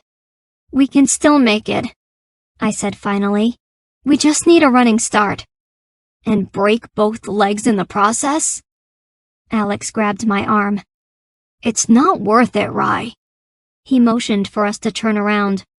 I refused to budge. "What is it?" I stared at the gap, envisioning a thick fallen pine covering the hole. It would be bigger than anything I had ever attempted, but that didn't mean it couldn't work. "I'm going to get us across," I told him. "Just make sure no one interrupts me." Alex opened his mouth to protest, and then thought better of it. He knew just as well as I how much time we would lose if we were forced to turn around again. He reached down to grab a jagged piece of loose granite and took a few steps down the path to keep watch for anyone who might pose a threat. I set to work, concentrating on my breathing until it became a slow, even pace. I willed myself to lose focus of the distractions around me. The buzzing of summer insects, the humidity of the sun's ever-present rays, the dull and aching sensation of my limbs. Slowly, the distractions trickled away until all that was left was the image of a sturdy, robust pine, a mixture of textured amber and darkened wood. I breathed in the intoxicating scent of its sharp, resinous odor. I tasted the tang of its bitter needles. I heard the trunk land, thudding against the dense clay earth. I imagined it spreading across the length of our hole. Gingerly, I opened my eyes and saw the log that now covered the gap in front of us. Alex emitted a low whistle, returning to stand next to me. "You've been holding out, Rye," he remarked. I shook my head. "I didn't even know I could." Alex took a step forward, but I quickly cut him off. "I don't want you to break your neck if this doesn't work." Hesitantly, I put one foot forward, and then another, until both feet were firmly planted on the tree. I was still on the part that covered the ground. Now came the hard part. I took another step, testing my weight. The trunk felt stable enough, and the coarse bark seemed to hold me well enough in place. I quickly crossed the rest of the distance. An immense headache started to set in as I watched Alex follow suit. He was about 3/4 across when the casting gave out. Without warning, the dull ache in my forehead became a mad pounding. The trunk vanished. Alex fell forward, grasping at air. Crying out, I only just managed to catch my brother's hand before he was plunged into the shadowy abyss. I helped him off the ledge. Close call, my brother gasped. As the two of us stood, I apologized. I don't know what happened. My head felt like it was on fire. My stomach was reeling. I've seen things like that before, Alex gasped. When someone tries to cast above their means. The two of us hurried down the path. I tried to continue, ignoring the pain until it finally became too much. Ducking behind a bush, I spilled the contents of my stomach until there was nothing left. A sour odor filled my nose. I wiped my mouth against my sleeve, the headache instantly gone. Alex was waiting for me when I returned. He didn't ask, and I was grateful. We didn't encounter another first year for a while, but eventually we did make out another group in the distance. Ella was with them, descending the steep switchbacks below. I hadn't noticed her at first because she was so far ahead, but now I did, her black bangs and bronze skin glistening in the sun. I didn't see Darren's group below, so I could only assume they had taken another approach. A second later, I realized my mistake. There was a cluster of telltale green racing down the ravine much further on. I could see Darren leading his troop along a winding stream, gesturing to what was undoubtedly a large wooden chest at the edge of the river's fork. It was almost directly beneath the rocky ledge we stood now. Our best bet was to take the same path as everyone else, using the gradual round descent instead of a risky climb. With only 2 groups ahead, Alex and I still had a chance. I blinked and then swore as I noticed another company of students emerging from a hidden alcove at the bottom of the trail. They must have found a way to go around the overpass. There were about 12 or so in Darren's group, and this new horde easily accounted for 30. Add Ella's large group of 60, and that left a shortage of tokens. Somewhere behind us were bound to be 15 or so stragglers, but it was not enough. Alex and I needed to get ahead of the first years in Ella's group. Not all of them, but at least 10 to be safe. I couldn't be too certain of the numbers ahead. We are in trouble. I pointed to a steep slope to our left. We'll never catch up if we take the same route as everyone else. We were certain to catch up if we avoided the switchback and used the drop to cut straight down the mountainside instead. You can't be serious. Alex stared at the ledge. That's easily 200 feet of granite. I shook my head vehemently. I used to climb rocks all the time in Demshaw. You know that. I began to lower myself into the first foothold. I can't follow you, Rye.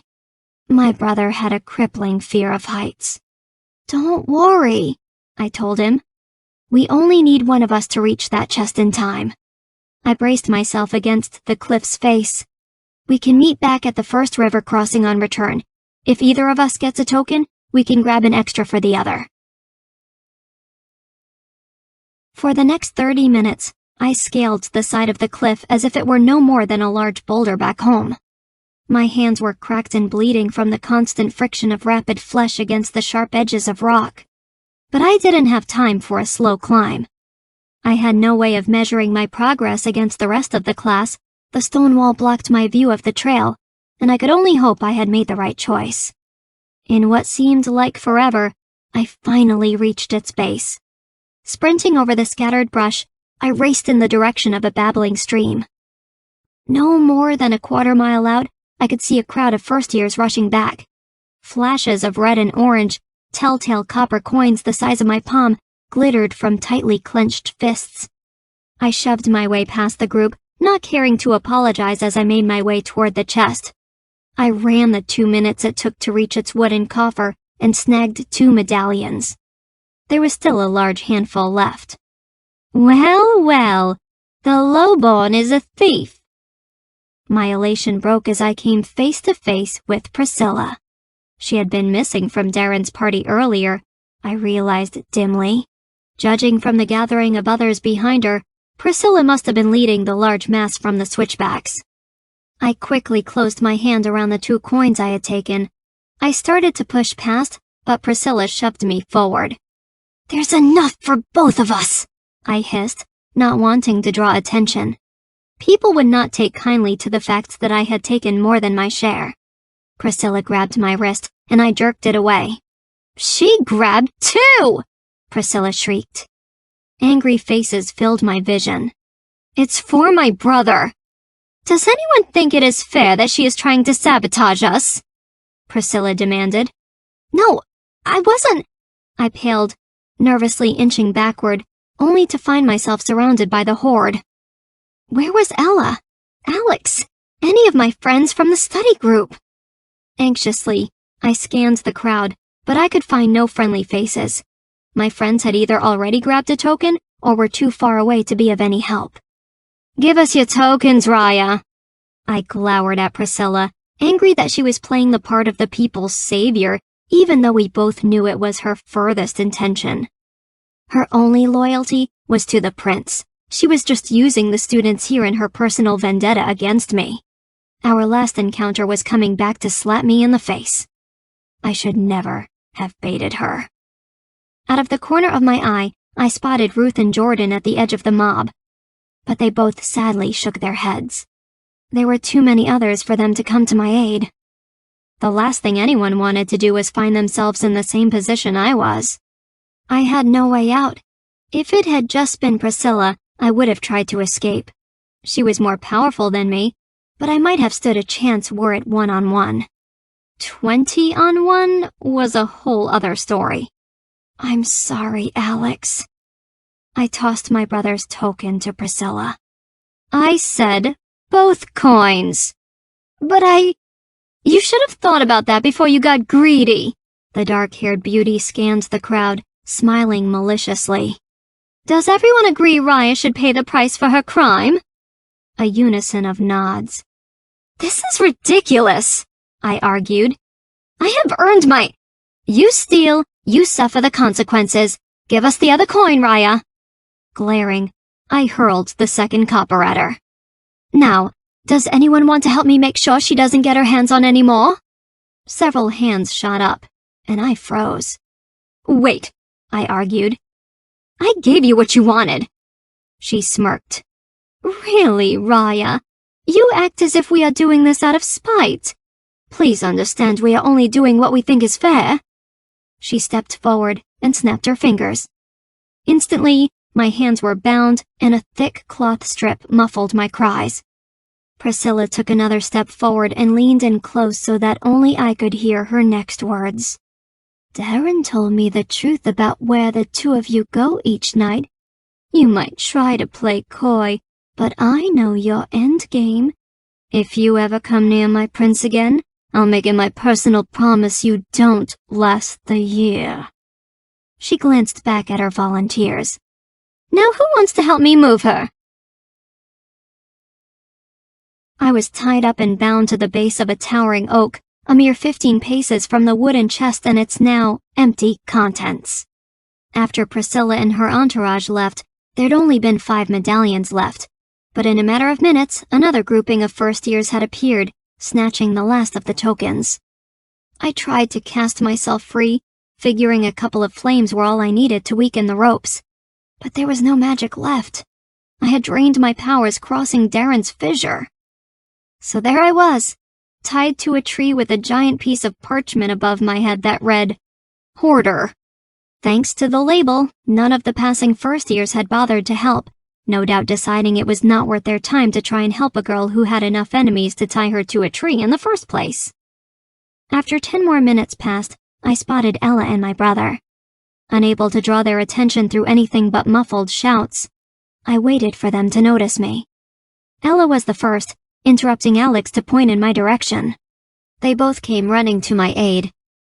As soon as Alex read the sign above my head, he ran a hand through his messy locks, hanging his head. I pointed to the empty chest. Alex swore. Ella angrily hurled her dagger at the ground. We've got to head back. I coughed between huge gasps of air. Our only chance. Piers said he and Cedric would keep everyone that didn't have a coin until he had his 5. I stopped and pointed to the tunnel everyone had been using to return. There's only been one person to come through here since the chest emptied, I finished. Which means there's still some others left. If we get back first, before the others without a token, maybe Piers will go easier on us? Well, it's better than hiking back up that mountain, Ella said, somewhat reluctantly. The 3 of us started towards the dark passageway.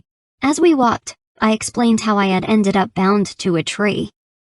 Priscilla really does hate you, Ella observed. That's the second time she's gone out of her way to torment you. I winced as I tripped over a small rock, grabbing onto my friend's arm to keep from falling. She thinks I am after Darren. Ella snorted, and my brother laughed loudly. My thoughts exactly. After an hour of darkness, we finally reached the tunnel's end. Now that's more like it. Alex raised his hands to the sky, bathing in the warm glow. Ella pointed to a sloping hill in the distance. We've still got to get up that thing and whatever else is out there. She was right. 10 minutes later, a barrage of arrows came flying from our right. You just had to say it, Alex complained. The three of us ducked and dodged, racing up the grassy slope. Eventually, we made it past the missiles range and continued, cautiously, down the other side of the hill. I could see a large crowd at its base. Instinctively, the three of us picked up speed. Sir Piers and Master Cedric stood waiting with the rest of the class. There was an ominous expression on their faces. A heavy burlap sack sat between them, glimmering with the copper tokens we had tried so hard to obtain. Piers twirled a coin in his hand, watching it spin and then falter, falling flat in his palm. He did this 2 more times, and then glanced up at the class. The rest of you are dismissed. Almost immediately, a flurry of students began to retreat. Not you, boy. Piers snatched the shoulder of a first year that had tried to escape unnoticed. He eyed Alex, Ella, and I. Don't even try, he warned. Master Cedric cleared his throat. Shall I? Piers smiled, white teeth flashing. I insist. Cedric reached out to touch Piers's throat, leaning on tiptoe to reach the height of our brawny commander. Go ahead, he told Piers. Piers cleared his throat. Attention, all remaining first years. His words screeched across the landscape. Several departing first years turned around to see what was happening. Anyone who has not handed me a token shall report to the starting point now. You have 5 minutes. Then your final test will begin. I've got 4 more spots to fill, so you had better pray to your gods that one of them is not you. Cedric released his grip on Piers, and the commander turned to face the 4 of us that were already present. Rest up, children, he said. You might be here all night. In the shortest 5 minutes known to man, the remaining first years made their appearance. Each one looked worse for wear than the last, and I was sorry to note Winifred among them. Once the final student arrived, Piers turned to Master Cedric. Is Acelia ready? One of the assisting mages stepped forward, a short blonde woman with twinkling violet eyes. I am. In her hands, she held a flask the size of her palm. Ella gripped my arm. Whatever happens, don't let me be one of the 4. All right, children, gather round, Piers barked. We came forward, and Master Cedric motioned for us to take a seat in the same circle we had assumed so many times before. Is anyone familiar with the basics of hallucinogens? Several of us looked around, but no one dared to speak. Acelia laughed and held her bottle high. Well, the ones that aren't will certainly understand after they've had a taste of this. She crossed the grass to the nearest first year and produced a small tasting cup from her pocket. She poured a little of the solution into the glass and indicated for the girl to swallow. She continued to do the same until each one of us had ingested the vile-tasting draft. This potion is a powerful brew from some of our realm's most vision-inducing plants. Mandrake root and nightshade to be exact. Distortive blends are what I was known for in my apprenticeship. The woman beamed. People say my castings enhance them in a way no other alchemy mage can. You'll begin to feel its effects after the first couple of minutes. Master Cedric took Acelia's place in the center of the circle as she stepped to the side. We administer drafts like these to prisoners of war. They are more effective than traditional methods in questioning. Soldiers are trained to withstand many things, but not a mental assault. He cleared his throat uncomfortably. We usually don't use this type of thing on students as it can induce madness if left untreated for too long. Sir Piers jumped in beside Master Cedric with a grin. We usually don't, but good old Barclay has given us the go-ahead since this year's first years are more resilient than our usual batch of half-wits. Master Cedric cleared his throat. The dose we gave you should be enough to induce a nightmare state constructed entirely from your own projections. The hallucinations you experience will seem very, very real, and nothing, not even the knowledge that you are dreaming, will stop you from believing their effects. Acelia has worked her casting so that each of you will have a part of your subconscious reminding you of this fact and asking you to surrender. And the moment you do, Cedric and I will administer the antidote, Acelia interrupted. Anything you say in the casting is spoken aloud. It's how we will be able to hear your submission. She smiled toothily. The first 4 of you to forfeit will be cured and sent to pack their bags immediately. The rest of you... As Acelia continued to talk, I leaned in closer to listen, my head unusually heavy as I strained to catch her words. Her speech was choppy and quiet, a slow murmur punctuated by sharp consonants that hurt my ears. Moments went by, and my eyes started to itch. Sharp, glistening blades of summer grass became a dull, almost hazy green. The beginning of Acelia's casting? I glanced around the circle and saw similar effects occurring for others.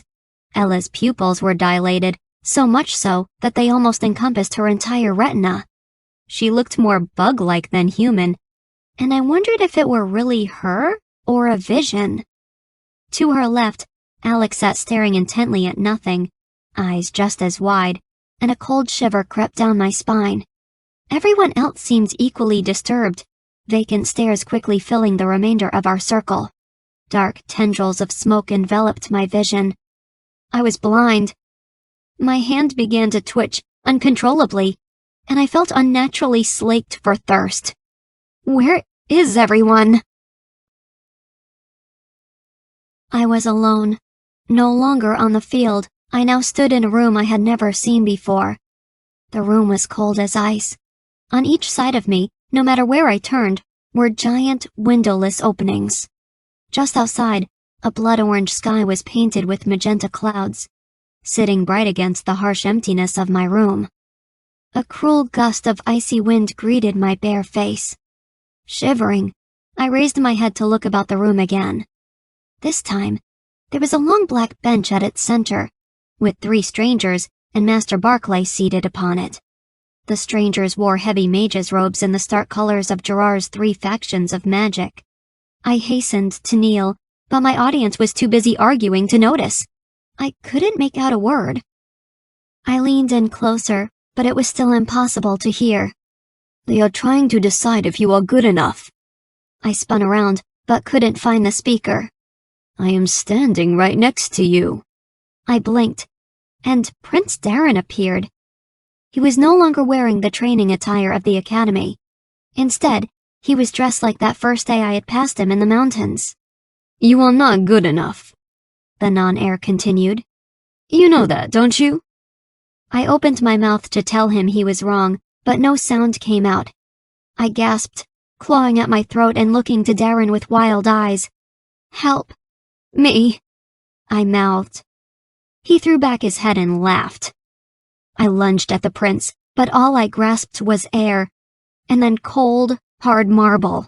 Knees bruised, palms bloodied, I looked up to see the prince was now on the bench with the others. He winked at me as he whispered something in the black mage's ear, and the man laughed hoarsely. Don't trust him, and you can't get hurt. Ella stood in front of me, dark ringlets billowing as she gazed down at me earnestly. I tried to assure her I never would, but I could only offer silence. Suddenly, the entire room spun, and I found myself outside my parents' house in Demshaw. Eagerly, I ran to the door and threw it open. An outpouring of smoke filled my lungs, and I coughed repeatedly. A hand over my nose as I felt along the wall, trying to see through the haze. Mother? Father? I choked. Alex? Derek? My voice was back, but it did no good. There was only silence to answer my call. Stumbling, I made my way forward, coughing and shouting as I pounded on the walls. I threw open my parents' bedroom door. The smoke suddenly cleared. In front of me were their bodies, mangled and bruised, spread out across the floor. A pool of blood lay at my parents' feet, and their eyes were glassy, without depth. I sank to the ground. "Ryiah! Help me! Please! Ryiah!" My heart dropped. "Alex!" I raced out of the room in search of my twin. I could hear both his and Derek's screams coming from across the hall. Pounding on locked doors, ignoring the suffocating smoke, I pleaded for them to answer. Barreling into the final room and finding it empty after the smoke had shifted, I felt hysteria rise within. Where were they? Who was doing this? I slammed my fist against a doorframe. "You are too late, Ryiah. They will be dead too, and there is nothing you can do to stop it."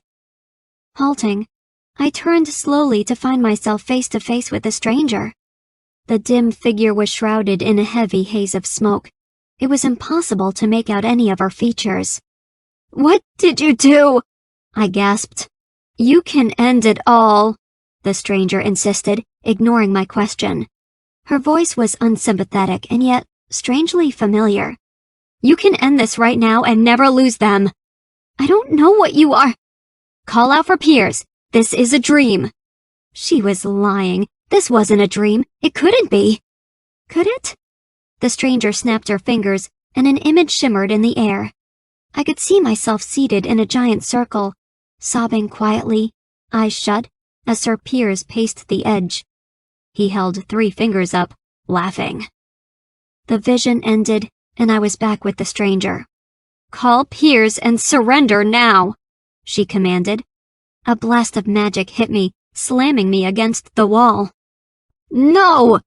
I struggled to right myself. Even if she was telling me the truth, I didn't trust her. "You fool!" the stranger raged. "You would rather lose your family than give up your chance at an apprenticeship. If this is only a dream, then I won't lose them." I folded my arms stubbornly. All at once, I found myself hanging across the ledge of an endless pit, suspended midair as the shadowy stranger looked down. Her magic was all that kept me from plummeting to its depths. "Do you think you won't feel death? Do you think you'll be able to tell the difference when every inch of your corpse is screaming out for the pain to stop?" the girl challenged. Still obscure in the shadows, her voice rang with familiarity. "These visions induce madness. You heard your instructor. How many times do you think you can die before you become mad as well? Are you so stubborn that you would rather lose yourself than give up a mage's robes?" I remained silent. "This is not a choice, Ryiah. Surrender now or I will kill you. You have 5 seconds. Please. 1. Why was it so important for me to fail? 2. Who are you? 3. Why? 4. I couldn't do it. Even though I was going to die, I couldn't call out for Piers. I believed the stranger. I believed when she said I would feel every moment of it, but I couldn't do it. 5. Her cold eyes met mine, and a coursing shock tore through my body. The stranger was me. 5! The second Ryiah shrieked. A piercing clap filled the air, and I was falling into a long tunnel of darkness. I clapped my hands over my mouth, knowing I could never surrender. Wind whipped across my face, my limbs twisted and flailed as I continued to plummet into the shadowy abyss. My flesh was being ripped apart by an angry storm, my stomach was lost in my throat, and I was falling. I shut my eyes. So this is what it feels like to die. "Make it stop! Make it stop!" Startled by the clamor, I opened my eyes. I wasn't falling, dying, trapped in some bottomless pit. I was sitting on the grass beside my brother, Ella, and 19 other first years. Across from me, a red-haired boy was shaking violently. Like everyone else, his eyes were clouded. Moments later, he cried out again. "Please, just make it end! I yield!" I watched as Master Cedric came forward and had Sir Piers hold the first year in place, emptying the contents of a clear vial into the struggling boy's mouth. A second later, the boy was alert and hunched over the ground, heaving. Sir Piers turned to Master Cedric, who stood a couple paces away. Well, that makes number 4. 5 counting that boy at the start. I guess we can administer the antidote to the rest of them now. He paused. Acilia, see to the rest. The mages and Sir Piers began to make their rounds, slowly bringing each student back to consciousness. Acilia was the first to reach me. Her eyes widened. How did you? I don't know. Did you even experience a state of delirium? I nodded and watched as Master Cedric joined her. She woke on her own, fully conscious. Acilia told the master, still staring. Her eyes aren't dilated, and she doesn't have any sign of residual effects. That is unusual, the master said softly, but not impossible. How can this happen? Master Cedric finished his assessment and glanced at his assistant. Occasionally, we underestimate the potential of those around us. He paused. I believe today is one of those days. Her jaw dropped. You mean to say her magic did this? The master was silent for a moment, then... Perhaps. Chapter 9. The week before we began our chosen factions was the first time off any of us had received since we entered the academy. Of course, it wasn't really free. Now that orientation was over, we were 5 students down and too anxious to do anything except nervously calculate our odds. In 7 days' time, we would be selecting a faction, a decision that would dictate the remainder of our year, and nothing had driven that home more than that final day of combat. Do they really think we need a week to choose? Ella made a face as Alex and I joined her at the table for lunch. It was our second day into the week, and it was obvious everyone had already made up their mind. They are probably hoping the nerves will get to us. Alex smiled weakly. Can't say they'd be wrong. I squinted at my twin over my second mug of tea. Even though we weren't expected to attend lessons, most of the class, my friends and I included, had continued the normal routine. Which meant I was just as tired as any other day at the academy. Do they really think we will resign after that day in the mountains? I groaned. If we didn't then, we aren't going to now. But my brother was right. By the end of the week, 7 more students had left. I would have thought that after 2 months of hard work and resilience, self-resolve would be contagious. But a week of reflection had taken its toll. Several young men and women weighed the price of a robe against their family, friends, and a comfortable career back home. For some, magic lost. Following my brother and friend, I hurried to the atrium where the rest of our class was waiting. Today was not only the day we would be electing our factions, but also the return of the 2nd through 5th year apprentices and their factions' leaders. We had seen several new faces in passing the past few days. The possibility of meeting Jerar's future mages was too tempting to ignore. I had so many questions, and an apprentice would know firsthand how arduous year 1 could be, and maybe, just maybe, they could offer some advice. Or so I thought. Today, I have exciting news, Master Barclay announced. In 2 months' time, we have gotten rid of some of the dead weight that has been holding the rest of you back. As of this evening, 2 more first years have decided to pursue opportunities outside of our school, bringing the total to 14. I looked around the room and saw several people doing the same, but I was unable to identify the missing faces from the crowd. There were too many of us as it was. I am happy to say Sir Piers and Master Cedric have not disappointed me in their latest endeavor. Piers let out a boisterous hoot and toasted the master of the academy. And I hope they continue to pull even larger numbers in the months that follow. I swallowed nervously and glanced at Alex and Ella. They had the same uneasy expressions. I understand the majority of you were under the impression that I would be introducing you to the apprentice mages and their instructors. I will be doing no such thing. The only way you will be receiving an introduction is if you are one of the few to pass our end-of-year trials and become one yourself. The training masters and their apprentices will be occupying the eastern wing of the 2nd and 3rd floor. You are not to disturb them. They will only be here under the solstice, and then they will be setting back out to continue their training in the field. While they are here, they are not to be engaged. Any of you found fraternizing will be expelled immediately. The apprenticing mages are the futures of our great institution, and I will not have it squandered by overzealous first years." Master Barclay paused and then chuckled. On a more positive note, I do have the pleasure of introducing the 3 masters who will be your faction leaders for the remainder of the year. Masters Cedric, Acilia, and Nahari, please come join me in the center. Our current training master, the eccentric alchemy mage, and a tall foreboding man of Eastern descent stepped forward to stand beside the master of the academy. As you know, Barclay continued, this week marked the end of your orientation. Tomorrow, you start anew with your chosen faction. Masters Eloise and Isaac will continue to lead your sessions on magical theory, but your new faction will dictate what time of the day you report to the library to do so. Sir Piers will still direct your physical condition, but again, your sessions with him will depend on the same. Master Cedric here will be leading the magical application portion of your studies for restoration.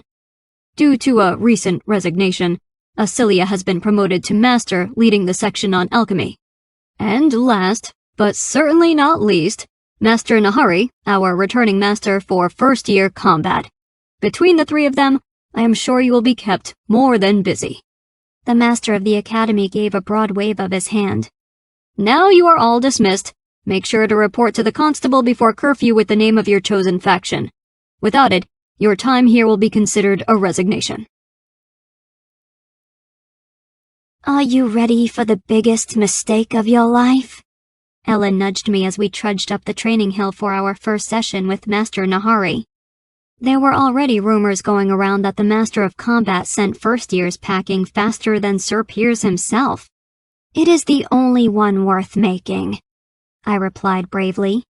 I hope you still feel that way when practice is over. I was about to respond, but found myself speechless. Ella followed my gaze with her own, and her jaw dropped. In the name of the gods, she breathed. Before us stood the most handsome man either of us had ever laid eyes on. I hadn't had much time to study Master Nahari during Master Barclay's introduction the night before, but now the impression was unmistakable. Over 6 feet of sheer, towering muscle greeted my awestruck stare. The Master of Combat had well-oiled black hair pulled sleekly back behind his ears, smoldering eyes of icy blue, bronze skin, and a short, rough stubble that lined his upper lip and chin suggestively. He couldn't have been more than 35 years, and there was an unmistakable air of confidence to his stance. Ella and I stood dumbfounded on the side of the field. Soon we weren't alone. As more and more girls approached the dais, they seemed to filter off one by one in a state of confusion. I counted the number of students. There were far less girls than boys to our faction, 17 amongst the 40 or so young men. Most of my gender had chosen alchemy or restoration. They'd been under the impression that we were disadvantaged for combat. After all, most boys had grown up playing as knights, but few girls had done the same. Now, we were proving exactly how foolhardy our sex could be as the 17 of us stood frozen in place at the commanding presence of ideal masculinity. It was a pleasant surprise. We soon realized our mistake when the shirtless training master ordered everyone to line up and begin the same casting drills as the week before. Unlike Master Cedric, Nahari did not allow weakness, which became evident the moment we ran out of stamina. "This is combat!" the new Master of Combat shouted. He paced up and down the lines as we attempted to conjure enough force to distance our targets. Try as I might, I had no magic left. The barley sack would not budge. The princess group was still going strong, but the rest of the class was faltering. Badly. "You chose my faction because you wanted to be pushed, not coddled. Don't tell me you have used up your magical reserve. No one has unless they are face down on the ground without a spasm left. The only way you will build up your force is if you challenge yourself. Easy will never be good enough." Master Nahari bent down to meet the darting eyes of a nervous boy to my right. "Now!" The boy fumbled, and we all tried to summon enough magic to make the sacks move. Nothing. "Harder!" the training master shouted. I tried again, visualizing the force I needed to cast, and launched the projection with all my might. You are fighting for your life. Is this all you can give me? My arms were shaking badly and I was lightheaded, but I held on, feeling as if I were slipping away in the process. Several bags, including my own, shuddered and tipped back. A girl to my right fainted. Straining, I ignored the burning sensation in my lungs and carried on, willing the sack to complete its fall to the ground. It shuddered again, and I threw the mental image with every ounce of energy my body could hold. I felt myself fall as the bag dropped back, and a second later, I too hit the ground. My eyes shut involuntarily, and I was dead to the world until someone splashed cold water on my face. Sputtering, I sat up while Ella gripped my arm, holding me in place. The moment I tried to stand, my knees gave out, and an unpleasant sensation hit my stomach. Gasping, I quickly turned my head and threw up the contents of my lunch. Similar sounds were happening all around me, and I realized that there were at least 10 others on the ground, retching away. Looking up at my friend, I could see how clammy Ella's skin had become, and there were dark lines under her eyes. Her hands shook as they held onto my shoulder. Now you see what it is to push yourself, Master Nahari told our class somberly. I expect each of you to reach this hard every time. If you have a problem with my approach, then you should resign immediately, as you will not last long in my faction. 15 minutes later, we were dismissed. Ella and I could barely stand, and it was all we could do to hold on to our staffs as we walked down the long training hill for our evening meal. Between the increased workload of Eloise and Isaac, the new weapons drills with peers, and practices with Nahari, we were quickly acclimating to a ritual of misery and little else. After the first month of combat, it became a daily joke between us that we would last the year or die trying. Alex didn't seem to be faring any better either. According to my twin, Master Cedric had been holding out on us, and now, despite his old age, had turned his 2 hours of healing into the stuff dreamt only in nightmares. He tried to have us animate a corpse the other day, James piped up, who was also in restoration with Alex. Never seen anything more disturbing in my life. How is alchemy going, Ruth? I turned my attention to our other friend. Ruth snorted. Terrible. I could barely see the girl. She was buried beneath a stack of manuscripts that took up the entire space in front of her. It can't be worse than Master Cedric, Alex said quickly. Ruth shoved the pile of books and parchment across the table. You try carrying every herb lore manuscript known to man and then recite it for me. My twin laughed. You have Master Asilia. She used to be one of us a couple years ago. Ruth rolled her eyes elaborately. It just means she has more to prove. You know Cedric is an old softy. You're just afraid to admit you're beat. You can trade stitching up animal carcasses with me anytime, sweetling, he replied flirtatiously. Ruth made a face and went back to reading her books while Ella and I quizzed Jordan and Clayton about their own experiences in combat. We never had an opportunity to catch up in class, so we spent most of our meals critiquing each other's performance. It wasn't always the easiest conversation, to have someone else point out your flaws. But it was something I had decided was necessary after my run-in with Darren weeks back. Better to hear the truth, he'd said, than false flattery. I couldn't believe I was actually following the hypocrite's advice, but it had made sense and stuck with me long after. I had to admit it was helping, though I'd never be able to pinpoint the exact degree of success it warranted. I still struggled day to day in each and every activity in which I participated, but struggle had become a regular condition. If I weren't struggling, if I weren't keeled over in agony, if my muscles weren't screaming at the end of a long day, then I wasn't trying hard enough. Master Nahari continued to test our breaking points. At first I had thought his methods cruel and unrelenting, but as the weeks wore on, I realized he was just a man who saw the sky as our limit. Nahari expected the world of his students because he expected the same of himself. He wanted us to succeed, even if his definition included shattering our magical boundaries on a daily basis. It didn't mean I resented him any less for pushing. It was impossible to remain positive during continual rounds of mental and physical torment, but I did recognize what he was trying to do. It was beginning to pay off. 1 month ago, I would have been thrilled to see my magic stamina outlast the previous week by a couple of minutes, or an extra block during my jousts with Ella. Now my castings carried on a half hour most of the time. My reserve wasn't guaranteed, but even if it failed to increase right away, I was usually able to conjure more powerful castings in the weeks that followed. First years were beginning to slow down, or quit. By the end of the second month in combat, 11 more had withdrawn from the academy. They had left not because they ran out of drive, but because they hadn't improved their castings in weeks. All my life, people had stressed the importance of potential, the amount of magical stamina one was capable of building. We all had a limit.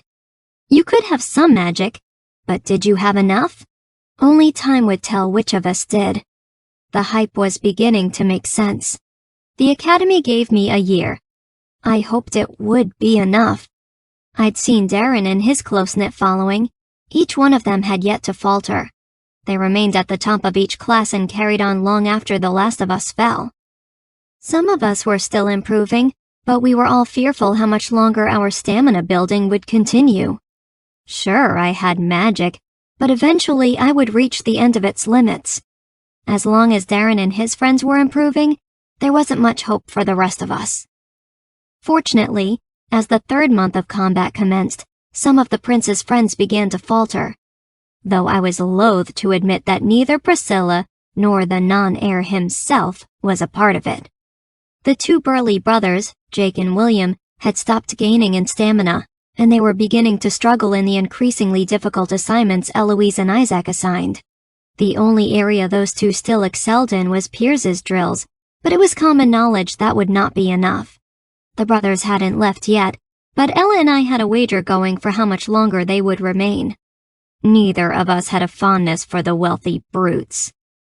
A week later, our friend Jordan resigned, and a couple days after, one of the lowborn boys from Darren's group of 12. There was no shortage to the resignations taking place, and I wondered how many more would follow. Master Barclay had warned that half the class would leave by winter holiday. I had a nagging feeling he was going to be proven right. On the third week of our 5th month at the academy, I walked into my session with Master Nahari expecting nothing more than the same routine that had been drilled into us for the past 2.5 months. Instead, I found Piers, whose session we had just came from, leaning against the edge of fencing that encompassed the boundary of our training field.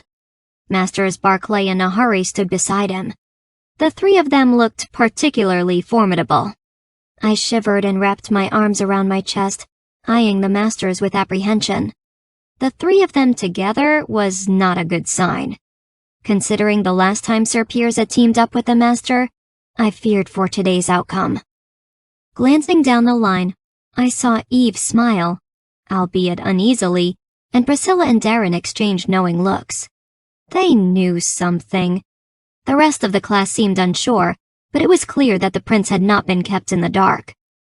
"Don't they look just lovely?" Ella muttered. "I feel like they put on those disturbing smiles just to mess with our heads," Clayton whispered back. I laughed.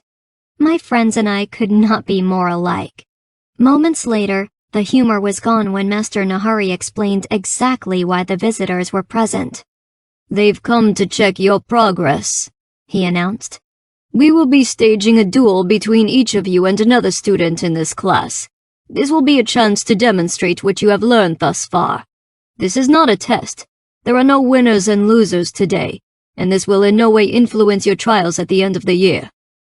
I breathed in a small sigh of relief and heard Ella at my right do the same. "That said," Nahari noted, "I want each of you to remember today as the day you gained confidence in yourself.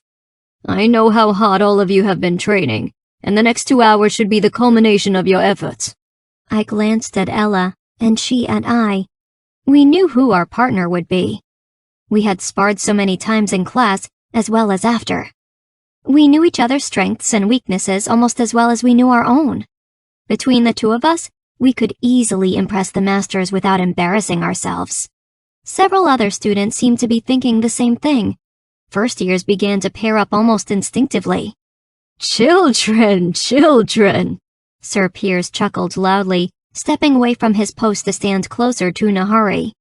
You are sadly mistaken if you think I will let you pick the same person you have been practicing with all these months. My stomach dropped.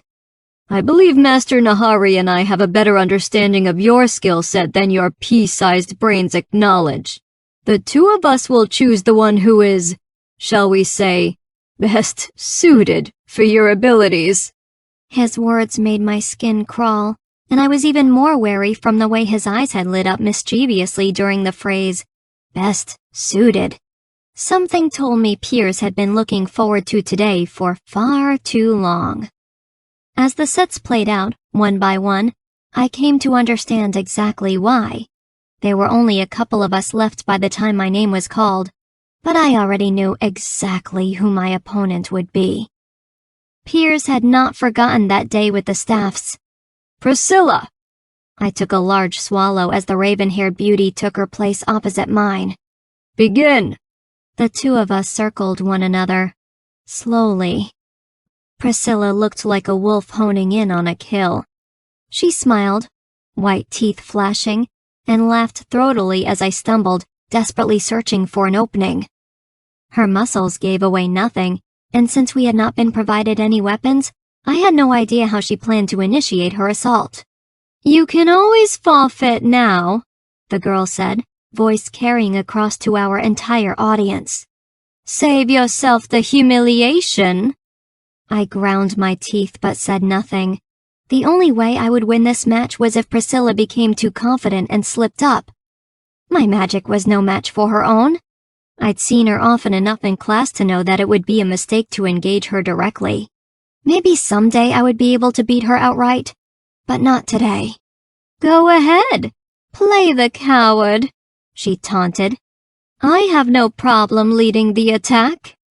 Priscilla raised her hand. I recognized the move from training right away. She'd always been a fan of extravagant gestures.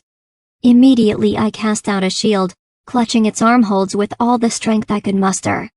The air whistled loudly, and her magic slammed my defense, splitting the shield and knocking me to the ground in the same breath. I'd underestimated the force she would use.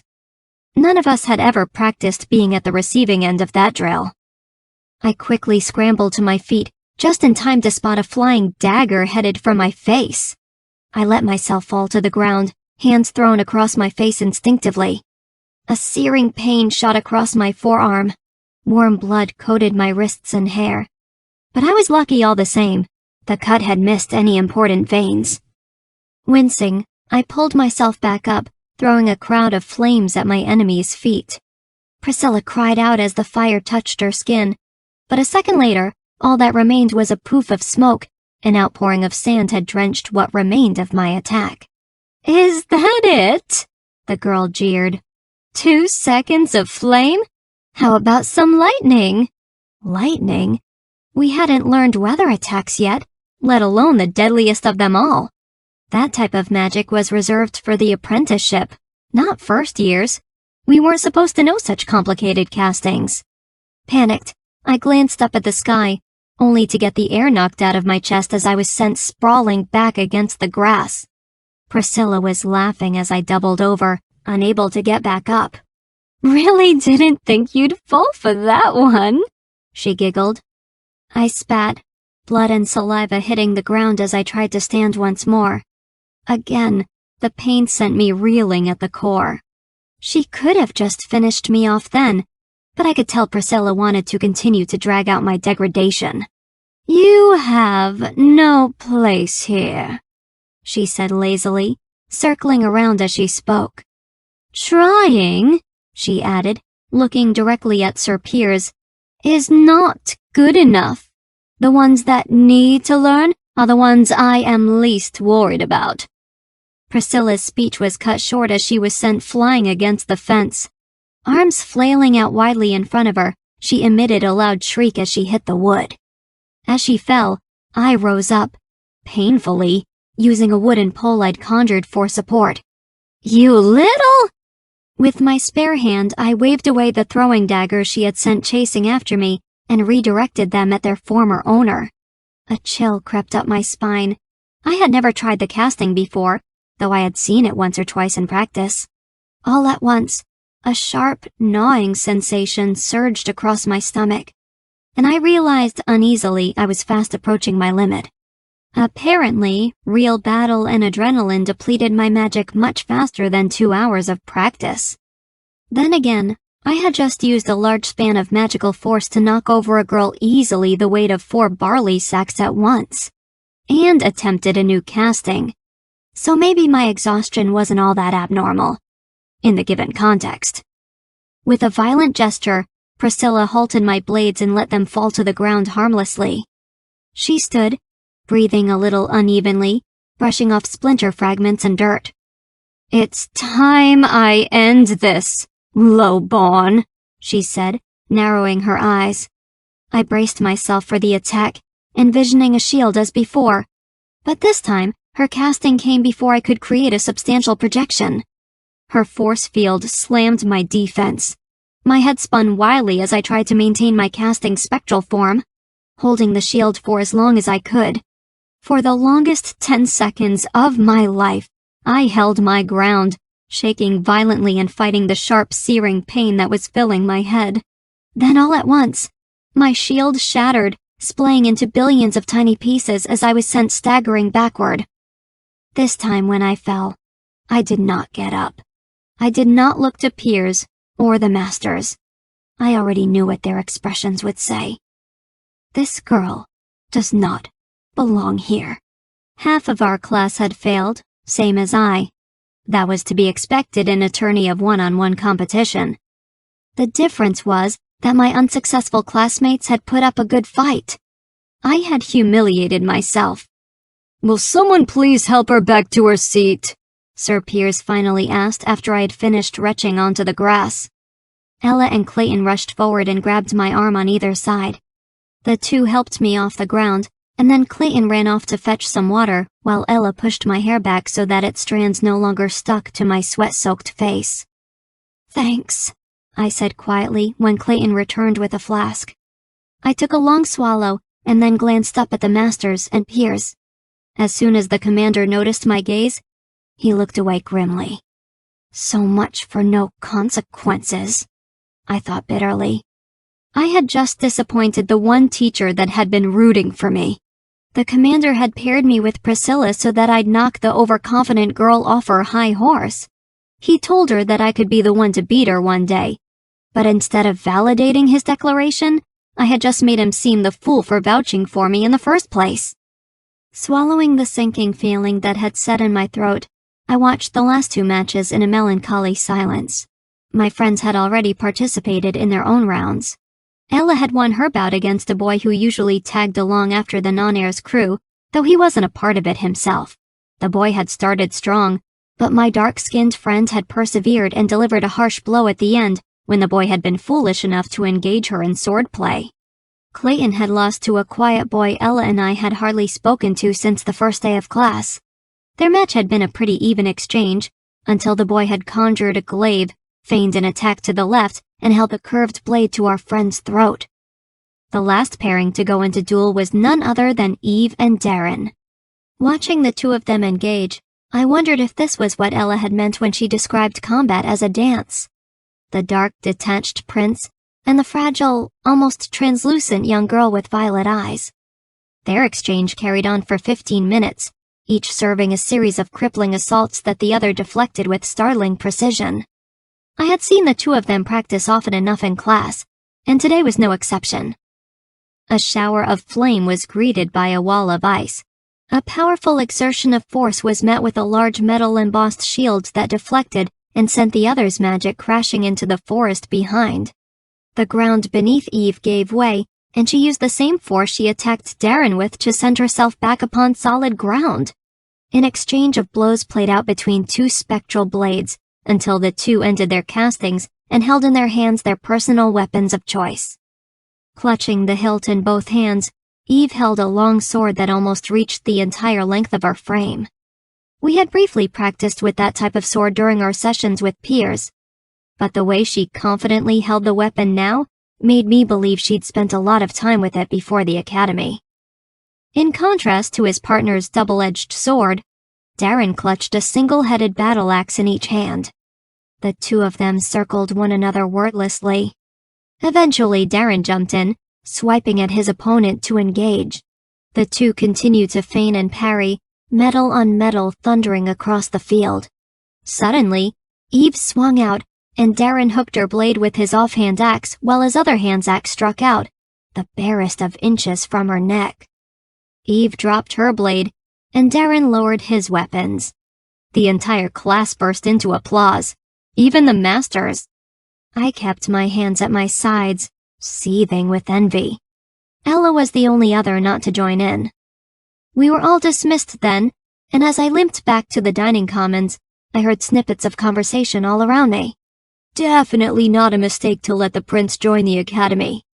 Might as well announce the apprenticeships already. I think today was indicative enough of who the 5 for combat will be.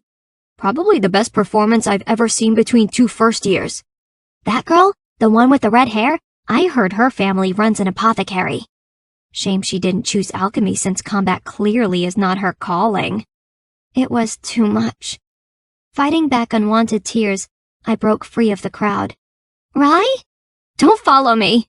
I spoke sharply so Ella wouldn't hear the tremors in my voice. My friend nodded and turned back with Clayton trailing close behind. I couldn't face another person after what had happened in class today. I felt as if my entire world had come crashing down, and someone had ripped my dreams away just as fast. I spotted a thick-trunked oak to the side of the field. Immediately, I sank down to its base, hugging my knees and indulging the wave of self-pity I knew was about to hit. You should go back to your friends. I looked up, recognizing the voice of the person I least wanted to hear from. Leave me alone, I snapped, shamefaced. I must have missed the non-air in my tear-induced rage. The prince stepped away from the side of the tree. Everyone has bad days. I stared out at the grassy field. I don't need your rhetoric right now, Darren.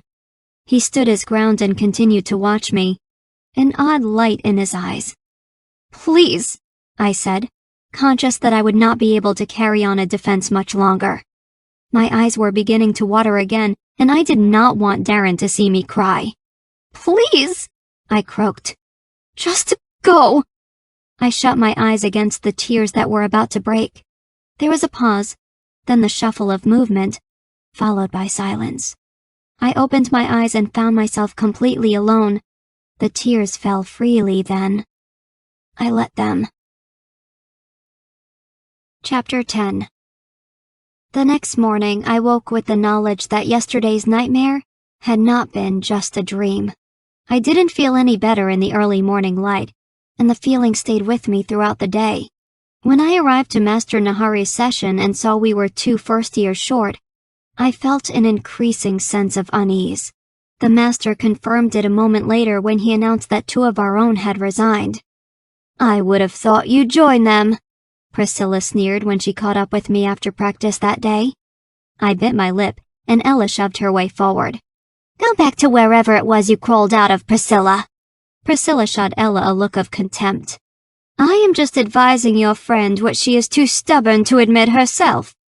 Don't you have other first years to torment? Ella retorted. Ryiah hasn't done anything to... Her very presence offends me. The girl looked me over coldly. I am tired of being surrounded by low-born scum, and as a daughter of nobility yourself, Ella, I am alarmed you don't share my thoughts. Why not have her leave now? It's not as if she actually stands a chance. Priscilla called out to someone who had been standing off to the side. Darren, weren't we just saying how silly it is that the lowborns are here in the first place? The non-air's eyes met mine, and I looked away. He'd had plenty of opportunities to criticize me in the past, so why stop now? No.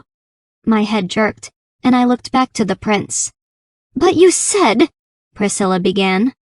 I said that they were foolish, Darren said, dark eyes never leaving mine. But that does not mean they shouldn't try.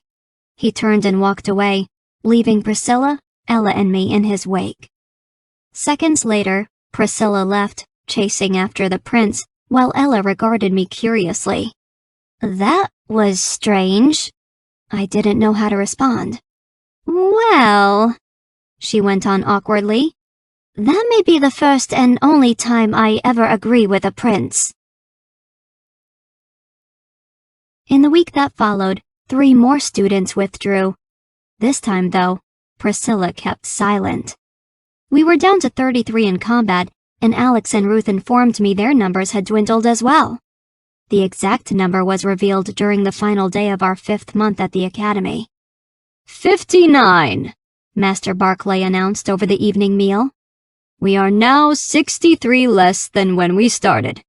I am pleased to announce that the masters and I have met our goal and disposed of half the waste that was taking up our valuable resources. That many? I glanced at my friends. They exchanged looks. None of us had realized how many had left, or that we had already completed that much time. We'd been conscious of the truth, but we had not yet acknowledged it. In celebration of reaching our goal, the master of the academy continued, the masters and I have decided to include you in our annual winter solstice ball the day before your week-long reprieve begins. This festivity will be done in conjunction with our apprenticing mages who depart for field training the following day. As such, this will be your one and only opportunity to participate in activities with those you would not have the pleasure of speaking to otherwise. Do not waste it. Barclay raised his goblet and roared. To 59! To 59 indeed. Can you believe it, Rye? Ella asked me when I returned from the library, much later that night. You're still up? I asked incredulously. The bell had just sounded for the 2nd hour into early morning. She watched me put away my books. I can't sleep. I wish I suffered from your affliction, I told her. I am pretty sure I drifted off for half my study tonight. She tilted her head. Well, it's good to see you back at it. I shrugged. I don't have much of a choice. She looked at me earnestly. Are you feeling all right, Ryiah? You didn't seem too excited by Master Barclay's news today.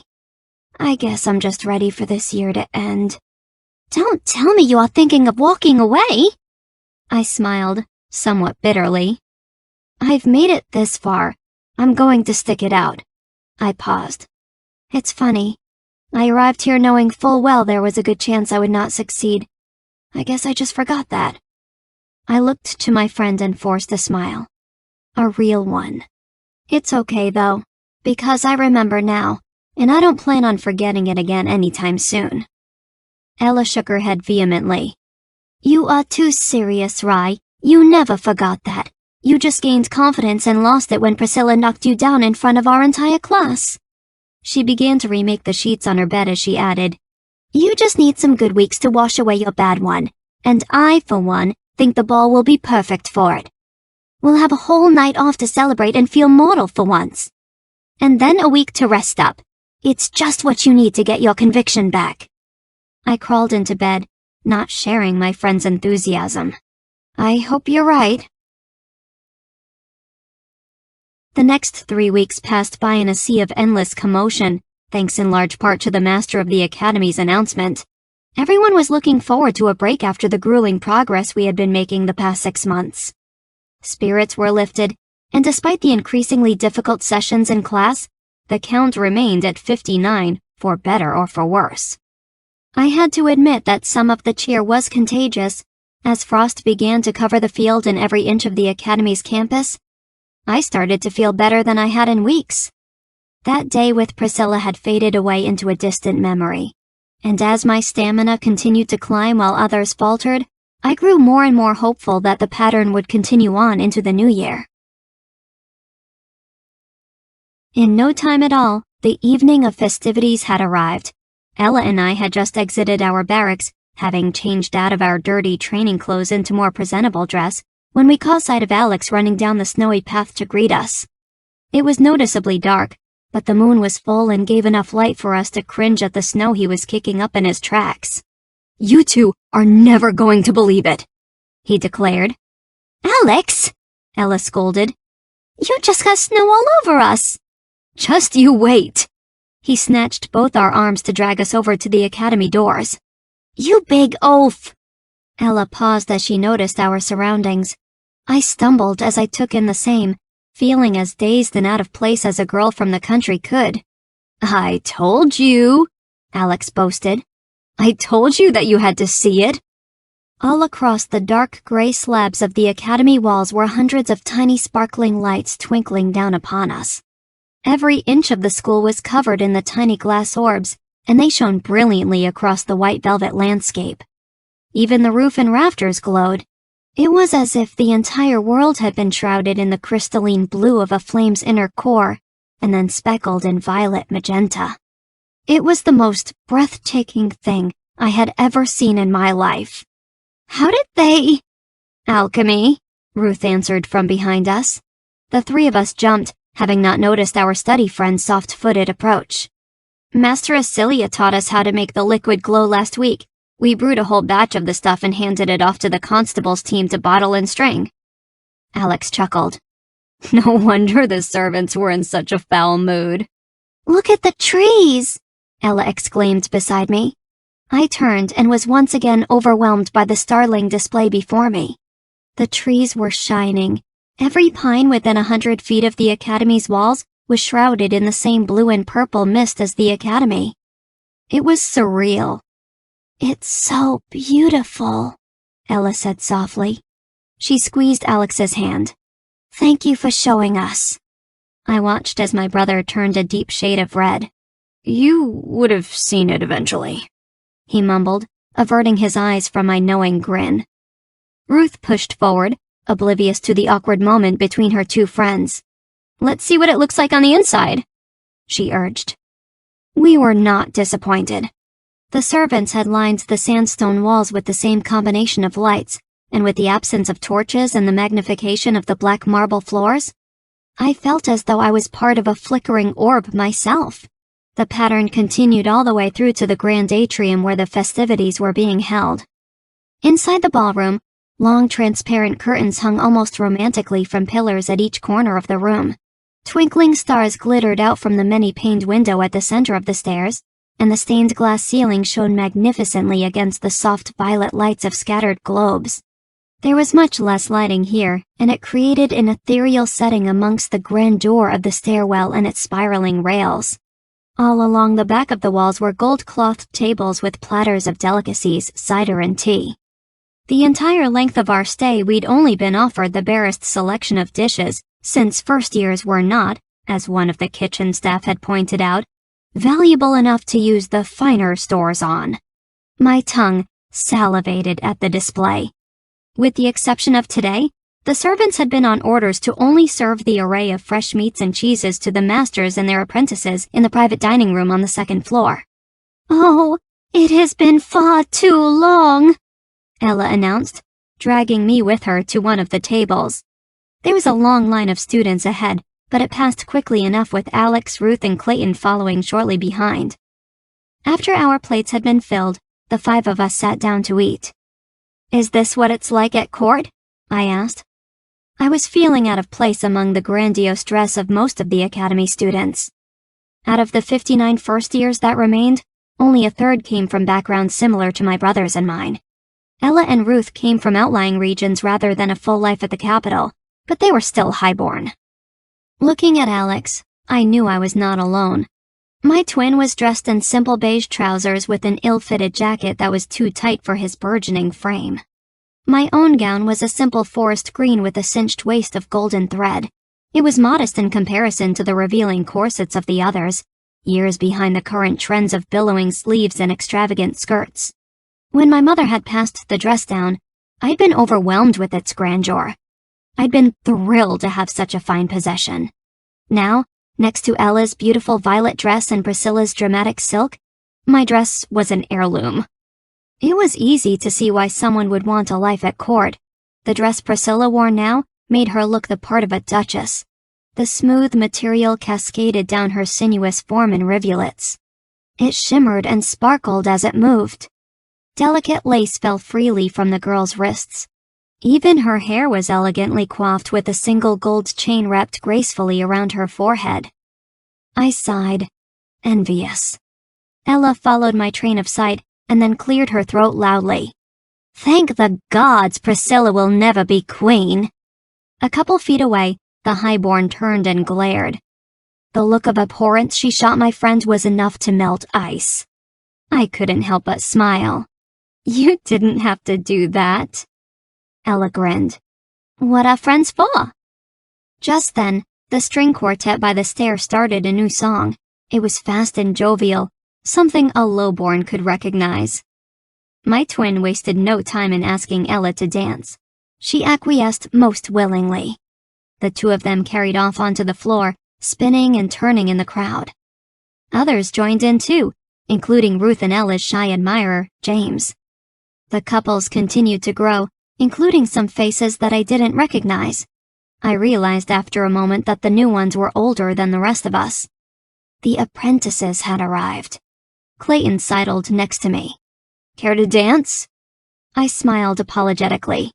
I'm sorry, but I never learned. Now is as good a time as any. His eyes were unusually bright. Something in them made me cringe, an unspoken question beneath the nonchalance of his request. Maybe after a couple more songs, I said quickly. I don't think I have the courage to try it just yet. Clayton smiled. I'll be saving you a dance, he assured me. A moment later, he was gone, and I was left to myself with 4 half-empty plates of food. I watched the dance play out in front of me. How is it that a beautiful girl finds herself alone with more food than even Sir Piers could eat? I started. To my right was a young man not much older than myself. He had short, curly brown hair and hazel green eyes. They were crinkled with silent laughter. Whether it was the festivities or my intuition, I liked the stranger immediately. He wasn't hard to look at either. Not hard at all. I felt a wave of gutsiness. I find myself alone, I replied shamelessly, because no one has captivated my interest.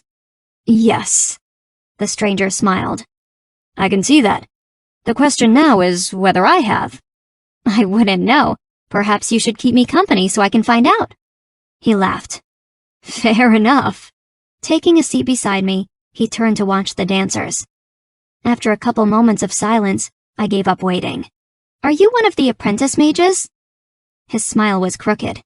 Yes, I'm a second year. Are you going to ask me which faction? I studied him, eyeing the scar on his left cheek and the burn marks on both his palms. Combat. He laughed easily. That would make you beautiful and clever. Not too many of those here tonight. I swatted away his pretty words with the flip of a hand, though it was more of a clumsy swipe. He caught my wrist and leaned closer. What is your name, girl of many talents? I found myself staring into the young man's eyes, unable to look away.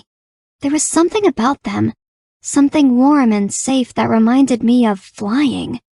Whenever I had looked to Darren, the non-air had made me feel as though I were falling, plummeting to the depths of a dark, perilous pit.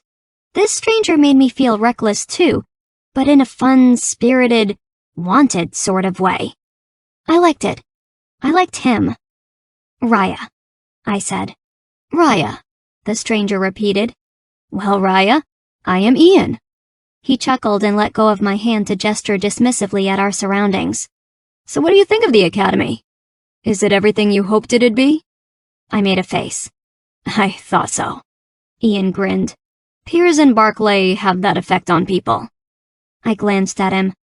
Was it so bad for you? He shivered dramatically. It was a terrible time, the apprentice admitted. It usually is for lowborns. Nobody actually expects us to stay beyond the first month. He laughed loudly. But I made sure to prove them wrong. I sighed. I am still trying, he grinned. Surely you are not that bad. I snorted. A lot can change in the time you have left. I've only got 5 more months. You'd be surprised. I laughed. The only way I'll win this thing is by luck. May I? Before I could react, Ian had snatched my palm and brought it to his lips with a mischievous smile.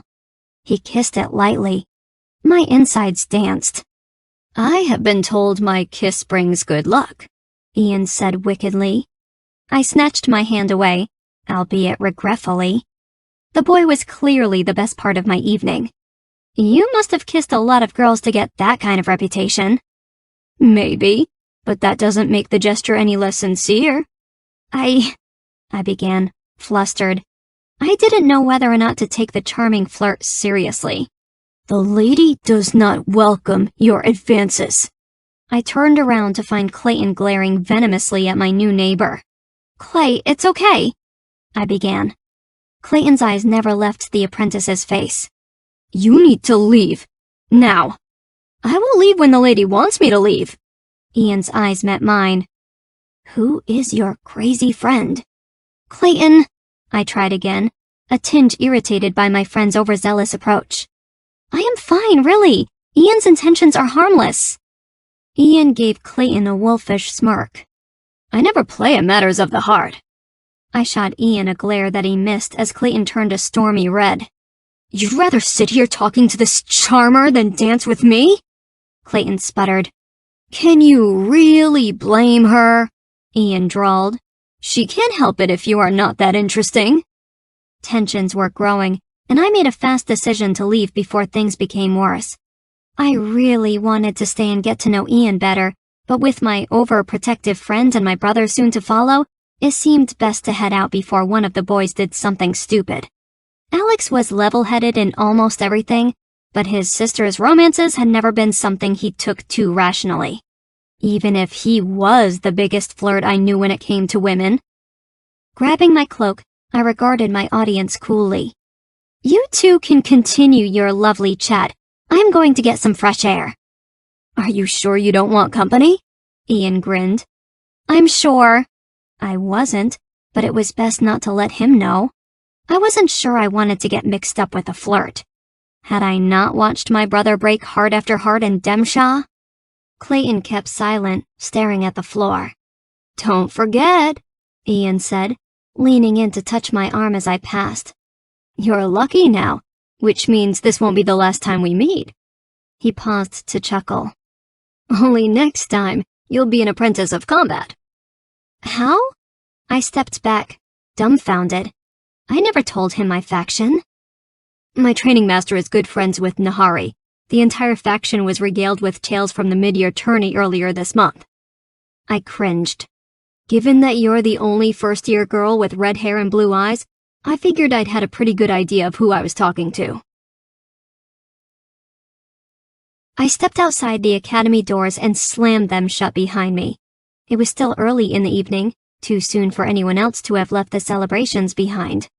At first, I had only intended on stepping out for a minute, but after hearing how my humiliation had been the entertainment for every apprentice mage in combat, I'd been overcome with the overwhelming desire to run away and never look back. Realizing, however, that it was not a viable option in the dead of winter, I had figured the next best thing would be to get as far away from the residence as I could.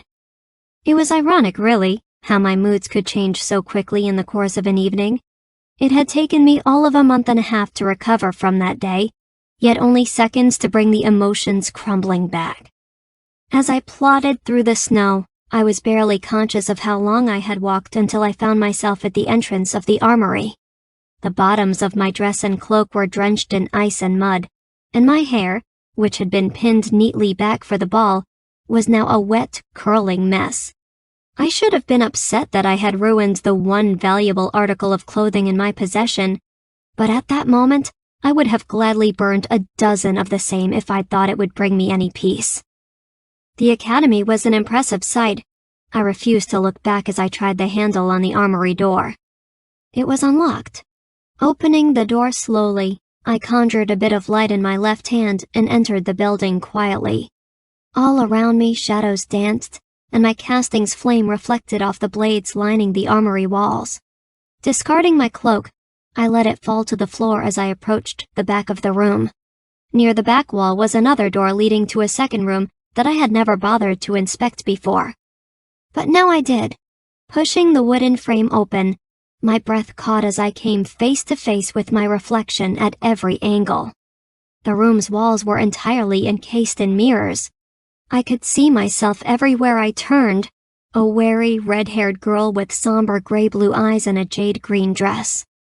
Going back to the main room, I grabbed a candle and a broadsword off its rack and returned to the mirrors. Using a sconce to hold my light in place, I turned back to face the glass. Almost unconsciously, I started the swordsman drills I had practiced so many times in class. One by one, my steps led way to an intricate dance of blades. I slashed and cut in rhythm, never striking the same spot twice while I watched my form in the mirrors. It was strangely soothing as I picked up pace and continued the assault. Forward and back, striking left and feigning right, I parried each attack until I became familiar with its replication in the mirrors. Instinctively, I summoned an opposing blade to deflect my broadsword's assault. I continued the dance, metal and metal meeting at every turn. Each time I struck, the casting blocked. It happened again and again with increasing intensity until the second blade began an attack of its own. I wasn't sure exactly how it happened, but as the exchange continued, my magic no longer needed me to direct it when and where to go to parry each blow. It was a mind-numbing revelation, but I forced myself to keep on as shadows continued to play out across the room. Very good. Startled, I dropped my blade, and my casting disappeared. In the mirror, I could see Darren behind me. The non-heir stood, leaning against the doorway, with the semblance of a smile on his face. He looked particularly disconcerting tonight in a fitted leather vest and dark pants. After seeing him so many days in training breeches and tunics, I had forgotten how morose his attire usually was. Morose, but also easy on the eyes. Possibly too easy. My pulse quickened. What are you doing here? I wasn't sure whether to be pleased the prince had given me a compliment, or mad that he had interrupted me. I wanted to be angry, but it was hard when the prince didn't have the usual condescension that was always written across his face. Darren took a step forward, ignoring my question. Instead of answering, he motioned for me to pick up my blade. Clumsily, I reached down to grab the weapon, and by the time I had pulled myself back up, the non-heir was holding a blade of his own. Begin, he said. I didn't know what to do. I had never gone up against the prince. Priscilla, yes, shamefully, and once Jake, but never Darren. He was the best there was, and he only ever sparred with the top of our class, which I was certainly not. Ryiah, I am trying to help you, he said tiredly. I clutched the sword and widened my stance. You can do this, I decided. You've got nothing to lose at this point. Darren began to circle, and I imitated his pattern. The mirrors were distracting, and I forced myself to concentrate solely on the dark-haired boy in front of me. He was almost cat-like in his movements, lunging in and out with a surprising grace that spoke of years of practice, in contrast to my own awkward attempts. Still, it was painfully obvious the non-heir was holding back. Just get on with it, I told him, blocking an easy strike and countering with one of my own. I know you are much better than this. Darren frowned amidst blows, though he still carried on smoothly as his sword wove in and out of the air before us. This is not about me beating you, he replied. I want you to cast out your magic again, like you were doing before you noticed me. You shouldn't have to think before you use it now. When you fail to defend yourself with the real sword, I want your casting to engage me instead. I tried calling on the blade again, and it came along easier than the last. I willed it to hold its own defense, as Darren had suggested, and continued to strike and parry with the sword I held in my hands. Darren began to move faster, so fast in fact, that I had trouble keeping up. As his blade struck out unexpectedly, I didn't have time to think. But just as his blade should have cut into my unprotected shoulder, my casting and Darren's handheld blade collided, leaving me untouched. This continued to happen. Each time Darren's sword struck out, my magic blade deflected what my real one was unable to reach. The prince's cuts, unlike Ella's much slower ones, did not allow me enough time to visualize how my casting should guard. With Ella, I'd always had enough time to realize my mistakes and project the intended defense in time. With Darren, he was too fast for thinking. My magic had to rely on instinct, something it had never been capable of doing before. After 10 more minutes of sparring, without a single hit on either side, Darren lowered his blade, and I followed. He was breathing a little uneasily, though nothing like the heavy gasping of my own. "That was incredible," I said, when I finally was able to speak. Darren produced a bench and took a seat, setting his sword to the side. "You've come a long way." I continued to stand, awkwardly. There was an odd expression in the non-heir's eyes, as if I was being appraised, and I was immediately conscious of what I must look like. "Why did you come here?" I asked before I could stop myself, trying to break free from the strange feeling that had formed in the pit of my stomach. "I followed you." "What do you mean you followed me?" "I mean," Darren said, stretching lazily, "that I was on my way to the barracks when I saw you leave the academy and stomp off angrily into the snow. I wanted to see why someone would choose to ruin her dress," I flushed, "and enter the armory of all places during the middle of a ball." Well, when he said it that way... Still, it's not any business of yours what I'd choose to do at any point of any day. Darren regarded me amusedly. "It's not," he admitted. "But given our erratic rapport, forgive me if I was curious to see what my favorite classmate was up to." I glared at him. "You are not exactly my first pick either." He laughed, loudly, and it caught me off guard. I'd been expecting him to find offense. "You know, Ryiah, it must just be the festivities tonight, but I don't find you nearly as grating as usual." I guffawed. "Well, my impression of you hasn't changed at all." "I would be aghast if it did." Darren stood up, bench and blade disappearing. He started toward the doorway and then turned back suddenly. He looked annoyed for some reason, and he seemed to be having an internal debate with himself. I stared, watching the non-heir with interest. I had never seen him at a loss for words, and I had to wonder what had caused the out-of-character reaction in a person of such close-guarded composure. "For what it's worth," he said finally, "a shield is not meant to be hit head-on." "Huh?" "It's meant to be held at an angle so that you can deflect or, at the very least, lessen your opponent's blow. If you do it right, it gives you the chance to lead a counterattack, something that most opponents are unprepared for in the heat of the moment." Darren paused to look directly at me, two fevered flames taking hold of my breath. "You should try it next time." Before I could reply, the non-heir disappeared, leaving me alone with a series of unanswered questions.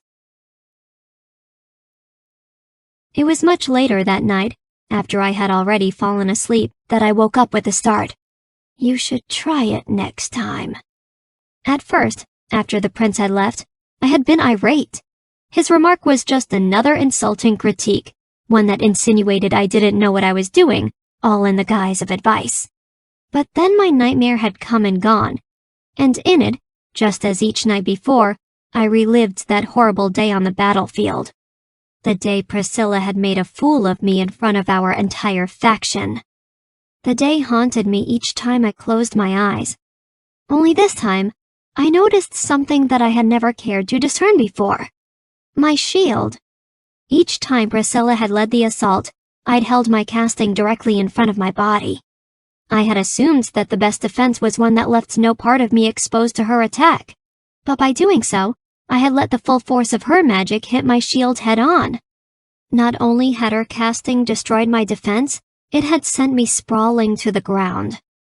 What would have happened if I'd held the shield at an angle instead?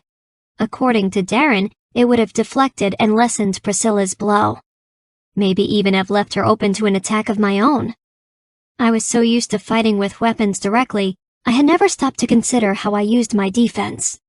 And that's when it hit me. The non-heir had been trying to help me. Against Priscilla. Chapter 11. The next morning, I was up long before the morning bell. Rather than lying in bed wide awake, I headed down to the armory with a renewed sense of vigor. Others might choose to sleep in during their week off, but I fully intended to spend each and every day practicing until my lungs collapsed. I was afraid of losing the magical and physical stamina I had worked so hard to build during my time at the school thus far. But as it turned out, I needn't have worried. The new routine I was following left me just as exhausted as my sessions with peers. and like my days in Nahari's class, I kept on until the pain in my head overwhelmed me. It was much harder to push myself on my own, but I managed as best I could. The room with the mirrors provided a much-needed reprieve from the monotony of my training with Ella. And while she and I still practiced each day, I spent a good portion of my mornings in the armory. There was something intrinsic about being able to watch my reflection as I performed each routine. Using the casted blade as an opponent, I was able to see how my physical movements gave way to my intended assault. I had become fair enough at discerning my adversary's moves through the usual telltale signs. But I'd never been able to watch for my own until now. It became quickly apparent that I was an open book. It was no wonder Ella and Clayton had always been able to counter my blows. I was horrible at hiding my offense. My feigning had not been fooling anyone, but as I continued to edit my form, it began to become more convincing. My stance no longer gave away lunges until a split second before I engaged, and while still relaxed, the muscles of my arm remained fluid until the decisive moment I struck. I began to practice the patterned drills we had learned in class with a variation of my own. Eventually, my body's movements and the steps I took no longer revealed an assault. I still slipped from time to time, but for the most part, I was an unreadable opponent. Even my casting had trouble anticipating where to defend. I struggled at the newness, but I was beginning to feel more confident at the prospect of a free-form exchange. Since my match with Priscilla, I had been worried about the end-of-year trials. I was sure at least one part of them would be a duel or battle of some sort, and what better way to test a student for the faction of combat than actual combat? In class and with my friends, I had only ever performed a preset routine or drills. Real opponents would not be so obvious. Priscilla hadn't been. I needed to be prepared. The mirror room was the necessary solution. It gave me the perfect opportunity to hone my skills and practice technique away from the rest of my year. If I wanted to do well in my trials, I needed to be unpredictable. I could not control how much potential I had, but I could do everything in my power to ensure my technique was further along than the others in my class. My discovery the night of the ball had given me a new appreciation for magic. I'd already known my stamina was improving, but what I hadn't realized was that my castings could develop an instinct as well. My magic was learning from me, from experience, from practice. Despite the new changes taking place, however, I still needed to exercise restraint. Swordplay and weapons casting were well enough, but Darren had warned me to focus on defense as well. And as much as I might regret to admit, his counsel was well warranted. Again. At first, I tried shield casting in the armory, but it was too hard to conjure a guard and an assault at the same time. I needed an opponent that wasn't me. So I saved some of my reserve and made it a point to find my friends to continue the training later on. "What is it you want me to do again?" Clayton asked uncertainly. "I want you to blast me with your magic." "Are you sure?" "Yes."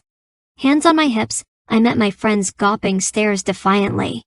"You both saw how badly I performed at the mid-year duels. I'm never going to get better if all I do is practice with weapons. A mage isn't going to come at me with a sword the entire time. You saw Priscilla. She went after me with magic. I need a better defense."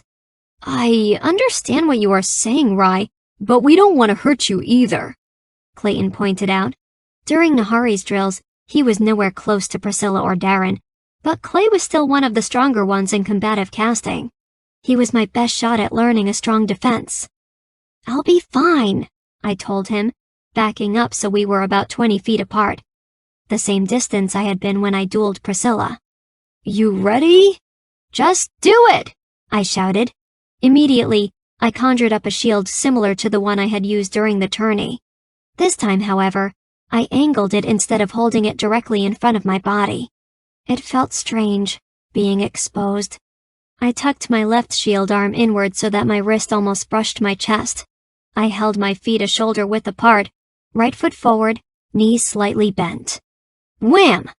Clayton's casting hit me at full force, slamming into the shield with an almost bone-shattering intensity. I stumbled, arm shaking as the impact hit, his force flattening the thick wooden panel against my chest. The armor cracked, and I was sent flying backward. I'd failed to hold my defense. "Ryiah!" Clayton cried, dropping his offensive stance to come racing forward. Ella stood back, trusting I was okay and raising a brow at our friend's over-the-top reaction. Wincing, I brushed off the splintered fragments and waved him away. "Do it again!" I choked, mouth full of dust. "No, I won't," Clayton protested, but Ella cut him off, exasperated. "I'll do it," she grinned at me. "Ready to be pummeled, Rye?" I returned to my starting stance. This time I widened my feet a bit more than the last, and I held my new shield at a greater angle, bracing myself. "Now's as good a time as any." Ella nodded and cast out her force, using both hands to launch it into the air as if she was thrusting a pile of bricks at my ribs. I dug in my heels as her magic slammed my defense, gritting my teeth as I struggled to maintain my bearing. My shield arm roared from the sudden blow, but it was a much less terrible ache than the exchange with Priscilla or even Clayton moments before. A loud cracking noise rang out behind me, and I turned to see one of the beams in the fence had split open, causing a cloud of splinters to puff out into the air, settling moments later on the frost-bitten ground. I did it! I had deflected Ella's magic and sent it careening into the barrier behind me. "You've got this, Rye!" Ella shouted. Clayton stood beside her, but said nothing, his disapproval obvious. "Let's try another," I told her.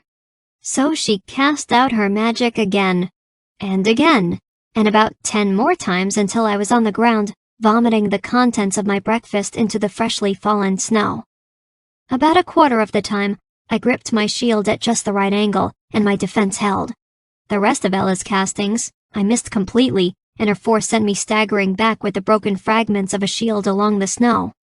I now had a splitting pain in my head, and I knew with certainty it was not subsiding anytime soon. Every inch of me smarted, and I willingly sat out the rest of the practice to watch Clayton and Ella try their hand at defense. Clayton grasped it easily, having a much better knowledge of technique than both of us. Ella struggled a bit more, but she wasn't far off either. By the time they had finished their own session, my friends were just as exhausted as myself. "What made you decide to try this approach?" Ella asked abruptly, the three of us leaning against the frame of the fence, trying to catch our breath.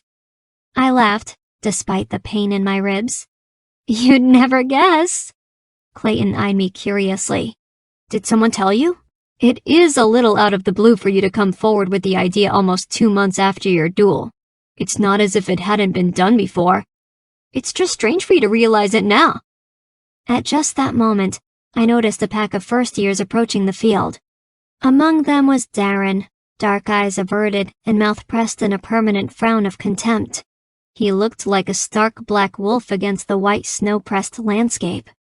I swallowed as I watched him pass, not knowing what to say. I felt as if I needed to thank him, only I couldn't get the words to form in my mouth. Last night he had been approachable, almost friendly even. Not a prince or a non-heir, but a teasing rival I could find camaraderie with. Now he was as aloof as ever, a dark prince unreachable in all but the most capricious of mood swings. My gaze trailed after Darren as he and his group continued their trek to the top of the hill. "Ryiah?" I glanced at my friends, startled. Ella had a strange expression on her face. "What?" I demanded. "You never answered Clay's question." "Oh." I reddened as they continued to stare. "I'm not sure. I guess it just came to me. You know how these things happen." The expression on both their faces said they didn't. But my friends had no reason to doubt, so they did not press further. We continued our trek back to the barracks in silence, but it was much later that day that I finally acknowledged the unspoken question. Why had I lied? The week of winter solstice came and went in the blink of an eye.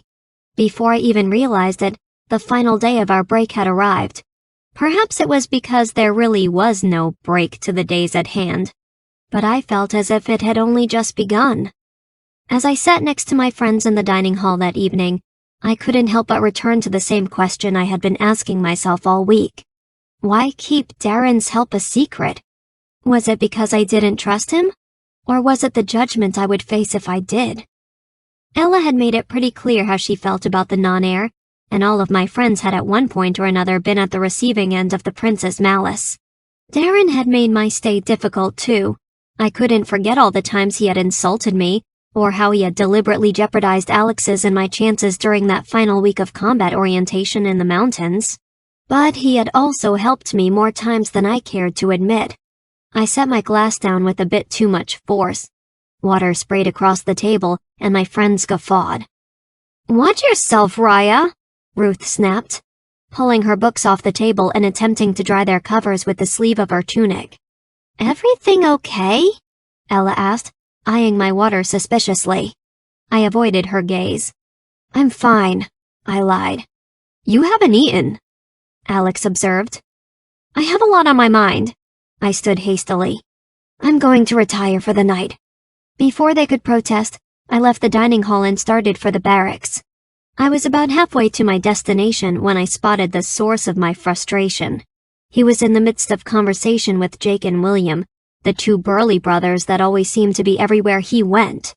They were debating the merits of the crossbow when I arrived. All three of them turned to stare when I stayed instead of moving on to the door behind them. Jake had a sour expression on his face, and I silently returned the sentiment, having not forgotten that day during Piers's obstacle course.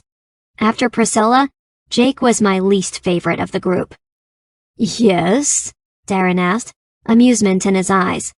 "Can I talk to you?" I asked, conscious of the audience we had present. "Go right on ahead," Darren said. "Alone," I said through my teeth. "What business do you have talking to a prince, lowborn?"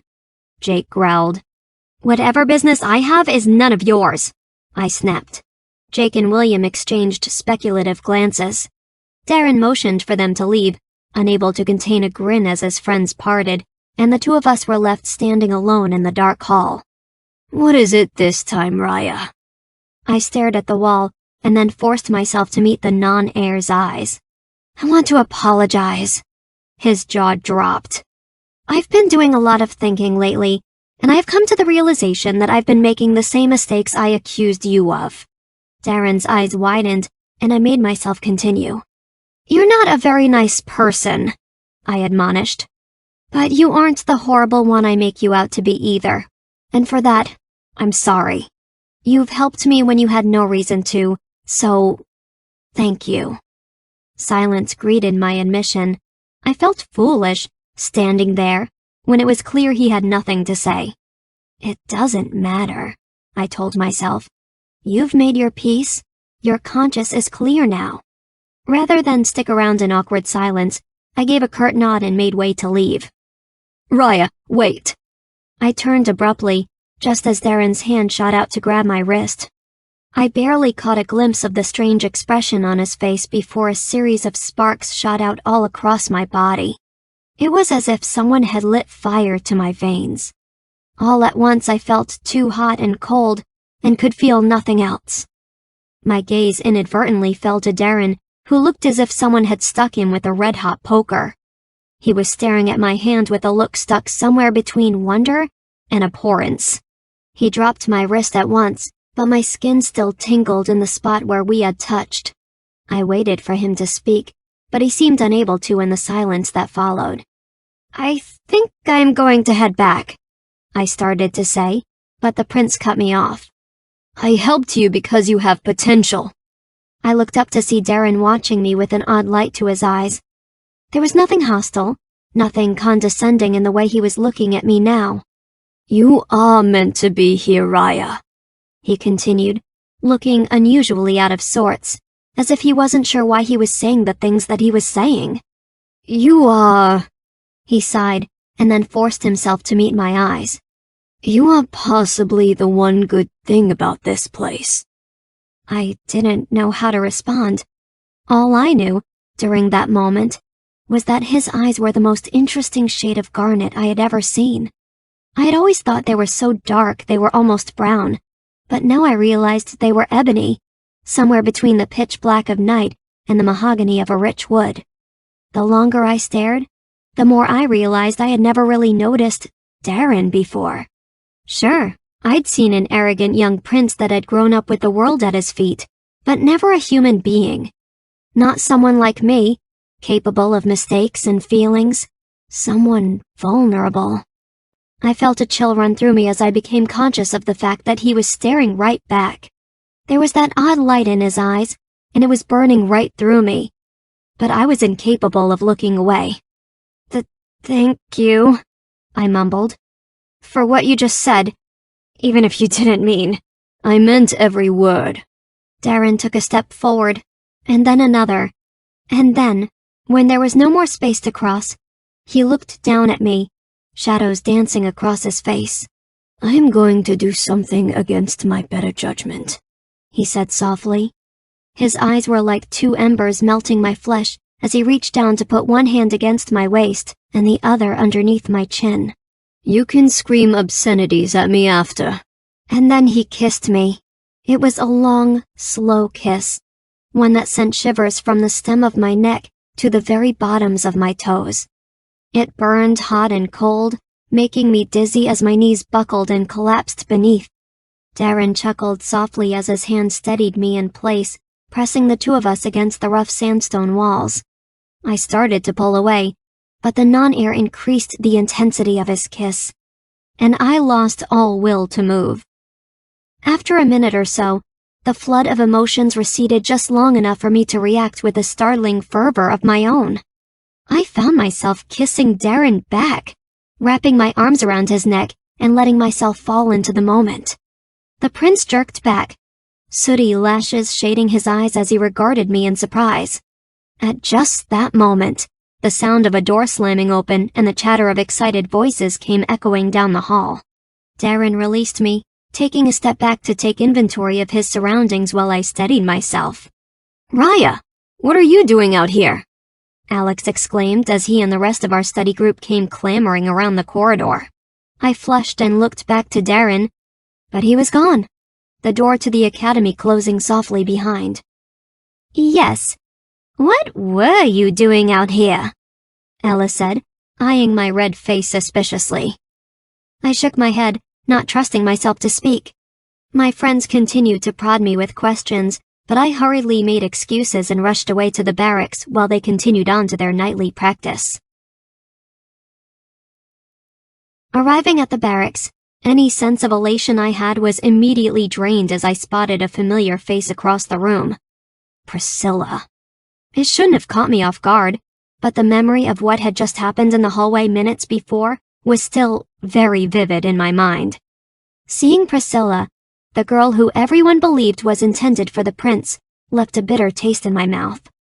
What did he see in her? I see you still haven't left, Priscilla declared, loudly enough to make the two girls who were helping her dress glance up as well. I'm not going anywhere, I told her flatly. What a shame.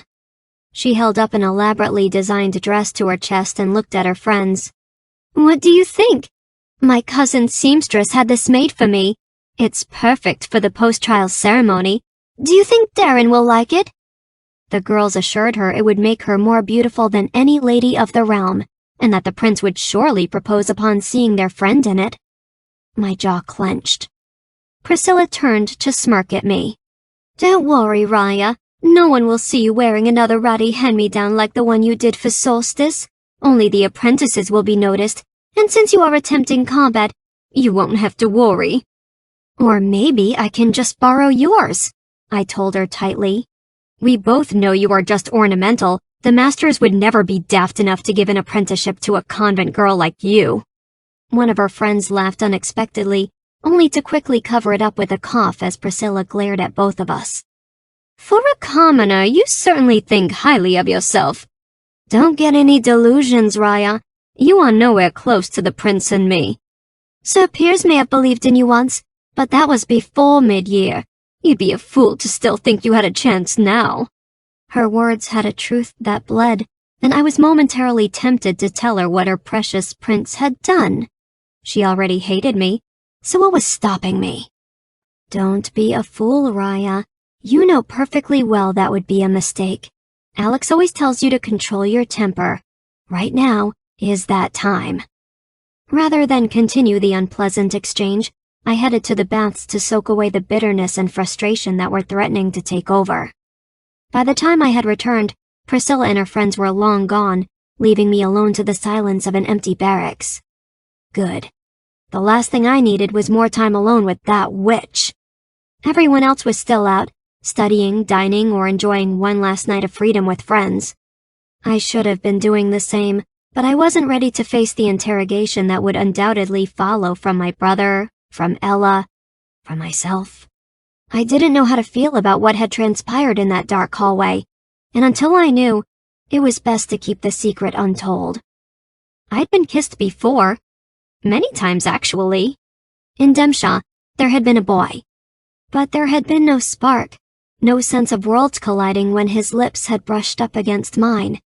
Darren's kiss tonight had been everything Jason's had lacked. It had made my legs weak, my lungs burst. It had been an assault of everything wrong and right and wrong, wrong and right. I'd seen fire when he touched me, and he had made me want to burn. Jason had held me gently, as if I was a doll he hadn't wanted to break. Darren had grabbed me, roughly, impulsively, like he couldn't stop if he wanted to. He hadn't asked permission. He'd taken it, and for some inexplicable reason, I had let him. And then, I had kissed him back. The mere fact that I had liked Darren's kiss was upsetting enough. That my body had betrayed me and acted on its own accord was unfathomable. There were 1,000 reasons why kissing the non-heir, or letting him kiss me, was a mistake. He was a prince.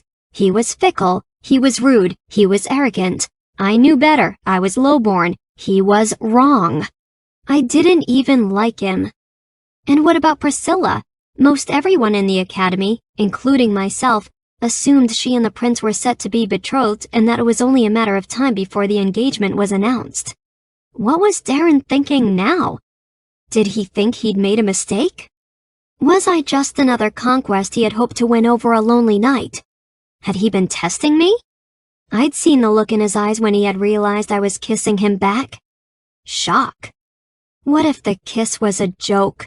A horrible, cruel, sadistic joke. I slammed my fist into my pillow. Blast the prince for being so unreadable. I never knew when to take him at his word, let alone his actions. Don't trust them, and you can't get hurt. That was what Ella had told me that day after she saw me arguing with Priscilla and Darren. She'd never told me what had happened back at court, and now I was unable to think of anything else. It doesn't matter what Darren meant by it, I told myself after an hour of restless turning. You are here for one reason. That reason is not him. You are here for your magic, and that alone. So get some sleep. The next morning, I woke up with dark lines under my eyes. Much to my dismay, I had barely slept. I'd continued to relive that kiss and its sequential doubt all night long.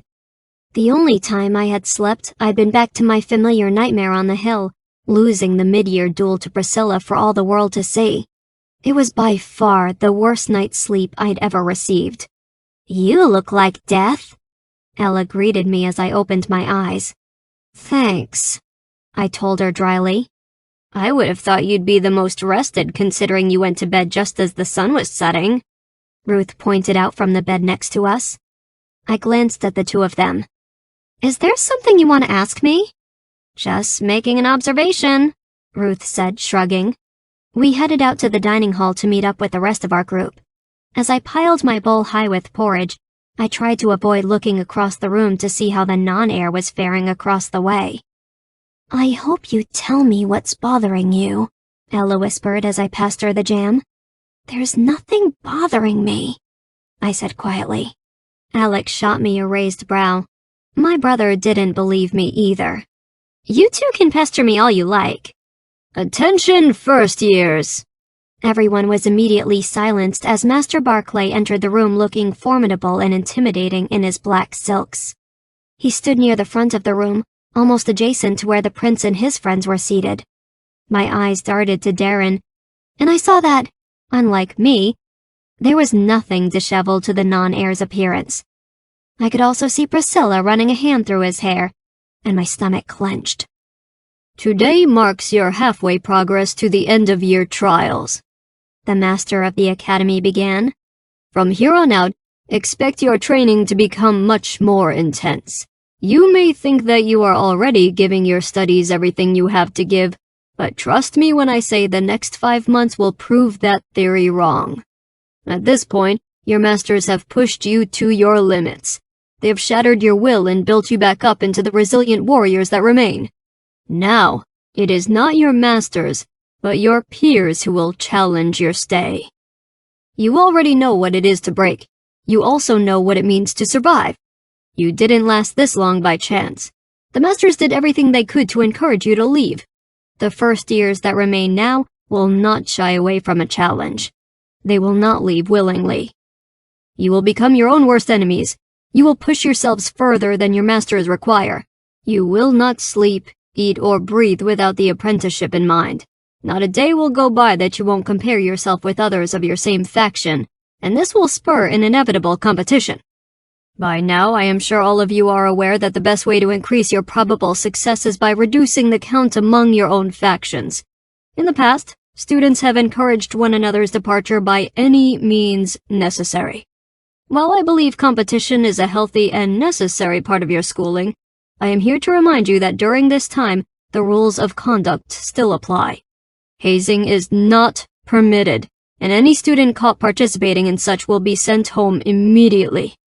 I do not condone such actions as have occurred in the past, and I have already advised the constable that he has full authority should inappropriate proceedings arise. Master Barclay scanned the audience with a furrowed brow, and then gave a wolfish smile.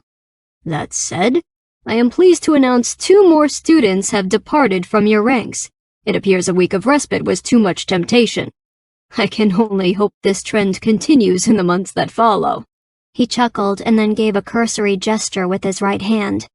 Now, continue on with your meal. I wouldn't want to ruin your morning completely. The master of the academy exited the room, black silks billowing, as the rest of us picked at our plates in silence. From what he had just told us, we were in for the worst 5 months of our lives. I could hardly wait. Chapter 12. It wasn't even a full week into the second half of our year before the master of the academy's predictions began to play out. For better or for worse, every first year had increased the intensity of their studies, and no one was ever seen at a meal or break without a book in hand. Training had become a nightmare, and first years were sent to the healing ward on a daily basis. Nahari's expectations became nothing compared to the limits we had set for ourselves. Students had stopped sharing in each other's progress, and friendships were becoming strained. People were guarded, secretive, and tempers flared. Each of us had an apprenticeship in mind, and Master Barclay's warning had forced us to acknowledge the reality that everyone, even friends, threatened that progress. Unfortunately, there had been 2 parts to the Master of the Academy's warning, and the latter had taken effect as well. Hazing had begun, though it was seldom referred to as such, and while it was forbidden, no one was bothering to halt it. Most of the class secretly supported its purpose, though they were afraid to be at its receiving end. Even the masters seemed unusually oblivious to its presence, and I suspected Master Barclay's public condemnation had been just that, a public cover, and nothing more. After all, wasn't he one of the ones that wanted to cut our waste? The first time I witnessed the hazing was during Pierce's drills 3 days after the announcement. Ella and I had just started our 4th mile when the burly brothers Jake and William had sprinted past, laughing a little too loudly for comfort. She and I had looked behind, just in time to see one of the younger boys of our faction pitch forward into a giant trench that had suddenly appeared in the middle of his track. The boy broke both legs and spent the rest of the day being treated by the healing mages of the academy. A day later, he resigned. Master Barclay interrogated our class, but no one gave up the names of the boy's tormentors. I had wanted to at first, but Ella hastily pointed out that if we did, we would find ourselves first in line for the next hazing. The boy could have come forward himself if he had wanted justice, she said. If you tell, you'll be considered a snitch. Whether you want to admit it or not, this is just another test. Most people believe the masters already know who did it. They just don't care. Combat mages don't ask others to solve their problems. Hazing is just another way for them to tell us that we are not cut out for our faction. Don't give them a reason, Rye. I hated to admit it, but she had a point. So now we were into our second week, with 2 more unfortunate incidents under our belts. Another boy in combat had woken up screaming to a horde of snakes hiding out in his bed. One of Priscilla's friends, the girl who had laughed at her expense a week before, found all her belongings drenched in what I could only assume was a slimy mass of fish guts. One by one, everyone who had ever criticized a member of the prince's inner circle was becoming victim to the notorious hazing. And while no one had been hurt in a manner past healing, I grew increasingly upset that the non-heir and his counterparts were leading the assault. Sure, Darren's friends were reducing the odds, but they were also increasing their own. No one was foolhardy enough to haze his following, and so the group's actions just promoted their own standing, making it that much harder for others to move up. I was tired of sleeping with one eye open, and after my encounters with Priscilla and Jake, I knew it was only a matter of time before I was next. I hadn't been alone with the prince since that moment in the halls, but I swore that if I had the opportunity, I would give Darren a piece or two of my mind. I wasn't sure whether I was more upset by the kiss or the hazing, though I told myself it was the latter. You know it's going to be us soon, Ella said, eyeing Priscilla as we sat down for the evening meal. 2 more weeks had passed, and combat was running out of first-years who had openly feuded with the non-heirs crowd. Only one of their victims had left, but it didn't mean the hazings were any more pleasant. We've only had 2 hazings in alchemy, Ruth pointed out. No one has attempted restoration yet, Shy James admitted, attempting to sit between my brother and Ella until Alex gave him a sharp look. As soon as James returned to his seat at the edge of our table, my brother spoke up. It's probably because we've only got 10 left as is. Ella sighed. I wish we had 10. Those are much better odds than the 5 and 33 for combat. I elbowed my friend. That's the thinking that brought on the hazing in the first place, Ella. My friend swallowed uncomfortably. Why do you think you 2 are next? Alex asked. Because they are. Priscilla hates them, Ruth said matter-of-factly. She stared at my brother. How have you not noticed that? Alex shrugged his shoulders good-naturedly. I try to keep out of girlish drama. Well, Rye's got bad relations with the prince too, Ella said before I could stop her. Didn't Darren go after the 2 of you during orientation week for combat? Oh, yeah, Alex admitted ruefully. Right, Ryiah? Ella pressed. I stared at my plate, using my fork to stab small indents into a slice of roasted potato. Ryiah! I glanced up at her. Right. I excused myself, promising to meet up with Ella and Clayton for our nightly practice outside the armory. I need to stop by the barracks first. I think I left one of my books there. It was a lie, but I needed to get some space, alone, before I faced my friends again. The last thing I wanted to do was discuss the prince. Even the mention of his name brought back memories of that night, and the last thing I wanted was to remember it. Yes, I'd enjoyed that kiss, but so would have any hot-blooded female. It wasn't a crime, just a lack of judgment on my part. Ryiah? I almost jumped out of my skin. Standing in the shadows of the hall just beyond was Darren. My heart began to beat wildly, and blood rushed to my face. I tried to appear uncaring as I asked shortly, What? Can I have a word with you? Outside? No. I was proud of my resolve. I did not bat an eye. Ryiah, please. Darren walked over to where I stood, frozen, and reached down to take my hand. The second our skin touched, I was hit with a rush of fire and ice, the same tingling sensation as before. I looked up involuntarily. A flash of recognition and guilt flared up in those fathomless eyes. He dropped my wrist immediately. "You should go back to your friends," the prince said abruptly, turning. I was furious. Darren couldn't even apologize now that we were 5 feet apart. "You coward!" I snapped, racing out in front of him so that the non-heir was forced to meet my angry gaze. "First you assault me, then you try and send me on my way like I'm some lovesick fool? And don't think for a moment that I am not aware that you are the one behind the hazing. You really have some nerve." "You think I assaulted you?" Darren had stopped his retreat to stare at me in blatant disbelief. I was sure he was remembering my body's traitorous reaction to that kiss. His doubt only enraged me more. How dare he assume I had liked it, even if I had. Believe it or not every girl welcomes the advance of a weakling prince that has no chance at a throne, even one so lowborn as me. It was cold and untrue, but I knew it would hurt someone as prideful as Darren. And I wanted to hurt him in any way that I could. The non-heir's earlier dismissal stung more than I cared to let on. "Well, I am sorry I offended you," Darren said shortly.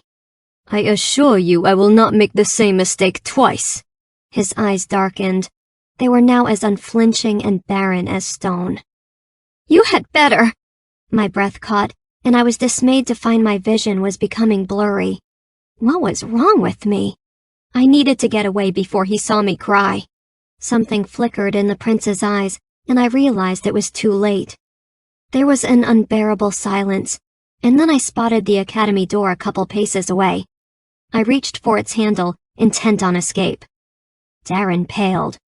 "Wait, Ryiah, don't!"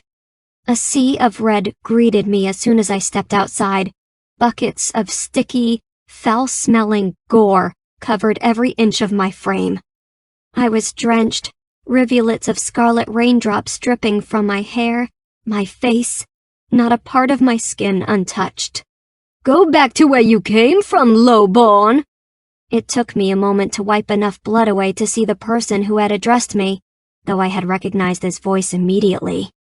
A few steps forward, Jake, the speaker, William and Priscilla stood watching with malignant smiles plastered to their faces. I was right. The hazings were personal.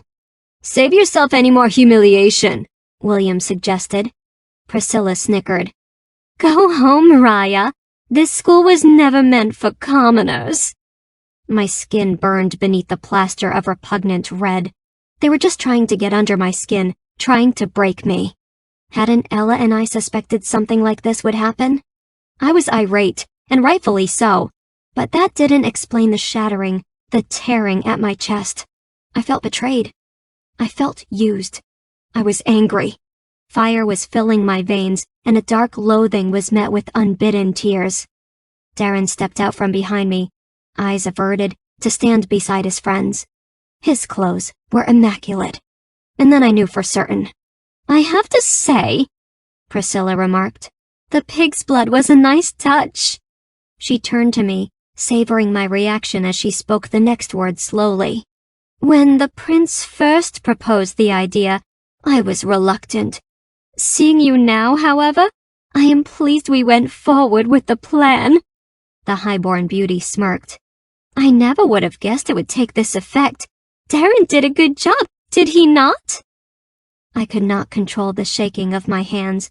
There was a loud pounding in my head that was threatening to explode. Magic was filling my senses, and I was seconds away from flinging the traitorous prince as far as my limits would go. "Don't be a fool, Ryiah," Darren said.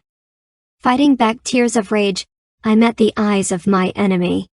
In that moment, I didn't care that he was a prince or the most powerful first year in the school. All I knew was that he was a boy who had hurt me, tricked me, kissed me, betrayed me, and somehow won my trust against every instinct and piece of advice I had ever received. "I might not beat you," I snarled at the non-heir, "but it will sure feel good to try." "Give the wench a lesson," Jake urged.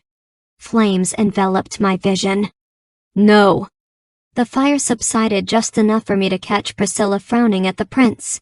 "Why not?" "She's not worth it." The words cut like a knife. The four of them began to take their leave. "I am worth 1,000 of you!" I shrieked, casting out as much magic as I could summon. I launched the force forward, sending it barreling towards the prince's unguarded back. Darren spun around. With the flick of his wrist, my casting was sent staggering into the forest behind. His dark eyes met mine, unreadable.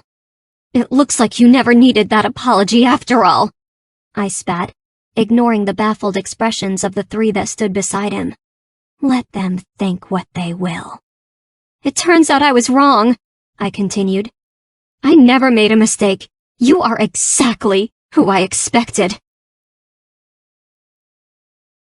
20 minutes later, Ella found me in the barracks, furiously scrubbing the stain of pig's blood from my skin.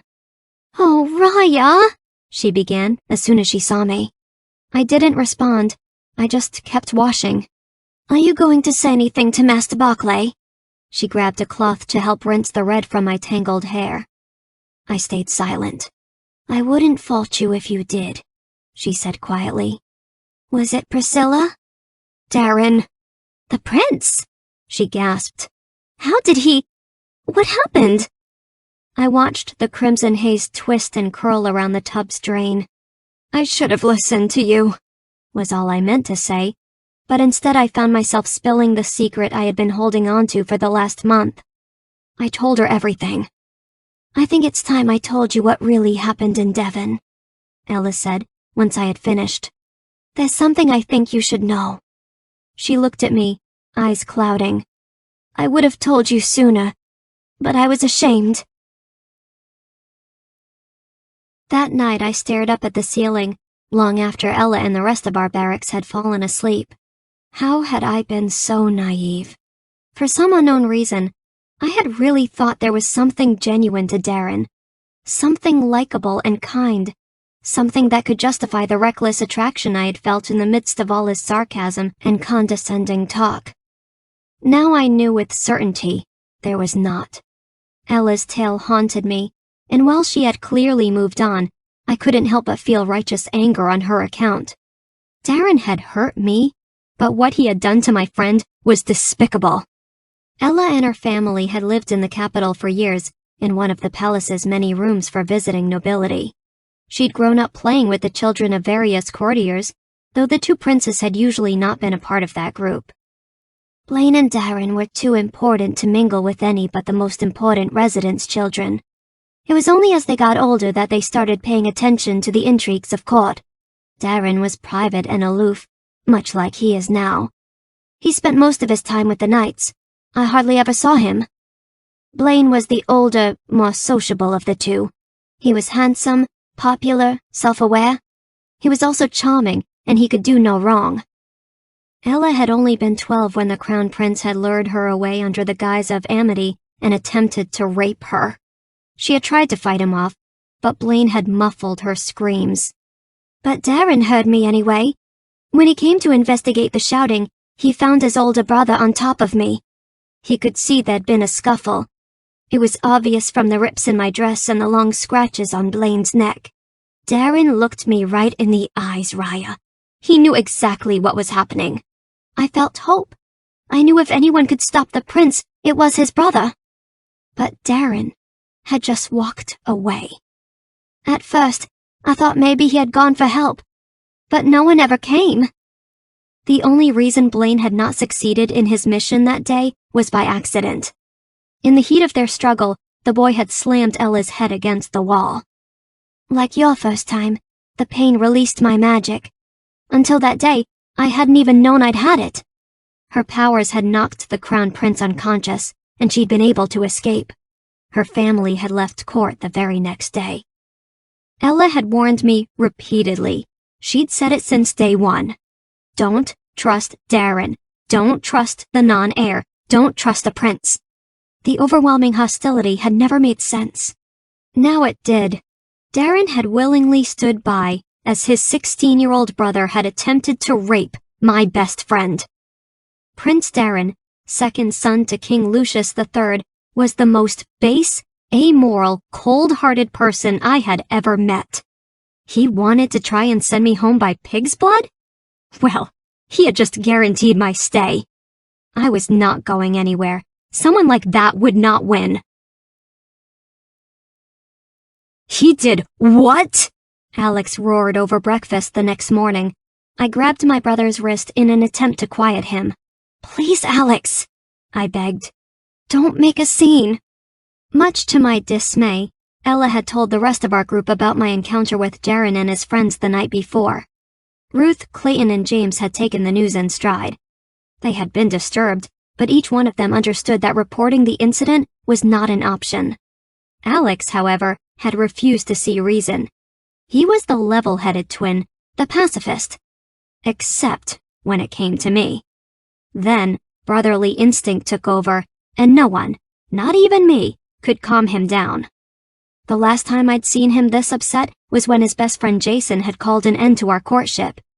It had been amicable, but that still had not stopped my brother from ending a 10-year friendship and swearing that he would gut the traitor's son should he ever come calling again.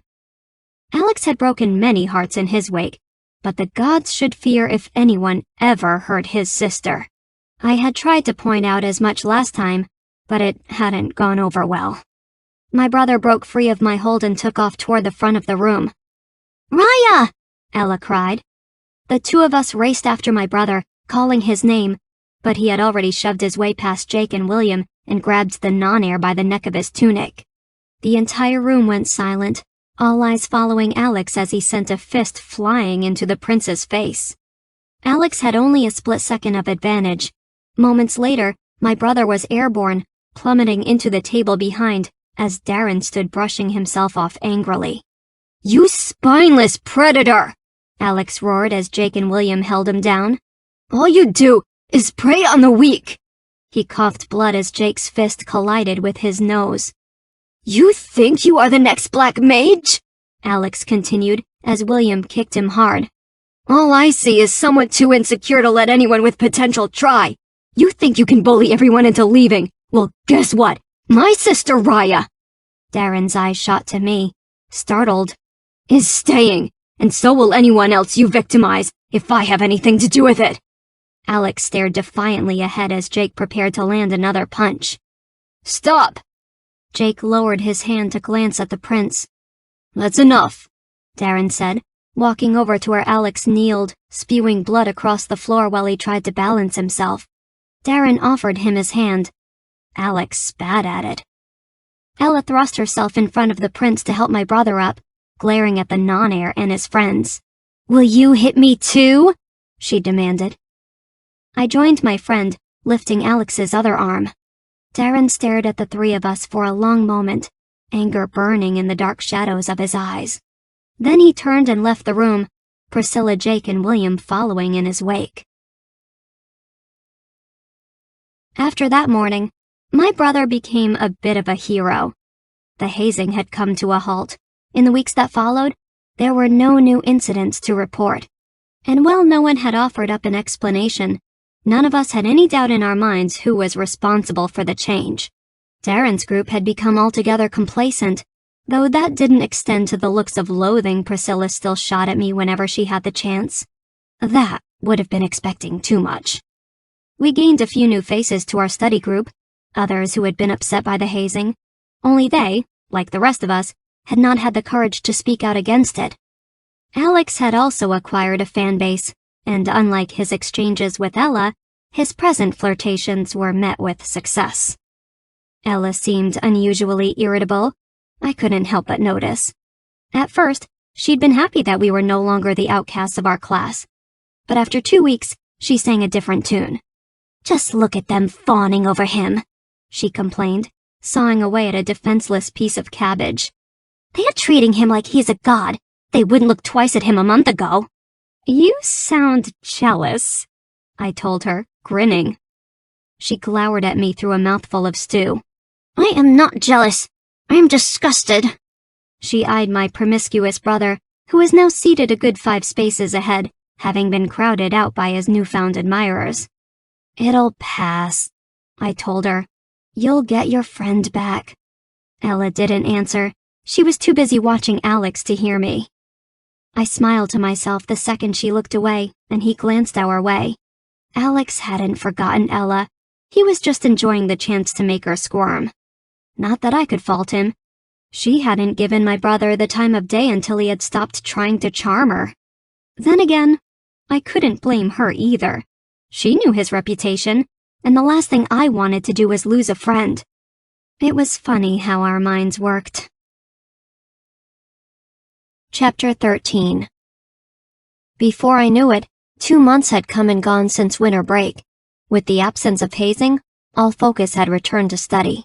5 more had resigned from combat, 2 during the period prior to hazing, and 3 after they had reached the limits of their potential.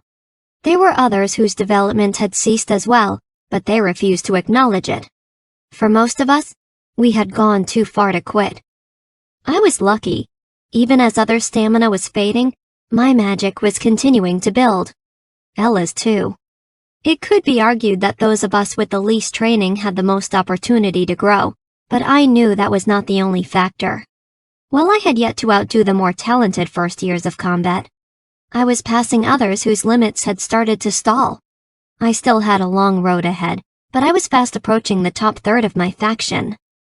Unfortunately, Darren, Priscilla, and Eve were still at the head of our class, alongside Ray, one of the lowborn boys their group had adopted early on.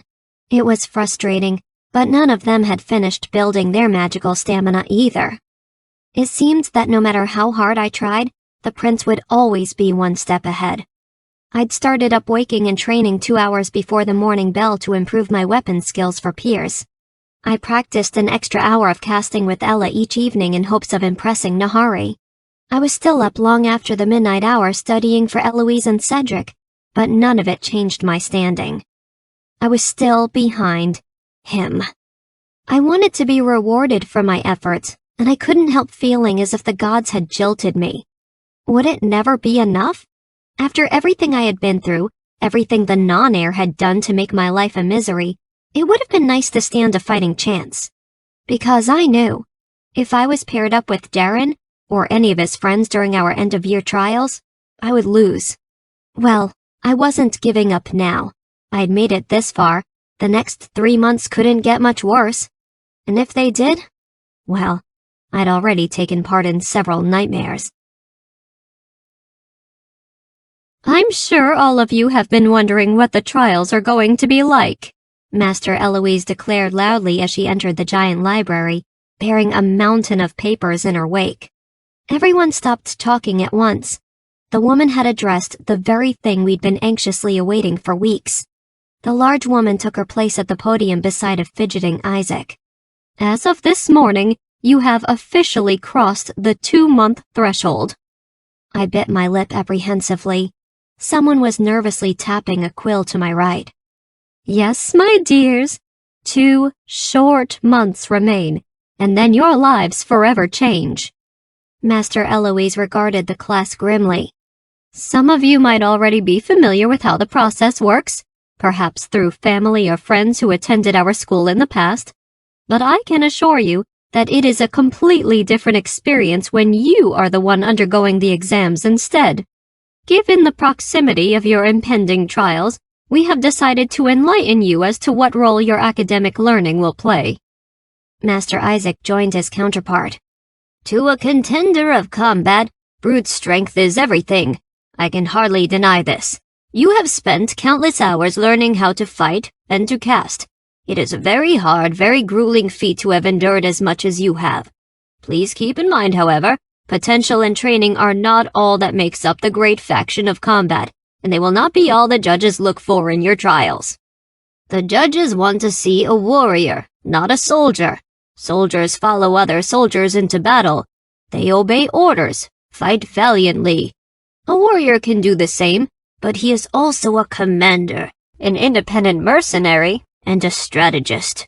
The warrior fills many roles, and the capacity to do so requires an intelligence that ordinary soldiers are not trained to possess. In the course of your study thus far, Master Eloise and I have been attempting to impart the groundwork that would behoove a warrior's learned wisdom. You have been introduced to the principles of climate, crown and council law, geography, strategic planning, diplomacy, and most importantly, the history of Jerar. Each one of these disciplines will play a pivotal role in an apprenticeship, should you be so fortunate. Because of this, there will be 2 trials for each first year. The first test will focus on your magical prowess. The second, the application of your studies in this classroom. Eloise cleared her throat. Every student will be given a 23-minute audience alone with the judges. The panel will be asking questions directly related to your strategies in combat. They expect to hear citations from academy lectures, but what they want is to understand how you would make those facts a part of your own approach. The tactics of warfare are ever-changing. The more creative your technique is, the more they will take notice. The worst disservice you can possibly do for yourself is quote a plan that is factually challenged or has been proven flawed by history. A couple of students groaned, and I thanked the gods I had made it a point to carry out my nightly studies. Master Eloise narrowed her eyes at the class. I take it you feel unprepared. Well, fortunately for you, the next 2 months will be spent reviewing everything we have covered. Unfortunately, that will not be enough to make a difference for the ones that need it most. Still, I advise you to try because being able to tie everything in and think in terms of strategy rather than relying on brute force, that will be what separates a novice from an apprentice in your studies here at the Academy. After 4 hours of magical theory, Ella, Clayton, and I left class with more apprehension than when it had started. We'd already heard rumors that there were 2 parts to the trials, and Eloise's announcement had just confirmed it. I was relieved in a sense. I was in very good standing compared to most of my faction. The downside was that now everyone else was going to be attempting to catch up. Until today, most of the students had been focusing solely on casting. Now that they knew half of our trials would be devoted to military tactic and strategy, derived entirely from Eloise and Isaac's course, there was bound to be a plenitude of sleepless nights ahead. So I think the both of us will be joining your late-night library runs, Ella told me, as she and Clayton sat down beside me for lunch. The rest of our study group was still missing.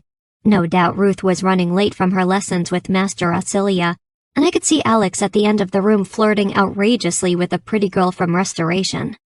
Just make sure no one notices you when Barrius comes round to do the final dismissal, I warned. The last thing I needed was to get caught because half the class had suddenly decided to take up late-night study. Does Darren still go there? Ella asked abruptly. My face burned. Not since that kiss. Clayton's goblet fell to the floor with a loud clatter. He ducked under the table to retrieve it. Ella raised a brow, grinning, and I scowled in return. I knew what she was thinking, and I did not care to comment. Clay had been going out of his way recently to try and make me laugh. He was thoughtful, kind, good-looking, but it didn't matter one bit. There was only one person I felt anything for, and he was the last one I ever wanted to see. The next month slipped by far too quickly for comfort. If a student wasn't in the library, they were on the field practicing drills or conjuring spells out by the armory. Most of us weren't even aware of the passing of days. We were far too consumed with our studies to take notice. The trials were to be a week-long affair. The masters had since broken down the exact schedule, and now that everyone knew what they would entail, we were frantically preparing for the worst. For combat, the structure would be almost identical to our mid-year tourney. Each one of us would be taking part in a duel, and the competitions would span out across a day. This time, our matches were expected to play out between 15 minutes to an hour, however long it took for one person to concede. The main difference was that our opponent would be random, decided entirely by chance. Each student would draw from a bag of tokens, and whoever had the matching statuette would be the person we went up against.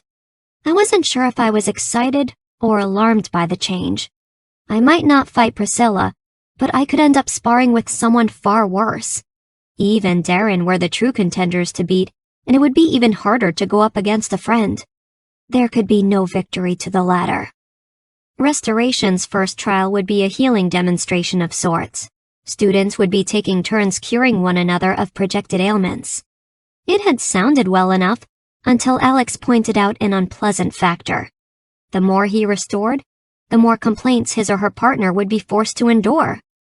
In other words, my brother had noted, cringing, you better hope you go up against someone who doesn't know what they are doing, because if they do, Master Cedric will be inflicting increasingly painful conditions for your partner to cure you of. Ruth told us alchemy would be the first trial to take place. Her faction section would consist of 2 parts: the brewing and application of various potions. The first half of the day, her class would be mixing their drafts according to the judge's request. The final hours would be spent experiencing the resulting effects. After the initial trials concluded, there would be 2 days in which every student was called before the judges for a private oral exam in the West Tower of the Academy. That was the portion Masters Eloise and Isaac had warned us about. On the 7th day, the judges would make their choice. They'd spend a good portion of the day before weighing one student's performance against the next. And then, after the evening meal, they would call everyone to the atrium for the results. It was bound to be the most nerve-wracking week of our lives. I don't think I am ready for this, Ella confided over the course of a late evening in the library, long after everyone else had gone to bed. She and I were poring over a mountain of scrolls for the 100th time, while Clayton snored loudly on the study's couch behind us. I don't think we'll ever be ready, I told my friend, trying to stifle a yawn and failing. If they wanted us to be ready, they would give us more than a year. Ella sighed. Well, let us hope the time was not in vain. Agreed. Despite my calm response, I was terrified. I knew I had done everything I could, but self-doubt was a hard habit to break. Throughout my entire stay, I'd been able to tell myself the trials were months away, that I had plenty of time to become the greatest combat mage the school had ever seen. Now, 10 months had come and gone, and I had no more room to pretend. I was as good as I was going to get. I only hoped it would be enough. Welcome, proud families, friends, visiting mages, and nobility. Today marks the beginning of our first-year trials. I am Master Barclay, the current master of the Academy, and I will be your guide to all that encompasses the competition for the next 7 days. Master Barclay continued on as I scanned the rows of high-rising benches across the training field. I knew my family was somewhere in the audience, but with the sheer magnitude of people and the dramatic costume of the spectating nobility in front, I could not make out their faces. Right now, all 43 of the remaining first years, myself included, were lined up facing the stand so that the audience could get a good look at the surviving applicants. It was a bit degrading to be introduced by each of our faction's training master, while the first couple of rows whispered amongst one another. I had no idea who most of the spectators were, yet they all had opinions about me and the rest of my class. Which one of us looked the strongest, who was the weakest, who would be apprenticed, and who would fail. Barclay had gathered all of us that morning before the visitors had started to arrive. He and the rest of the staff had explained exactly what we could expect to see in the next few days. Our families would not be the only ones arriving, he had noted. Graduated mages would also be returning to catch a glimpse of the newest faces. And so would the crown and its ensuing nobility. It was true that King Lucius and Prince Blaine had family participating this year, but what I had not realized was that the king and his court came every year. Since the crown was funding the academy, the trials were an opportunity to check on the progress of its efforts. They also made for entertainment. Nobility contributed donations in exchange for the privilege to attend. They made sport of the event, taking bets and wagers on the rest of us. The academy allowed the practice because the extra coin helped fund its continued enrollment. First-year study was financed by the crown, but the training of apprentice mages and the salaries of the academy's prestigious staff, those were financed by the trials. Another advantage to spectatorship was that the entire village of Jacob made more than half of its yearly earnings from a week's worth of board. The township raised the rent on all of its housing, which the nobility and visiting mages easily afforded. The king and his family, apparently, had rooms in the academy, which was interesting to consider, since Darren had spent the entire course of his study in the barracks. Further south was cheaper board, much less accommodating and nearly a 2-hour walk from the academy. but that was where many of the visiting lowborn families, including my own, were expected to stay during the trials. So now here we were, 43 fumbling first years for all the world to see. 15 of us would become mages. The rest would be a courtier's joke for a month or two until the shame was finally forgotten. I was standing before a sea of hungry faces, and at their own private bench, just beyond my row and facing the audience, were the three. In glistening, many-layered silk robes edged in gold, the black mage of combat, the red mage of restoration, and the green mage of alchemy sat patiently awaiting the end of the ceremony. Our reigning council of magic, the three-colored robes, was to serve on the panel of judges for our first-year trials alongside the master of the academy. When they had first been introduced, the stands had gone wild with excitement. Many of the nobility had brought flowers, and their intentions had become clear as soon as the three arrived. Elated shrieks and flying petals had greeted the three most important mages of Jerar while they had taken their seats. I'd barely caught a glimpse. The glittering ceremonial robes and jewel-studded hoods had left little for me to see. When Barclay was done giving his speech, the crowd had still not gotten over its initial excitement. Half the stands rushed after the departing three, while the rest of the mass, undoubtedly the visiting families, stumbled across the field, attempting to greet the students they had come to see. Amidst the commotion and cries of delight, I stood, squinting in the brightness of the late afternoon sun, trying to spot a familiar face. It had been so long, I had started to forget what they looked. "Ryiah!" A high-pitched squeal to my right alerted me my younger brother was near. I barely had time to turn around before a flurry of blonde curls came crashing into me. I nearly fell as Derek hugged me, squeezing me so tight I could barely breathe. "It's nice to see you too," I choked, laughing. "I can't believe you and Alex are still here," Derek told me, his shout muffled by my tunic. "Neither can I said between deep gasps of air. "Ryiah!" I glanced up from my brother's curls to spot my father and mother shortly behind, patiently awaiting their turn. "Get off me, you lump!" I pried my little brother off me and then turned to my parents. "Mom! Dad!" I hugged them fiercely and then stepped back so I could remember exactly how they looked. It had been so long, my vision started to blur, and I realized I was crying. "Has it been that terrible?" my father asked, concerned. "No," I stammered. "It's just, I missed all of you so much." "Well, you and Alex will make sure it was worth it," Derek circled me, taking in the changes to his older sister's appearance. "You're so fit now," he crowed. I snorted. "Not even close. Wait until you see Sir Piers, or my master of combat, Nahari. He's like..." "You chose combat? I knew you would!" "Not alchemy?" My mother was puzzled. "I would have thought you and Alex would take after your father. You two are so well versed in herb lore and tonic making." I grinned. "Alex chose restoration, Mom." My father didn't look surprised. "You and your brother have always been stubborn. You two are fans of the long road," he sighed. "Choosing the easiest path has never been a part of your destiny." I smiled, wiping the tears away.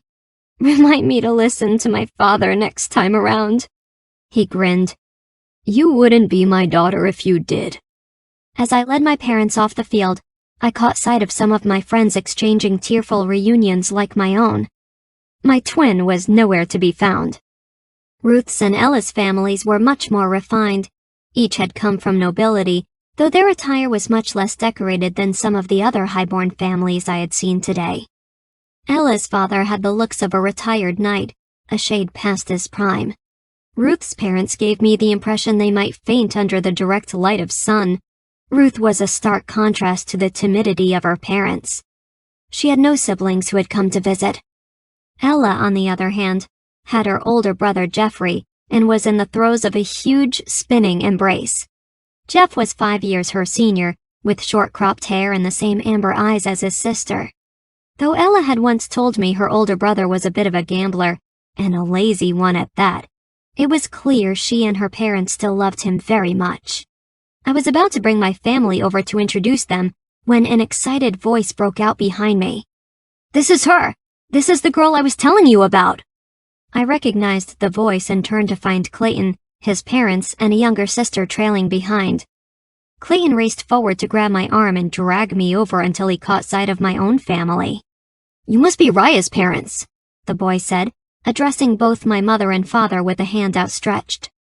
My dad shook it with a raised brow as my mother smiled. Derek stared at the first year pointedly. "And you are? Ryiah hasn't told you about me?"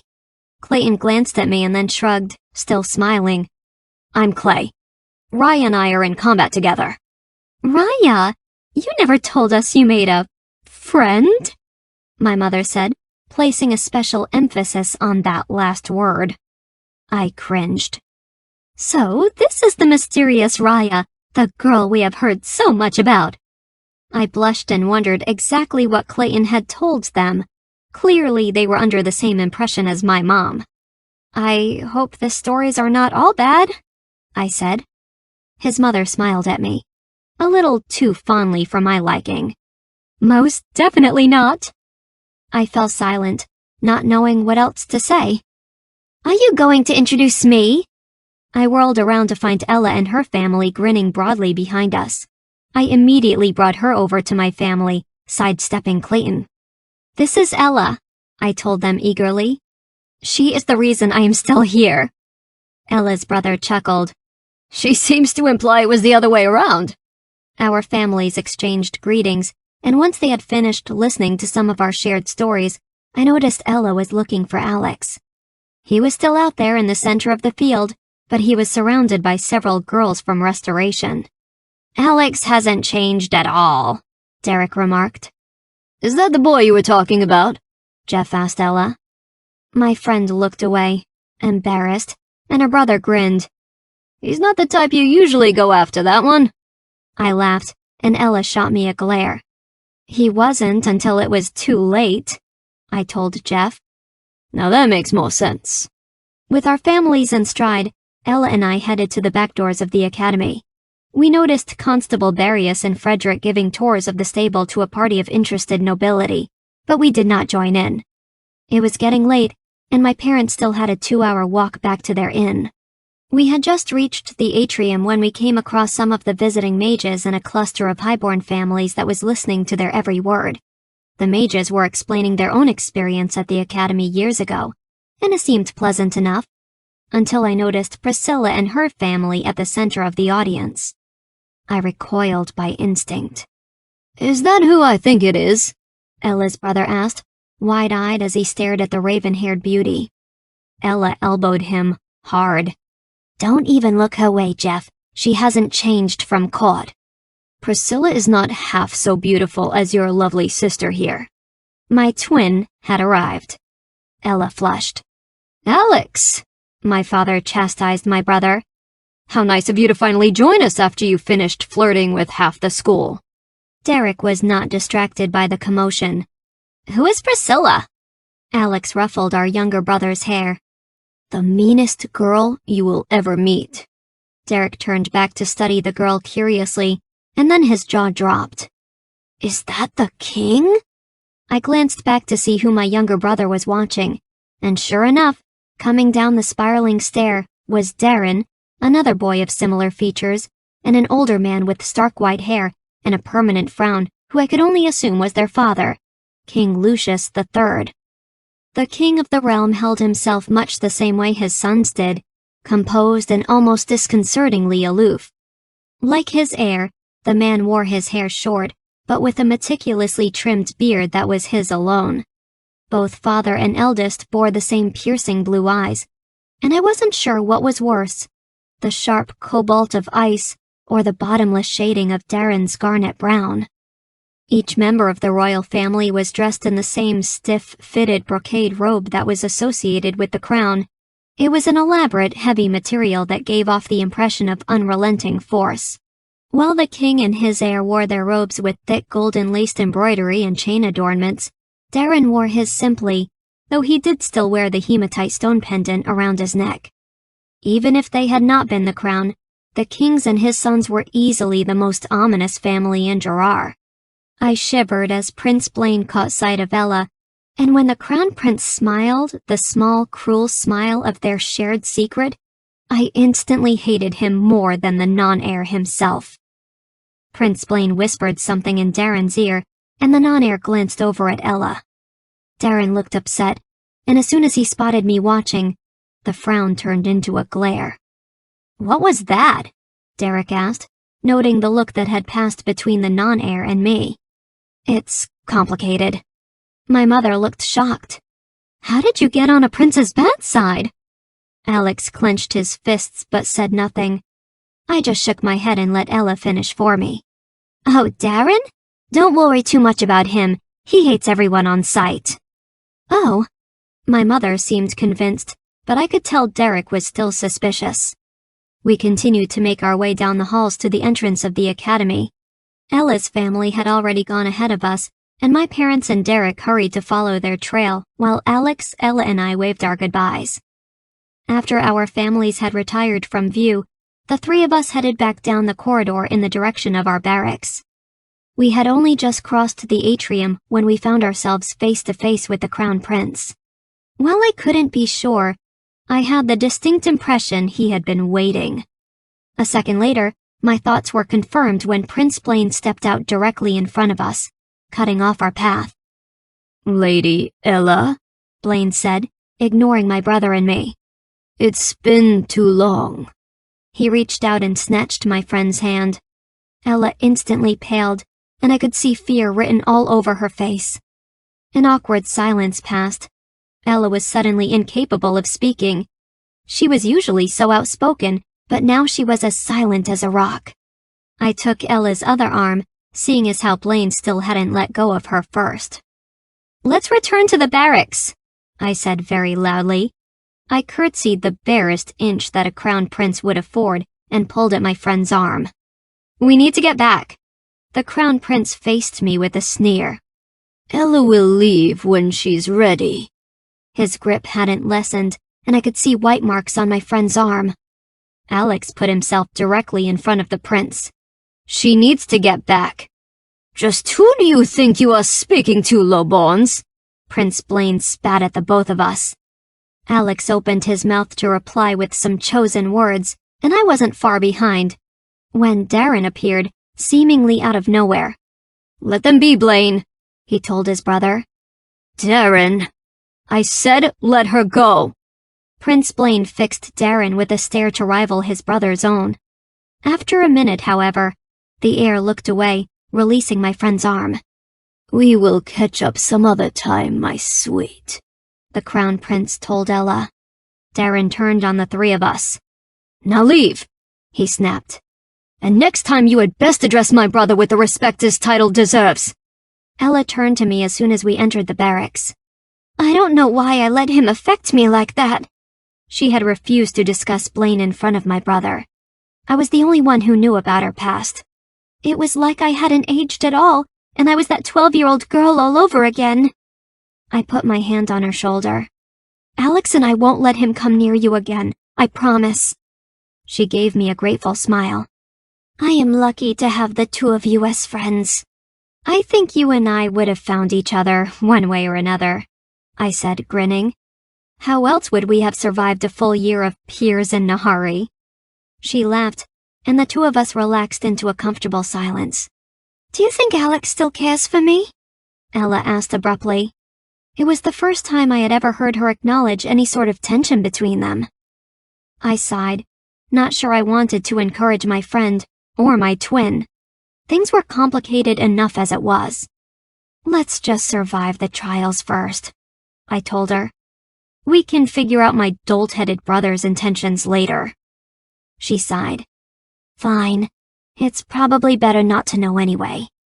She paused. "Did you see Ruth earlier?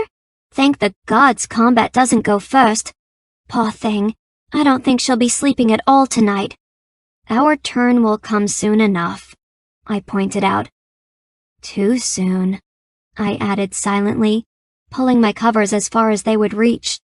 Tucked in a cocoon of blankets, I tried to ease my racing mind. There was no point in studying late this evening. I was too nervous. Bidding Ella good night, I willed myself to dream. Chapter 14.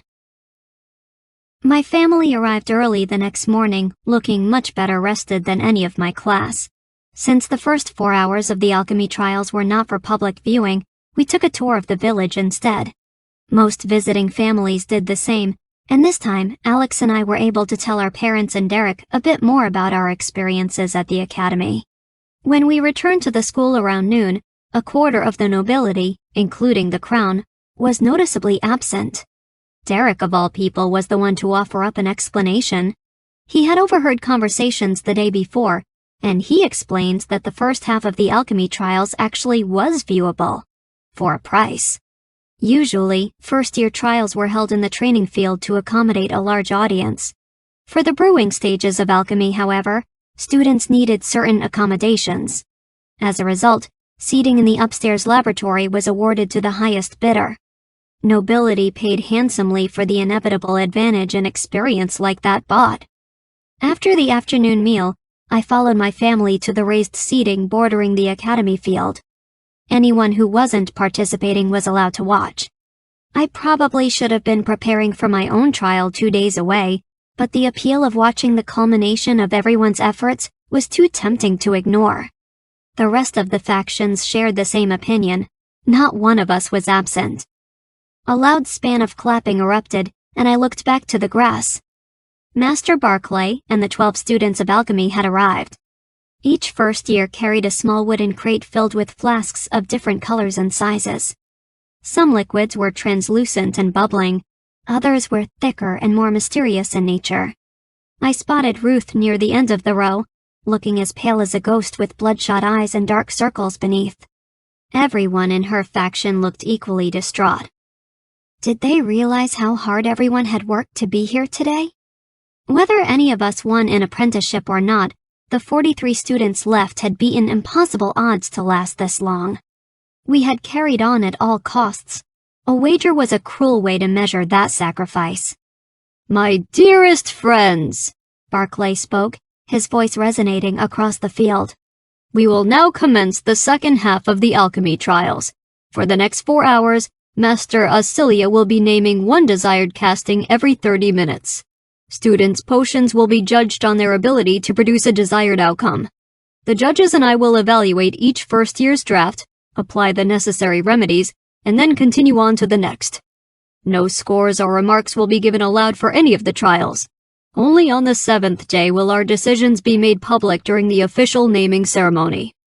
Barclay took a couple steps forward so that he could join the 3 on their bench in front of the first row adjacent the king and his 2 sons.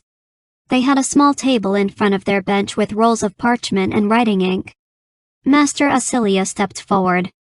Paralysis! Her voice boomed and crackled across the rows of seating so that everyone could hear. 12 nervous first years reached down into the crates they had carried in and pulled out a small vial no bigger than my palm. I saw Ruth shudder as she swallowed her own concoction, and then watched as everyone else did the same. Each one of them seemed nervous. I wondered if it was because they wanted their results to be the most effective or the least. Minutes ticked by. The students stood underneath the bright sunlight, sweating and nervously eyeing one another's progress. Nothing happened at first, but then some of the audience began to murmur amongst themselves. A loud thud sounded, and then another, and another. Slowly, in the course of 5 minutes, each first year of alchemy dropped to the grass, shaking spastically, almost uncontrollably, while their eyes stared blankly up at the sky. I watched in horror as the bodies continued to twitch, and then held my breath as the spasm stopped completely. 12 motionless bodies were sprawled out across the field. Excitement rose in the audience. The first 2 rows began to point and shout, naming the students they had placed bets after. 10 minutes later, one of the first-year bodies began to shake violently. The boy coughed, and his tremors abruptly ceased. Slowly, the boy rose. Tears fell silently as he took in the immobile first years around him. 2 nobles in the second row violently tossed their wineskins to the ground. The boy had placed last in the first round of the alchemy trials. That much was clear. The final 10 minutes of the round commenced. 5 more students rose unhappily before time had ended. When the judges came forward to examine the remaining young men and women, Ruth was one of the 6 that had stayed the effects of her potion's enchantment. The green and red-robed judges administered healing magic in their own faction's manner. The green mage, leader of alchemy, tipped a small flask of discernible clear liquid down the throats of 4 first-years nearest. The red mage, leader of restoration, knelt down to touch the throats of the 2 remaining students. Immediately, the 4 students that had been cured by potion sat up coughing and spewing blood and the remnants of their bruise. The 2 first-years cured by touch began to tremble, pouring pools of sweat as their body emptied itself of poisonous toxin. Ruth, I noticed, took the longest to stand. Some of the audience were whispering excitedly, and I wondered if my friend had won. Maybe she had, but without the judge's commentary, 7 more rounds to go, and then the oral exams later on, I had no way of knowing whether Ruth would be one of the 5 to earn an apprenticeship. Only time would tell. The alchemy trials continued for the next 3.5 hours. There were 2 more self-inflicted drafts, one for aging and another for sleep. The aging potion's effects were unnerving to watch. 12 first-years took on sagging skin and hair loss, taut arms became feeble and weak, and everyone was instantly shorter in stature. The sleeping draft was uneventful. All I heard were snores. The peaceful look on the participants' faces left many in the audience yawning inadvertently. The last 5 concoctions were intended for battle. 5 potions were summoned one by one. Liquid fire, fortify metal, they were given blades for the demonstration, toxic sludge, exploding earth, and choking gas. The judges stood close by to rectify the results as first-years occasionally collapsed from their own doing. At times it was hard to watch the students throw down their bottles, knowing that something dreadful awaited them once the fumes were released. The only casting I was left with questions after was the oil they had used to reinforce their swords. They didn't test the blades, though the metal had seemed to shine and grow heavier upon contact. The judges had collected the weaponry for further examination later on, and so the audience was unable to ascertain who had succeeded in that particular act. Overall, most of the students did very well. Ruth had stood out in 5 of the 8 tests. I wondered how she was feeling. Master Auxilia came forward to escort the 12 first-years off the field. The class had looked terrible when they started, but now, after the completion of their first trial, they looked like walking death. It left a sinking feeling in the pit of my stomach, and I wondered how I would feel in 2 days when it was my turn instead. The following day, I watched the 9 remaining first-years of restoration live out 8 hours that were, if possible, worse than the previous day's castings. Alex, James, and the others had drawn from the same marble statuettes that Ella and I would be using to decide the pairings for our faction's trial. The first year that did not have a matching figurine was given Master Cedric as a partner, which was a good thing, because the man would not be participating and, therefore, not need to cure his associates' ailments. Alex had warned us what would happen if you were paired with the best, and unfortunately, my brother appeared to be living his worst nightmare out there on the field. He'd done well during his turn casting. He'd cured increasingly difficult maladies, ranging from swelling to deep gashing wounds that were horrific to watch. He'd stumbled a bit during the healing of black frostburn, and his session had ended with his performance putting him on par with the 3 pairs of students that had come before. His partner, a quiet boy of dark black braids and almond eyes, proved to be my brother's undoing. Alex had been good, but the boy was better. Much better. The boy's turn had barely begun, and within 20 minutes, Alex had already suffered severe cuts, blackening frost, intense burns, a concussion, and a heightened state of paralysis. His partner continued to cure as fast as the ailments were cast by the judges. The dark-haired boy never faltered, and he was cut off at the end of his 45 minutes without so much as a blunder the entire act. Certainly, the boy looked as out of breath and exhausted as the students that had gone prior, but he had also doubled the outcome of everyone else's casting. Half the audience stood after Alex's partner had finished, and the air was found with enthusiastic shouts and the thundering of clapping. "Ronan!" The audience kept repeating the dark-haired boy's name. Poor Alex looked miserable beside the new champion of restoration. While I pitied my twin, I silently acknowledged that Alex was lucky still. He had a 1 in 2 chance that he would make his faction's cut. The final pair to present was James and Master Cedric. Sadly, Ella's shy admirer did not fare so well. While he was clearly trying, James could not cure beyond the 4th ailment. It was a surprise the boy had lasted as long as he had, and I wondered how much of that had to do with my dark-skinned friend. If he hadn't been so infatuated with Ella, would James, who was clearly not cut out for a lifetime of hardship, would he really have stayed the course? The restoration trials ended. Same as the day before, the retiring first years looked incredibly ill as they followed Master Cedric off the field to the academy. "Tomorrow is you, right?" Derek asked me, staring after our brother. "Yes." My stomach curdled at the prospect. I felt faint and dizzy, and apprehension was in every breath that I took. Ella and I said farewell to our families shortly after, and when we returned to our barracks, we both glanced at each other wordlessly. We had done everything we could to prepare ourselves for what lay ahead. It was a hard truth to admit, but there was nothing more we could do.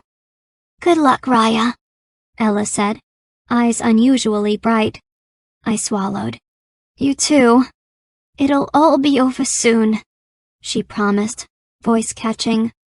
I nodded, and then lay down in bed, preparing for a night of restless sleep.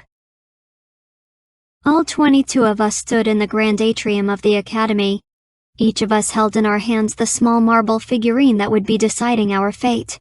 Master Barclay in the 3 colored robes were explaining which statuette would indicate first, and which would end the final round of our tourney. We made 11 pairs. I glanced around the room, wondering if anyone else had gotten any sleep. All of our families, the king and his visiting court, and even the realm's mages were waiting outside to watch us duel for the chance at an apprenticeship.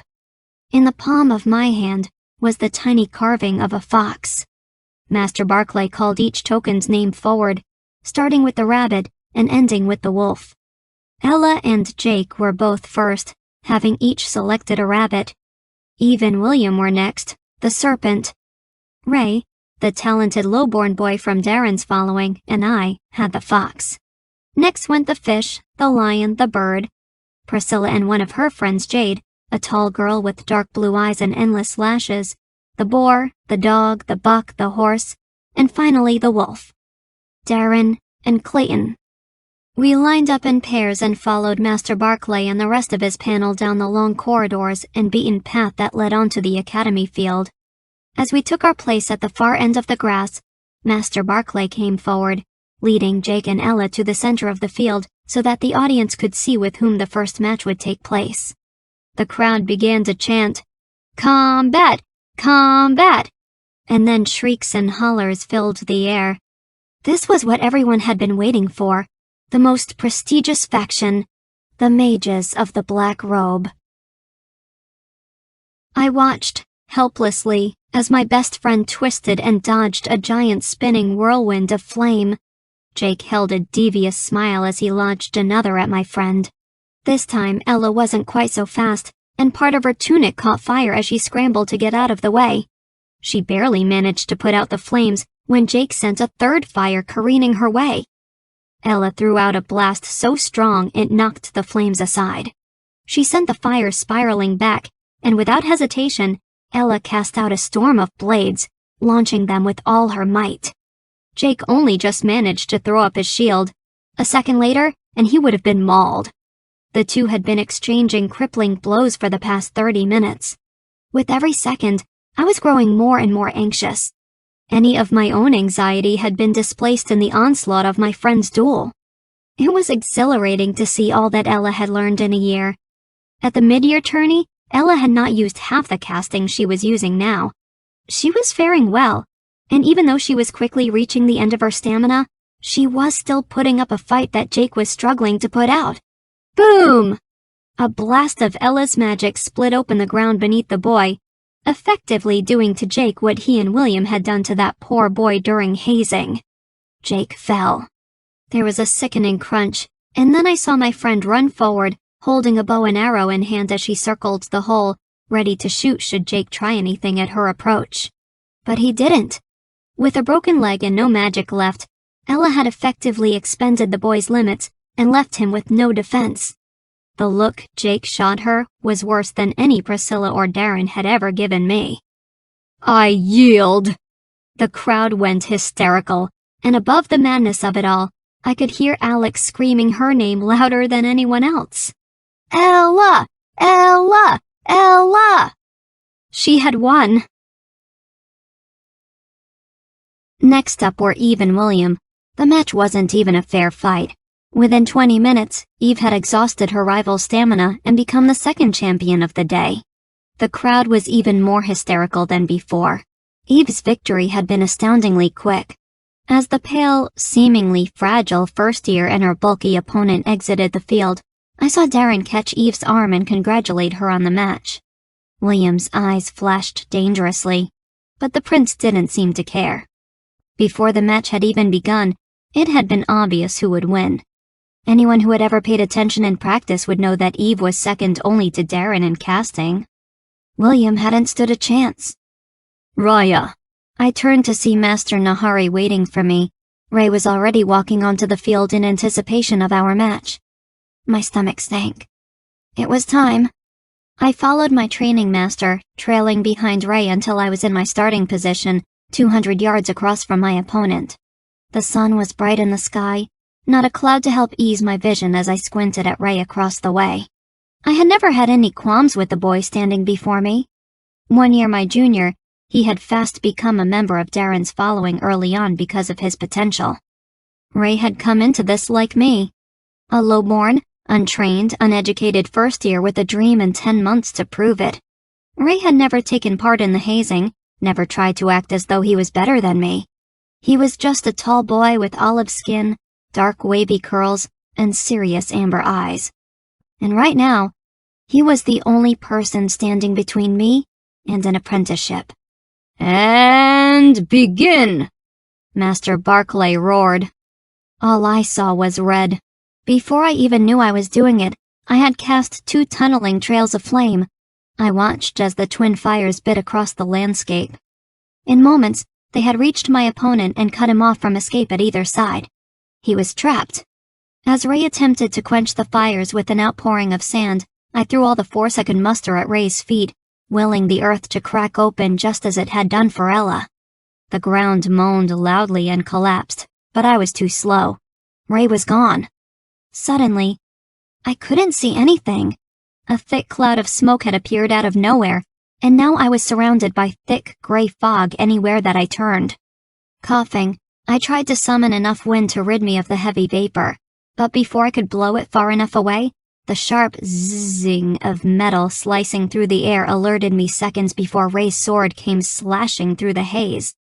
I had the barest instant to throw up a shield to block the overhead blow, and then Ray's sword slammed my defense. My arms buckled and quaked, but I held on. As soon as Ray withdrew his blade to try a different cut, I blindly slammed my shield into his chest. I threw myself into the blow, effectively cutting off my opponent's windpipe as the impact knocked both of us backward and out of the blinding smoke. The two of us fell expertly. Both had spent months practicing how to land correctly. I tucked in my chin and knees, letting the impact hit my bottom, rolling until the impact faded. Then I pulled myself up at the same time as Ray. We faced each other warily. I braced myself, keeping my stance limber as I awaited Ray's next attack. I had used up a lot of my magic in that first, and now useless, attempt to entrap him. I had to be careful to conserve the rest for my defense. Ray had always done well in our class, but I had never paid much attention to his training. I'd been so consumed with watching Darren and Priscilla that I had never stopped to think about the others in their group. Now I wished I had. A minute passed, and then I saw it in the way Ray was holding his arms. I threw up my shield, widening my stance and angling my guard arm so that I would not receive the full impact of his casting. His magic hit me much harder than Ella or Clayton's had ever done in practice. I had to dig in my heels to keep the magic from taking over my defense. There was a shattering vibration, and then Ray's magic rebounded. Magic shot off the shield and into the woods behind me. A moment later, there was a loud crack as a pine split in two. I swallowed, realizing how close I had come to losing the match. That shield trick had just saved me from an instant defeat. I never would have been able to block a casting like that head-on. Ray's mouth fell open in shock. He recovered quickly, but it was just enough for me to realize that while I had not noticed him in practice, he had clearly paid attention to my duel with Priscilla. That attack had been no accident. He had been planning to capitalize on my weakness. Thankfully, it was a weakness I no longer had.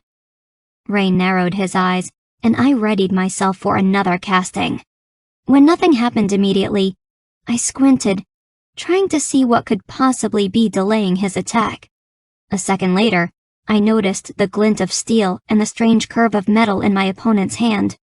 It was similar to the battle axes we had practiced with in class, only this new weapon was much smaller, and the haft was not even 2 feet in length. Why did he pick such a small weapon? The answer came moments later when he hurled the object at me with staggering force. I threw up a shield and took off at a run, sprinting as fast as my legs could carry me. If Ray had been a knight, I would have been able to dodge the axe easily, but we were mages, and Ray was using his magic to steer the weapon. It crashed down upon my shield. The blade was heavier than I had expected. The impact sent me stumbling to my knees as the shield splintered in two. The axe's thick iron-tipped edge dug into my right shoulder, cutting a deep gash that was felt all the way down my arm. I bit my lip, hard, and forced myself to stand. Blood was pouring from the wound, and it was costing me everything not to cry out in pain.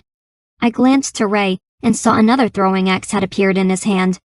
My heart stopped.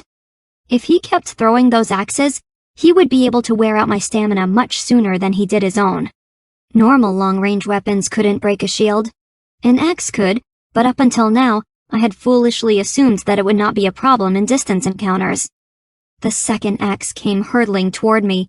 I made a swift decision to change tactics. Instead of running away, I ran toward the axe. I threw my shield as hard as I could, sending the two items tottering off harmlessly to the left of the field. I hadn't wanted to engage Ray directly.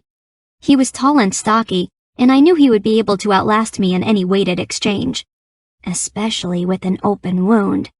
But as long as he kept throwing those axes at me, I had no choice. Unless I used my magic for something big. And I wasn't sure I wanted to do that again, seeing as how my last two attacks had done little else than drain my magic. Summoning 2 blades, a hefty broadsword for myself and a spectral blade for an additional attack, I lunged at Ray with everything I had. It was a mistake. As soon as I engaged him, I realized how reckless the decision was. Ray only needed to wait for me to bleed out and make a mistake. I shouldn't have rushed him.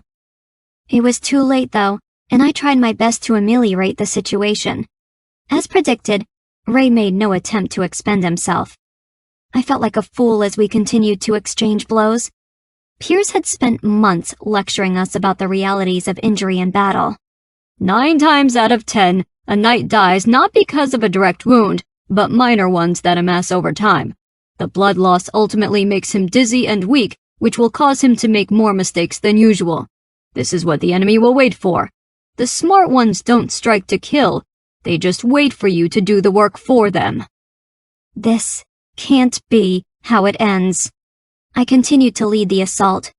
Ignoring the throbbing of my right arm, I clutched the sword in both hands and delivered blow after blow with endless vigor.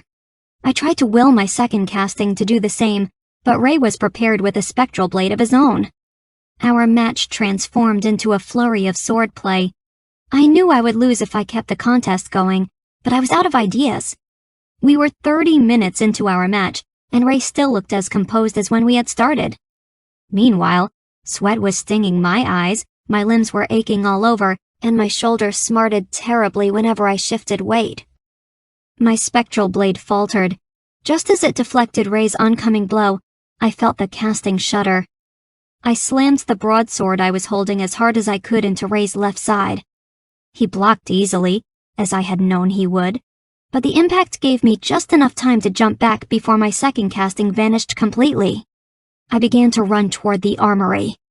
All I had left was the sword in my hand. My magic hadn't been able to hold on to both. It had exhausted most of its limits trying to float the spectral blade and wield it on its own. I was beginning to feel lightheaded, and the searing pain in my forehead had begun. It was only a matter of minutes before my magic expired completely, and then I'd be defenseless. I had to get my hands on a real weapon. Mid-sprint, I released the broadsword casting and used the last bit of magic I had to summon a shield at my back. I was too open to attack, racing across the grassy field. Not even a second later, there was the sharp whistle of arrows and the repetitive thuds as they lodged themselves harmlessly into my shield. The ground beneath my feet began to tremble. I dove to my right. Glancing back, I saw a fissure where I had been headed just moments before. I was close to the armory door now. Just another minute and I would be safely inside. It was off limits, I knew, but I didn't have a choice. I couldn't just let Ray win. I had to put up a fight any way that I could. We were supposed to rely on our own magic, our own prowess. Well, I had, but now there was a resource I couldn't ignore, one that might somehow give me a chance in this after all. It was either forfeit now, or bend the rules and hope the judges overlooked my decision.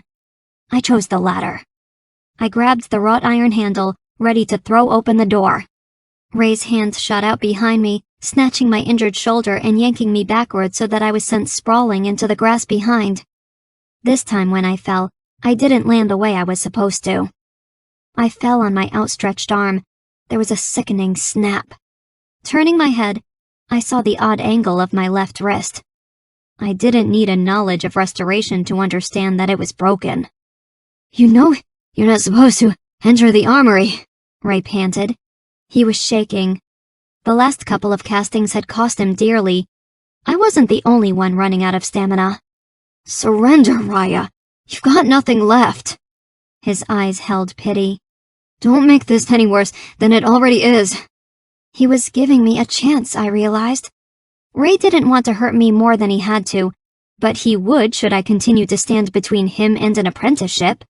Using my right arm to push myself off the ground, I gritted my teeth and stood. The shoulder pain was excruciating, and my surroundings were becoming blurred. Ray let me stand, but after a couple seconds of silence, he became impatient. Drawing his sword, he regarded me grimly. "Surrender now, Ryiah, or I'll have no choice but to make you." He took a step forward, pressing the blade of his sword just above my collarbone, into the deep wound on my right shoulder. The pressure of metal against swollen flesh and bone was so overpowering that tears streamed down my face involuntarily. My stomach roared in anguish. I tried furiously to conjure a sword, a shield, any sort of defense to put between myself and the blade at my shoulder, but I came up empty-handed. Ray pushed down with his blade.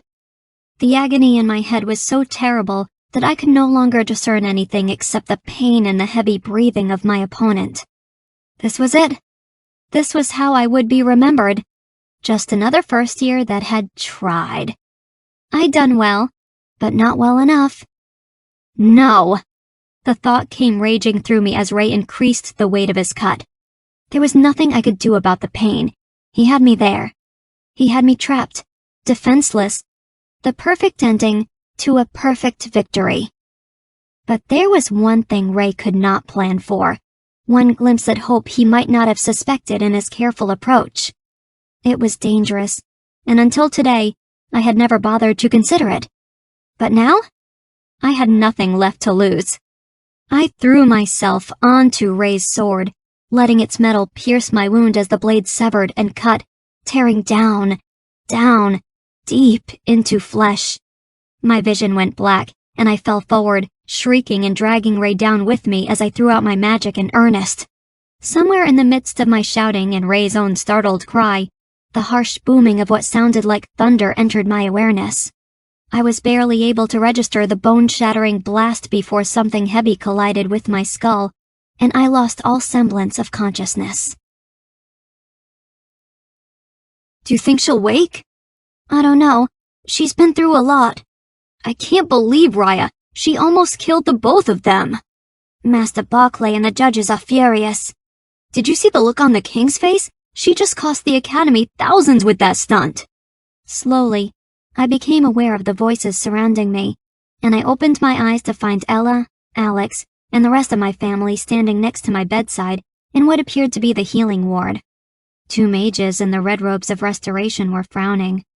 I was immediately filled with 100 questions.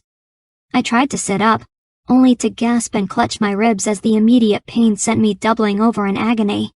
"She's awake!" Derek cried, and suddenly all eyes turned to me. I tried to shift more comfortably and groaned. There was an almost unbearable throbbing in my shoulder. Every muscle ached. My left arm stung as if someone had hammered it repeatedly with a red-hot mallet. What happened?" I croaked. My mouth was like sand. My mother handed me a glass brimming with water and motioned for me to drink. "Ryiah, dear, when you impaled yourself on that boy's sword, your casting collapsed the entire structure you two were struggling beneath." Derek bounced from one foot to the next. "You destroyed the armory." "You sent the entire building crumbling when you lunged at Ray, Ryiah. The whole structure fell, toppling both of you," Ella told me. "You almost killed yourself," Alex interrupted, eyes flashing dangerously. "All so that you could take Ray down with you." "Barclay is beside himself." Ella paused. "So is everyone else. That area was off limits, but you knew that, didn't you?" I bit my lip, avoiding everyone's furious gaze. "I was going to lose," I said softly. "I had no stamina left. I knew pain was an unpredictable way to call on magic, but I thought maybe its casting would be enough to disarm him. I didn't realize it would bring down the entire armory." "I don't know whether you are a genius or the biggest fool I've ever known." That was Alex. I started to laugh, and then quickly stopped as my ribs shook painfully. "At least I won," I choked. Silence. And then, "But you didn't." I glanced up at my friend, but Ella refused to meet my eyes. "Ryiah, you lost," my mother said, brushing a strand of hair from my face. My heart stopped. "How?" I rasped. "The entire building fell. All of us thought you were dead." Ella swallowed. "But right as the judges and Master Barclay reached the scene, Ray appeared, dragging you out of the rubble." She swallowed.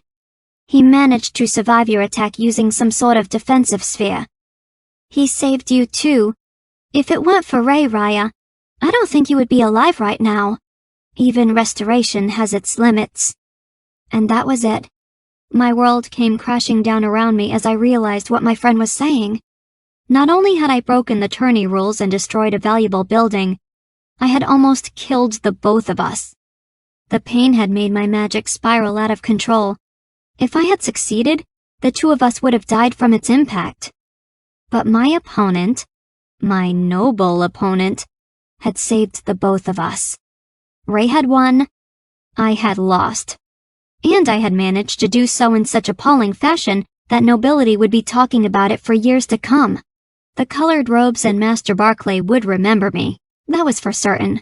Not as an apprentice, a girl of much talent, but as a first year that almost killed herself and her opponent in the world's most foolhardy attempt. Why couldn't I have just lost with dignity? Ray had given me an out. I should have taken it. While a lost match wasn't ground for disqualification, the last first year to secure an apprenticeship with one had attended the school more than a decade ago.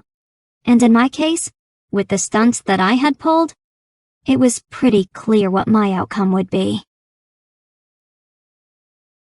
Later that same evening, after the rest of my family had retired, Ella told me the results for the rest of the combat trials. Ray and I had lasted the longest, 50 minutes, while everyone else had barely used up a half hour. Priscilla had won her match with the same strategy she'd used to beat me in the mid-year duels, and Clayton had lost tragically to Darren within the first 15 minutes. "Clay didn't have a chance," she noted dryly. "And when Darren won, well, let's just say that the judges themselves took to a standing ovation." A sinking feeling formed in the pit of my stomach as I picked at the food Ella had brought in from the dining hall. I was on orders to spend the entire night in the infirmary, and while I wasn't happy, there wasn't much I could do about it. The one time I had tried to stand, I had spent the next hour puking into a bucket. I was not ready to repeat the experience.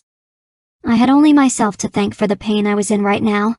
Master Barclay announced the orders of the second trials, Ella began. I continued to push peas around my plate, listening. Ryiah, you and Clayton and half the others will be going tomorrow. My grip on the fork tightened, creating red indents in my palm. I stared up at my friend in horror. Tomorrow? Shouldn't alchemy and restoration go first? They've had more days to rest. It was a random drawing. Ella's expression was sympathetic. Combat has the most students, so some had to go tomorrow. I set my plate to the side. I should just leave, I said abruptly. It doesn't matter how I fare tomorrow. They will never let someone like me get a robe after what happened today. She looked away, patting my arm. You can't tell me I've got a chance, I added. Ella forced herself to meet my eyes. There has never been a doctrine stating you had to win the tourney to earn a place. How many have been apprenticed after losing a match? I challenged bitterly. She didn't answer. We both knew the truth.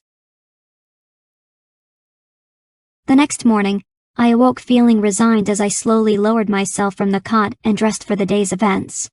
My body had healed miraculously overnight, thanks to the potent drafts and restorative touch of restoration. Those healers knew what they were doing. I might be miserable inside, but on the outside, it was as if I had never been injured at all. I could have left the academy that day.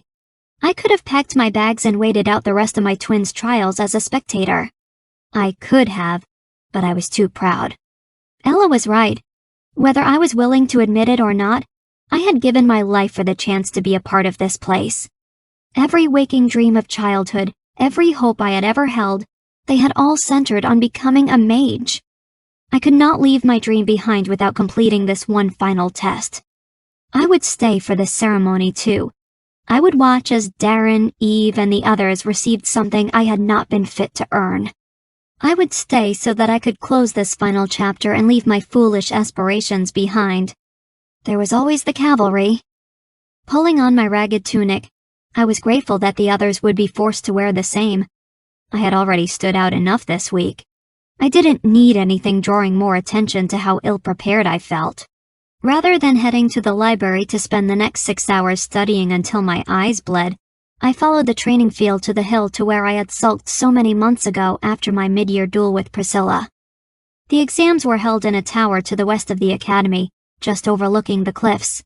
I had never been. No one other than the judges would be allowed to hear our responses there. The building was disconnected from the rest of the castle structure, and it stood a good 100 feet taller than any of the roofs surrounding it. There was an ominous staircase inside, but it did not intimidate me in the least. Each toll of the academy bell to the east, and another first year was summoned. We had been given our individual count. I was to be one of the last for the day. I stayed on the hilltop, watching the small green specks of nervous first years enter and exit the doors at the edge of the grounds. Once the late afternoon sun had set, my turn was fast approaching. I left my post and started the descent. By the time I had reached the tower's base, my count had rung. It was time to begin my ascent. For 10 minutes, I climbed the stairs with increasing apprehension. The inside of the passage was dark and I had to be careful where I stepped. A small flicker of light from the wall sconces was all I had to guide me in the prevalent darkness. After 5 more minutes, I heard the shutting of a door above and moved to the side to let the returning first year pass. It was only after the halting of footsteps that I looked up and realized who it was I had come across. Darren stood, 2 steps above me, shadows covering all but the barest fragments of his face. He seemed just as shocked as I, though he was much quicker to recover. But not so fast that I missed the flash of guilt that shot across his face. My pulse quickened, albeit unwillingly. The non-heir and I had not been alone together once since that day weeks before, and as much as I might loathe him in my mind, my traitorous body was slow to follow. "Excuse me," Darren said, making way as if to leave. I started to step aside, but then I stopped myself. I would probably never cross paths with the non-heir again, and trials were almost over. This was my one chance to ask. Why did you do it? After everything Darren had done, it shouldn't have mattered. It didn't really, but I needed to hear the words regardless. Because as long as we kept this distance, as long as he avoided me, there would always be some small part of me trying to explain away his actions. Because of that kiss. That stupid, irresponsible kiss. And the way I had felt because of it. Darren narrowed his gaze. You were always so eager to think the worst of me. Would it really make a difference what I told you now? No, it wouldn't. I suppose not. I glanced away, furious that I wanted his answer anyway. Let it go, Ryiah. I clenched my fists, wishing I could make myself as cold and unfeeling as the prince. The movement did not go unnoticed. Darren studied me in the shadowy passage, head cocked to the side as if I was an experiment he wasn't quite sure of. The warning bell chimed. You should go, Darren said abruptly. The judges won't take kindly to you being late, especially after yesterday's trial. I shot him an incredulous look. It's a bit of a formality, isn't it? You and I both know my fate has already been sealed. The non-heir frowned. You shouldn't discount yourself, Ryiah. I stiffened. You are truly something, I told him. Still playing at your mind games even after all you've done. Mind games? Darren looked outraged, even though he had no right to be. Are you really so daft? Not enough to fall for false flattery twice. For the love of... Darren slammed his fist against the wall and glared down at me. I guess I should congratulate myself, he declared, on helping the world's biggest idiot. Helping? I spat. Helping? What part of your actions was helping? I climbed the remaining steps so that he could not escape. Fury was keeping my senseless attraction in check. Was it when you were sabotaging me in the mountains, insulting me at every turn?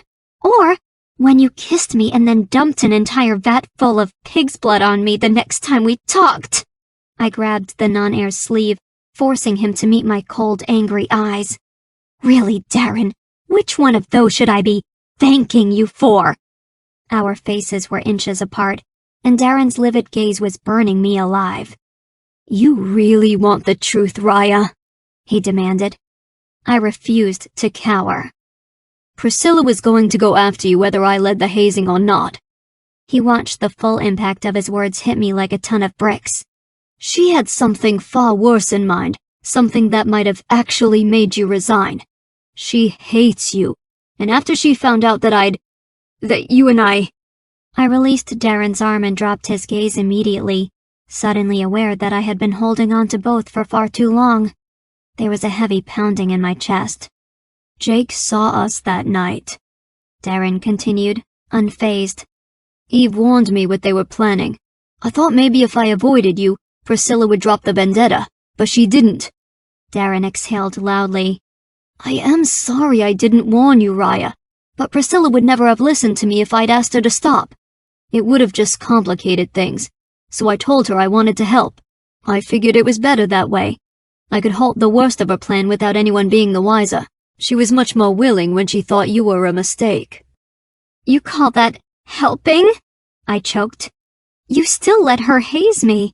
And it was you, not Priscilla, who led me straight into it. Darren raised a brow. I was helping you. It was much better than her original idea, and everyone knows hazing is a tradition. So, that's your argument. I knew you could take care of yourself, Darren countered. Plenty of Jerar's mages have gone through the same. You weren't hazed. Darren rolled his eyes dramatically. If you must know, Ryiah, I still almost stopped you. Only you opened that door anyway, and by then it was too late. A long silence followed his confession. He had to be lying. He is just trying to manipulate me again. What had he said right before I went outside that night? Wait, Ryiah, don't! And then to Priscilla when she was about to attack me. She's not worth it. Had he been protecting me? He couldn't have. But then, why had he only deflected my casting when I had tried to attack him? And why had he ceased brawling with my brother the second Alex had mentioned my name, and stopped his own brother that first day of trials? Millions of thoughts were racing through my head, and none of them were making any sense. Or rather they were. I just wasn't sure I wanted to trust them. Still can't make up your mind about me, can you, Ryiah? I glanced up, startled. Darren's garnet eyes met mine. He seemed tired, and I wondered if it was because of me, or the trial he had just come from. You are probably wondering why I went through the trouble. Yes. I've asked myself the same question many times, the prince continued, and I have come to the conclusion that somewhere along the lines of this year, I went mad. He gave me a wry smile. Luckily for me, it seems to only pertain to things that involve you. But I couldn't think, and my heart was beating impossibly fast. I wanted to believe him, wanted to believe that my irrational feelings were justified, but there was still something missing. Something pressing at the back of my mind that I was forgetting. Something important that could void all the explanations he had just put forward. Darren was looking down at me, waiting for my response to his long-awaited explanation. Were we friends or enemies? After all he had done, it would seem the former. Friends? But what about Ella? Immediately, I remembered what I had been forgetting. What about Ella and your brother? I burst out. What was your excuse then? I was thankful not all sense had left me. Darren stopped smiling. What in the name of the gods are you talking about, Ryiah? When she was 12, you left her all alone with your brother. You saw what he was doing and just left. Darren's expression darkened. Is that what she's been thinking all these years? He glowered. Why don't you try asking your friend if she's sure it was her magic that saved her? But she said... Darren made a frustrated sound and started to push past me. Darren, wait! I didn't know what to think, but I did know that I didn't want him to leave again, not with all these unanswered questions between us. If it was true, and he had been helping me all this time, if he had helped Ella too... Darren turned to face me. His eyes were clouded and unreadable. You need to decide whether I am the evil tyrant in your head or a friend, Ryiah. I cannot make that decision for you, and I am done trying to earn your trust. I looked away. Trust and Darren?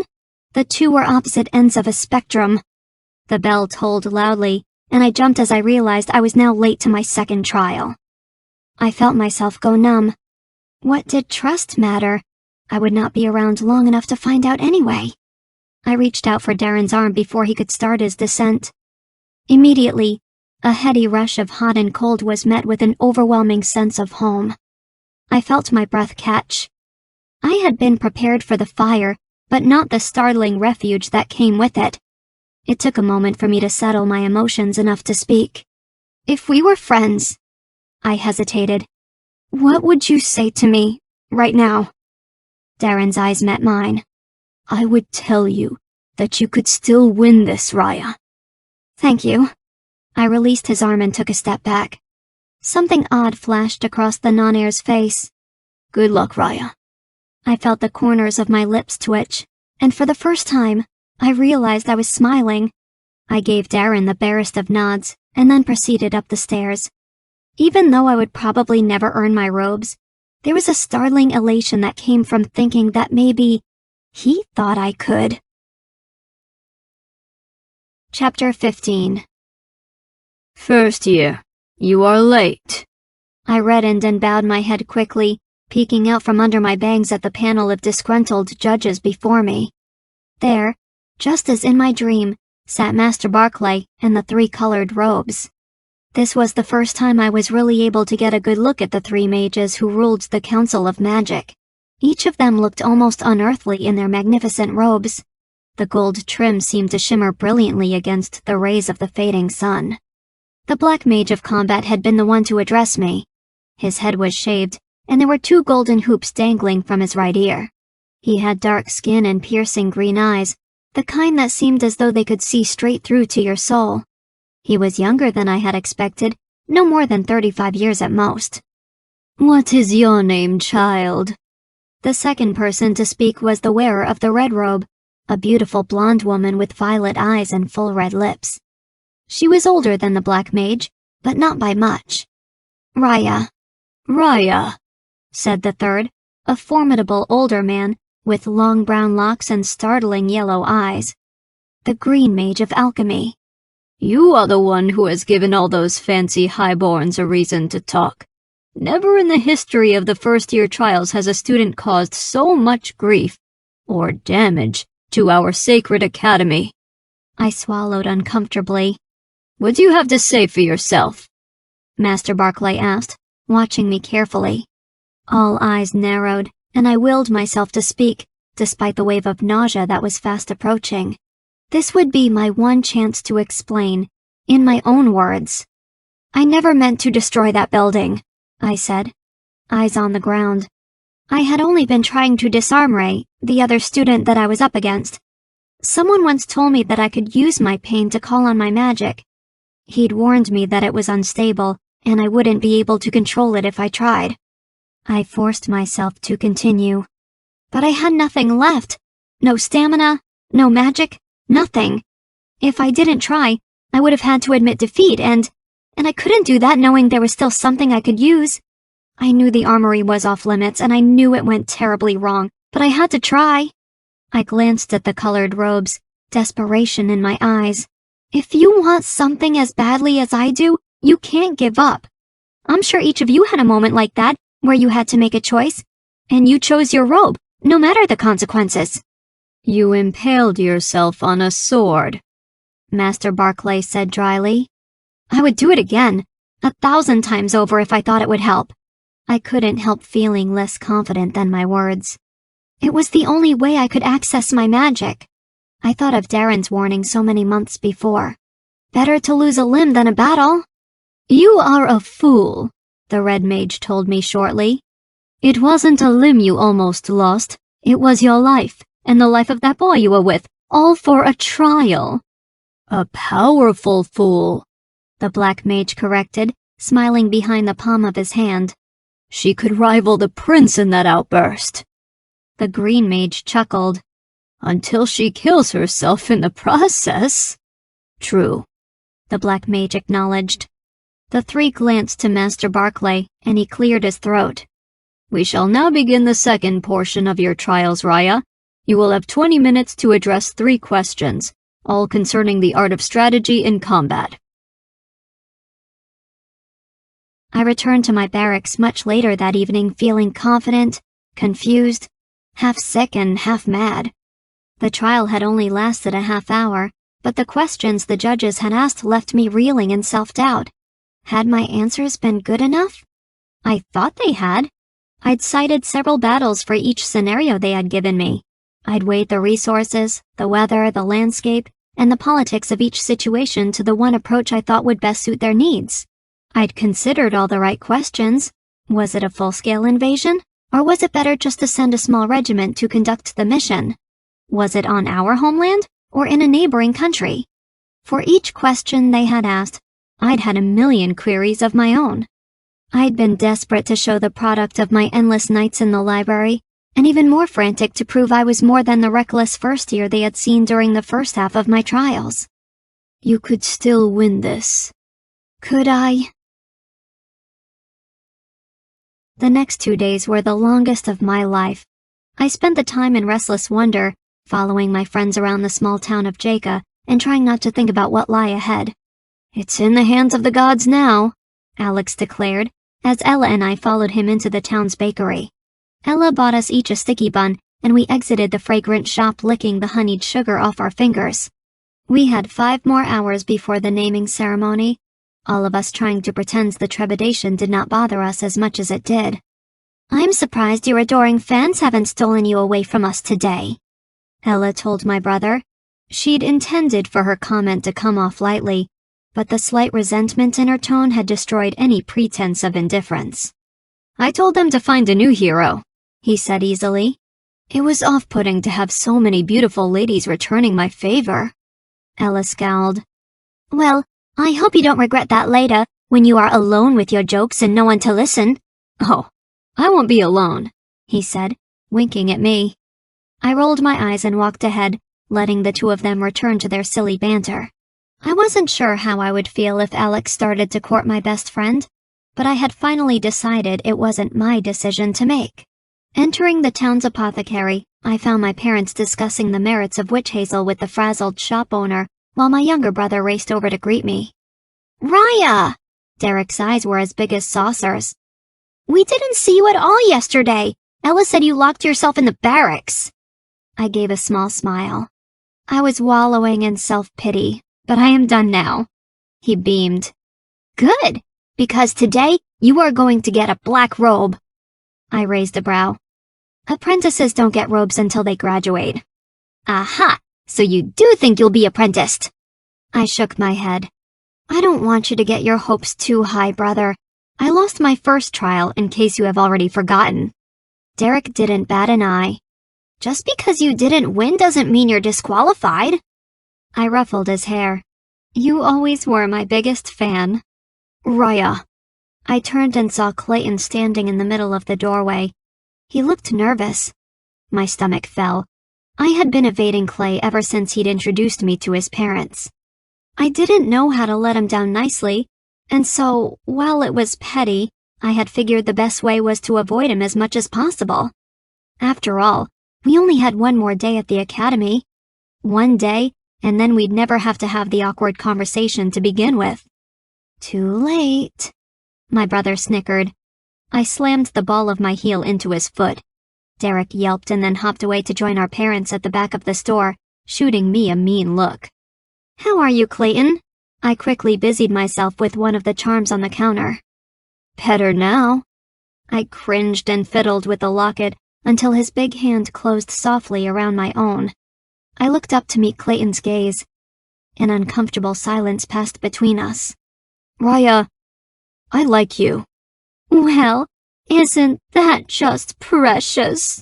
A sneering female voice drawled behind us. Jumping, I saw Darren and Priscilla standing in the doorway. My pulse stopped. Oh, please don't stop on our account, the venomous girl continued, one arm wrapped tightly around the prince's waist. This will be our last chance to see two lowborns before we go on to our apprenticeship. Darren and I need a good laugh, don't we, my sweet? Darren's eyes fell to Clayton's and my interlocked hands. They were unfathomable. Yes, I believe we do. My throat became unbearably dry. Just because you don't know happiness is no reason to spoil ours, Clayton told Priscilla irritably. She laughed loudly. Come, Darren. We've got to return to the castle in time for me to dress. She put her hand lightly to his chest and whispered loudly, I have something special to wear. I had it especially picked out for tonight's occasion. Her eyes fell to me, and she smiled, saying the next words carefully. It will be the perfect opportunity to announce our betrothal. My eyes flew to Darren. He was a stone, not one emotion flickering across his face as the world came crashing down before mine. The prince and Priscilla left the store. I stared after the spot they had stood long after they had disappeared. Ryiah, is something wrong? I felt as if someone had ripped my lungs right out of my chest.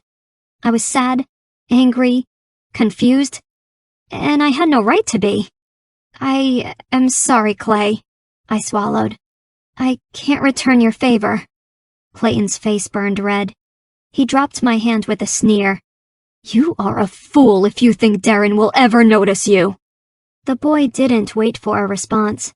He stalked out of the shop indignantly. Alex and Ella observed the boy's dramatic exit from the street and then came running to find out what had happened. What did you say to him? Alex stared after his friend, confused. You finally told Clay you didn't return his sentiment, Ella said. It wasn't a question. Derek returned from the back of the shop, grinning. Ryiah said it right after that mean girl told her she was engaged to the prince. What does that half-wit's engagement have to do with anything? Alex demanded. Ella's eyes shot to my own, and I looked away, unwilling to acknowledge her unspoken question. I'd told her about my tower encounter days before, And while she was not yet convinced Darren's magic had saved her years ago, she had acknowledged the possibility that the prince was not as horrible as we had initially assumed. While Darren claimed to have helped me in friendship, she knew I had hoped there was more to it. Clearly, there wasn't. Much later that evening, Ella and I were standing before our reflection in the looking glass of our barracks quarters. She had lent me one of her many dresses for the occasion, a deep blue gown that would capture the gray blue of my eyes. It was even more spectacular than her dress at Solstice. I tried to tell her that it didn't matter what I wore, but she was of a different opinion. "This is a night to be proud," Ella declared brazenly, as she helped brush out my scarlet red locks. "Whether our names are called or not, we completed a year where others have failed. That is not something anyone can take away from us." We finished dressing, and I linked my arm in Ella's as we exited the barracks. Outside, Alex was waiting for us, looking handsome in the same clothes he had worn for the solstice. "Ready?" His eyes shone unusually bright as he took my friend's arm. "There's no going back now." The three of us began our slow march down the path to the academy. We greeted our families at the door and continued ahead of them as we made our way to the grand atrium. The place was packed from the hundreds of faces standing all around, and as one of the last groups to arrive, we were forced to wait at the back of the room. At every pillar of the atrium, giant torches of crystalline blue flame flickered magnificently. At the center loomed the enormous stairwell and its many-paned window, with the stunning view of the Jacassi. Standing right before it were Master Barclay, the three, Sir Piers, Masters Eloise, Isaac, Cedric, Asilia, and Nahari. At the base of the stairs, King Lucius and his two sons stood expectantly, all dressed in their choice colors and fitted cloaks. Priscilla stood close beside them, looking resplendent in a red and gold dress fitted in rubies that flared dramatically at its base. She and Darren's arms were linked, much like mine had been moments before with Ella and Alex. I swallowed at the sour taste in my mouth and forced my gaze to remain at the top of the stair. Minutes later, Constable Ryiah squeezed his way through the crowd and up the well to stoop beside the master of the academy. He whispered something, and the man cleared his throat expectantly. A hushed silence fell over the room. "I have waited a very long time for this moment," Master Barclay announced. 10 months ago, 122 naive young faces stood in this very room. I told them that half would not make it past the first few months. I told them that they would make no friends. I told them that they were wasting my time. He scanned the audience, letting the effects of his words sink in. I did everything I could to encourage them to pack their bags and leave the very next day. When that did not work, I had Sir Piers and Master Cedric take them out to the mountains with the sole purpose that they were not to return until we had lost the first 5. I celebrated with a ball when half the class resigned, and I have continued to parade their loss until we were left with the 43 standing in front of us now. The 43 first years in this room are the culmination of everything a true mage should be. While they may not have the potential necessary to continue their studies, these young men and women represent the effort and dedication I strive to maintain during my reign at this academy. With that, I'd like to call forward the 15 who will be continuing on to the exalted apprenticeships that the Council and Crown are so proud to bestow. Master Barclay pulled a tightly rolled scroll from his robes, and Darius held his torch close so that the formidable man could read from his list. For alchemy, I call forward Piper, Julian, Thomas, Ruth, and Damien. The 5 first years rushed forward. I barely caught a glimpse of my sprightly friend as she raced up the stairwell and shook the hand of Barclay and the masters, one by one. When the commotion had finished and the clapping had ceased, Master Barclay had the 5 new apprentices of alchemy stand across the right rail of the ascending staircase. In the faction of Restoration, I would like to invite Roden, Alexander. My twin turned ghastly white. If Ella hadn't been there to steady him, I am sure he would have fainted. When she finally released him, he was looking up at the stairs with the biggest eyes I had ever seen. Ella had to gently nudge him forward before he actually began to move. Kira, Muriel, and Kayleen, to the stand. Barclay watched as the 5 fumbling first-years found their way up the steps to shake hands and then stand at the left spiral of the stairs. And finally, for the faction of combat, among the 22 young men and women that beat out all odds, I welcome Prince Darren. The young man with eyes as dark as night itself stepped forward. Eve. The small girl pushed her way through the crowd to join the non-heir at the top of the steps. Ella. My friend screamed and ran forward. There were a couple of laughs among the audience. Ray. My opponent from the first trial nodded solemnly and found his way to the center of the dais. And finally, for the last apprenticeship of the evening... My heart stopped. I knew it was foolish to hope, especially when Master Barclay still hadn't called her name. But I still held on. More than anything, I wanted the Master of the Academy to say mine. Lady Priscilla of Langley. I watched as she ascended the steps. I watched as her dress glistened along the dais. I even watched as she accepted Master Barclay's outstretched hand. The girl smiled prettily, shaking the hands of the masters to her right, and that was when the piercing jealousy tore its way across my chest. It continued to bury itself as Priscilla took her place beside the prince. I could feel hot tears starting to pour down my face, but I was powerless to stop them. The final 5 apprentices stood just below Master Barclay, facing their audience on the center stair. A slow clapping started. It continued, on and on until the room was a thundering storm of applause. A hand slid in to grip my own, and I looked down to see my younger brother. Derek said nothing. He just held my hand tightly, letting me grieve amongst the clamor of excited voices. I would be happy for my friends, for my twin, but this moment was too soon. Alex, Ruth, and Ella were somewhere up there with the other 12 apprentices, living out their wildest dreams. I was not, and it hurt more than words could tell. Master Barclay motioned for everyone to settle down so that he could start a speech. Let us all congratulate our newest order of apprentices. I could not stay any longer. It was too much. I turned to leave, letting go of Derek's hand to exit the crowd. Master Barclay! The voice of the Black Mage was urgent. The Master of the Academy sounded irate. Yes, what is it, Marius? My colleagues and I would like to invite one more to take the stand. I froze, slowly turning to see the Master of the Academy give the Black Mage a strange look. We already have our 15. Yes, the man agreed, but I am enacting my right as a member of the council to include another apprentice in today's ceremony. But it has always been 15. In the beginning it was more. The Black Mage stepped forward to face the crowd and address his startled audience. But it was too many. Too little magic. We lost more lives than we gained. Yet, it has always been acknowledged that the number could change, should others arise with the potential we require. He pulled back his hood so that everyone could hear his next words clearly. And I believe today to be that day. I couldn't breathe. It was too much to hope. I'd never considered the possibility. My dearest Ryiah. The Black Mage found me in the audience with a grin. Will you please join me as the final apprentice of combat? My heartbeat fell to the floor. I stood motionless, afraid that if I moved for even a second, the dream would end. Ryiah! Derek was tugging on my arm. Ryiah, you've got to get up there!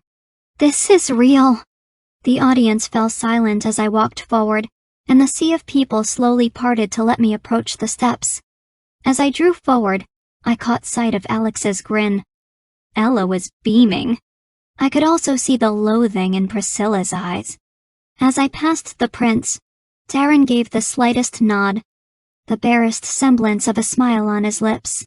His eyes danced as they met mine, and I realized suddenly that the answer to his earlier question was yes. Yes, the non-heir was a friend. It didn't matter that he was betrothed. My feelings didn't matter one bit, because there had been no shock in his eyes when I had climbed the stair just now. Darren, Prince Darren, the sometimes bane of my existence, had put faith in a future that even I had never bothered to foresee. Trembling, I took the hands of the black mage, and then continued across the line. Eventually, I finished shaking the master's hands and returned to my spot at the end of the row, right beside Ella. Master Barclay strode forward to address the audience. Again. Ladies and gentlemen, I give you the 16 apprentices of our academy. Please give them the applause they deserve. This time when the clapping and shouting started, it never stopped.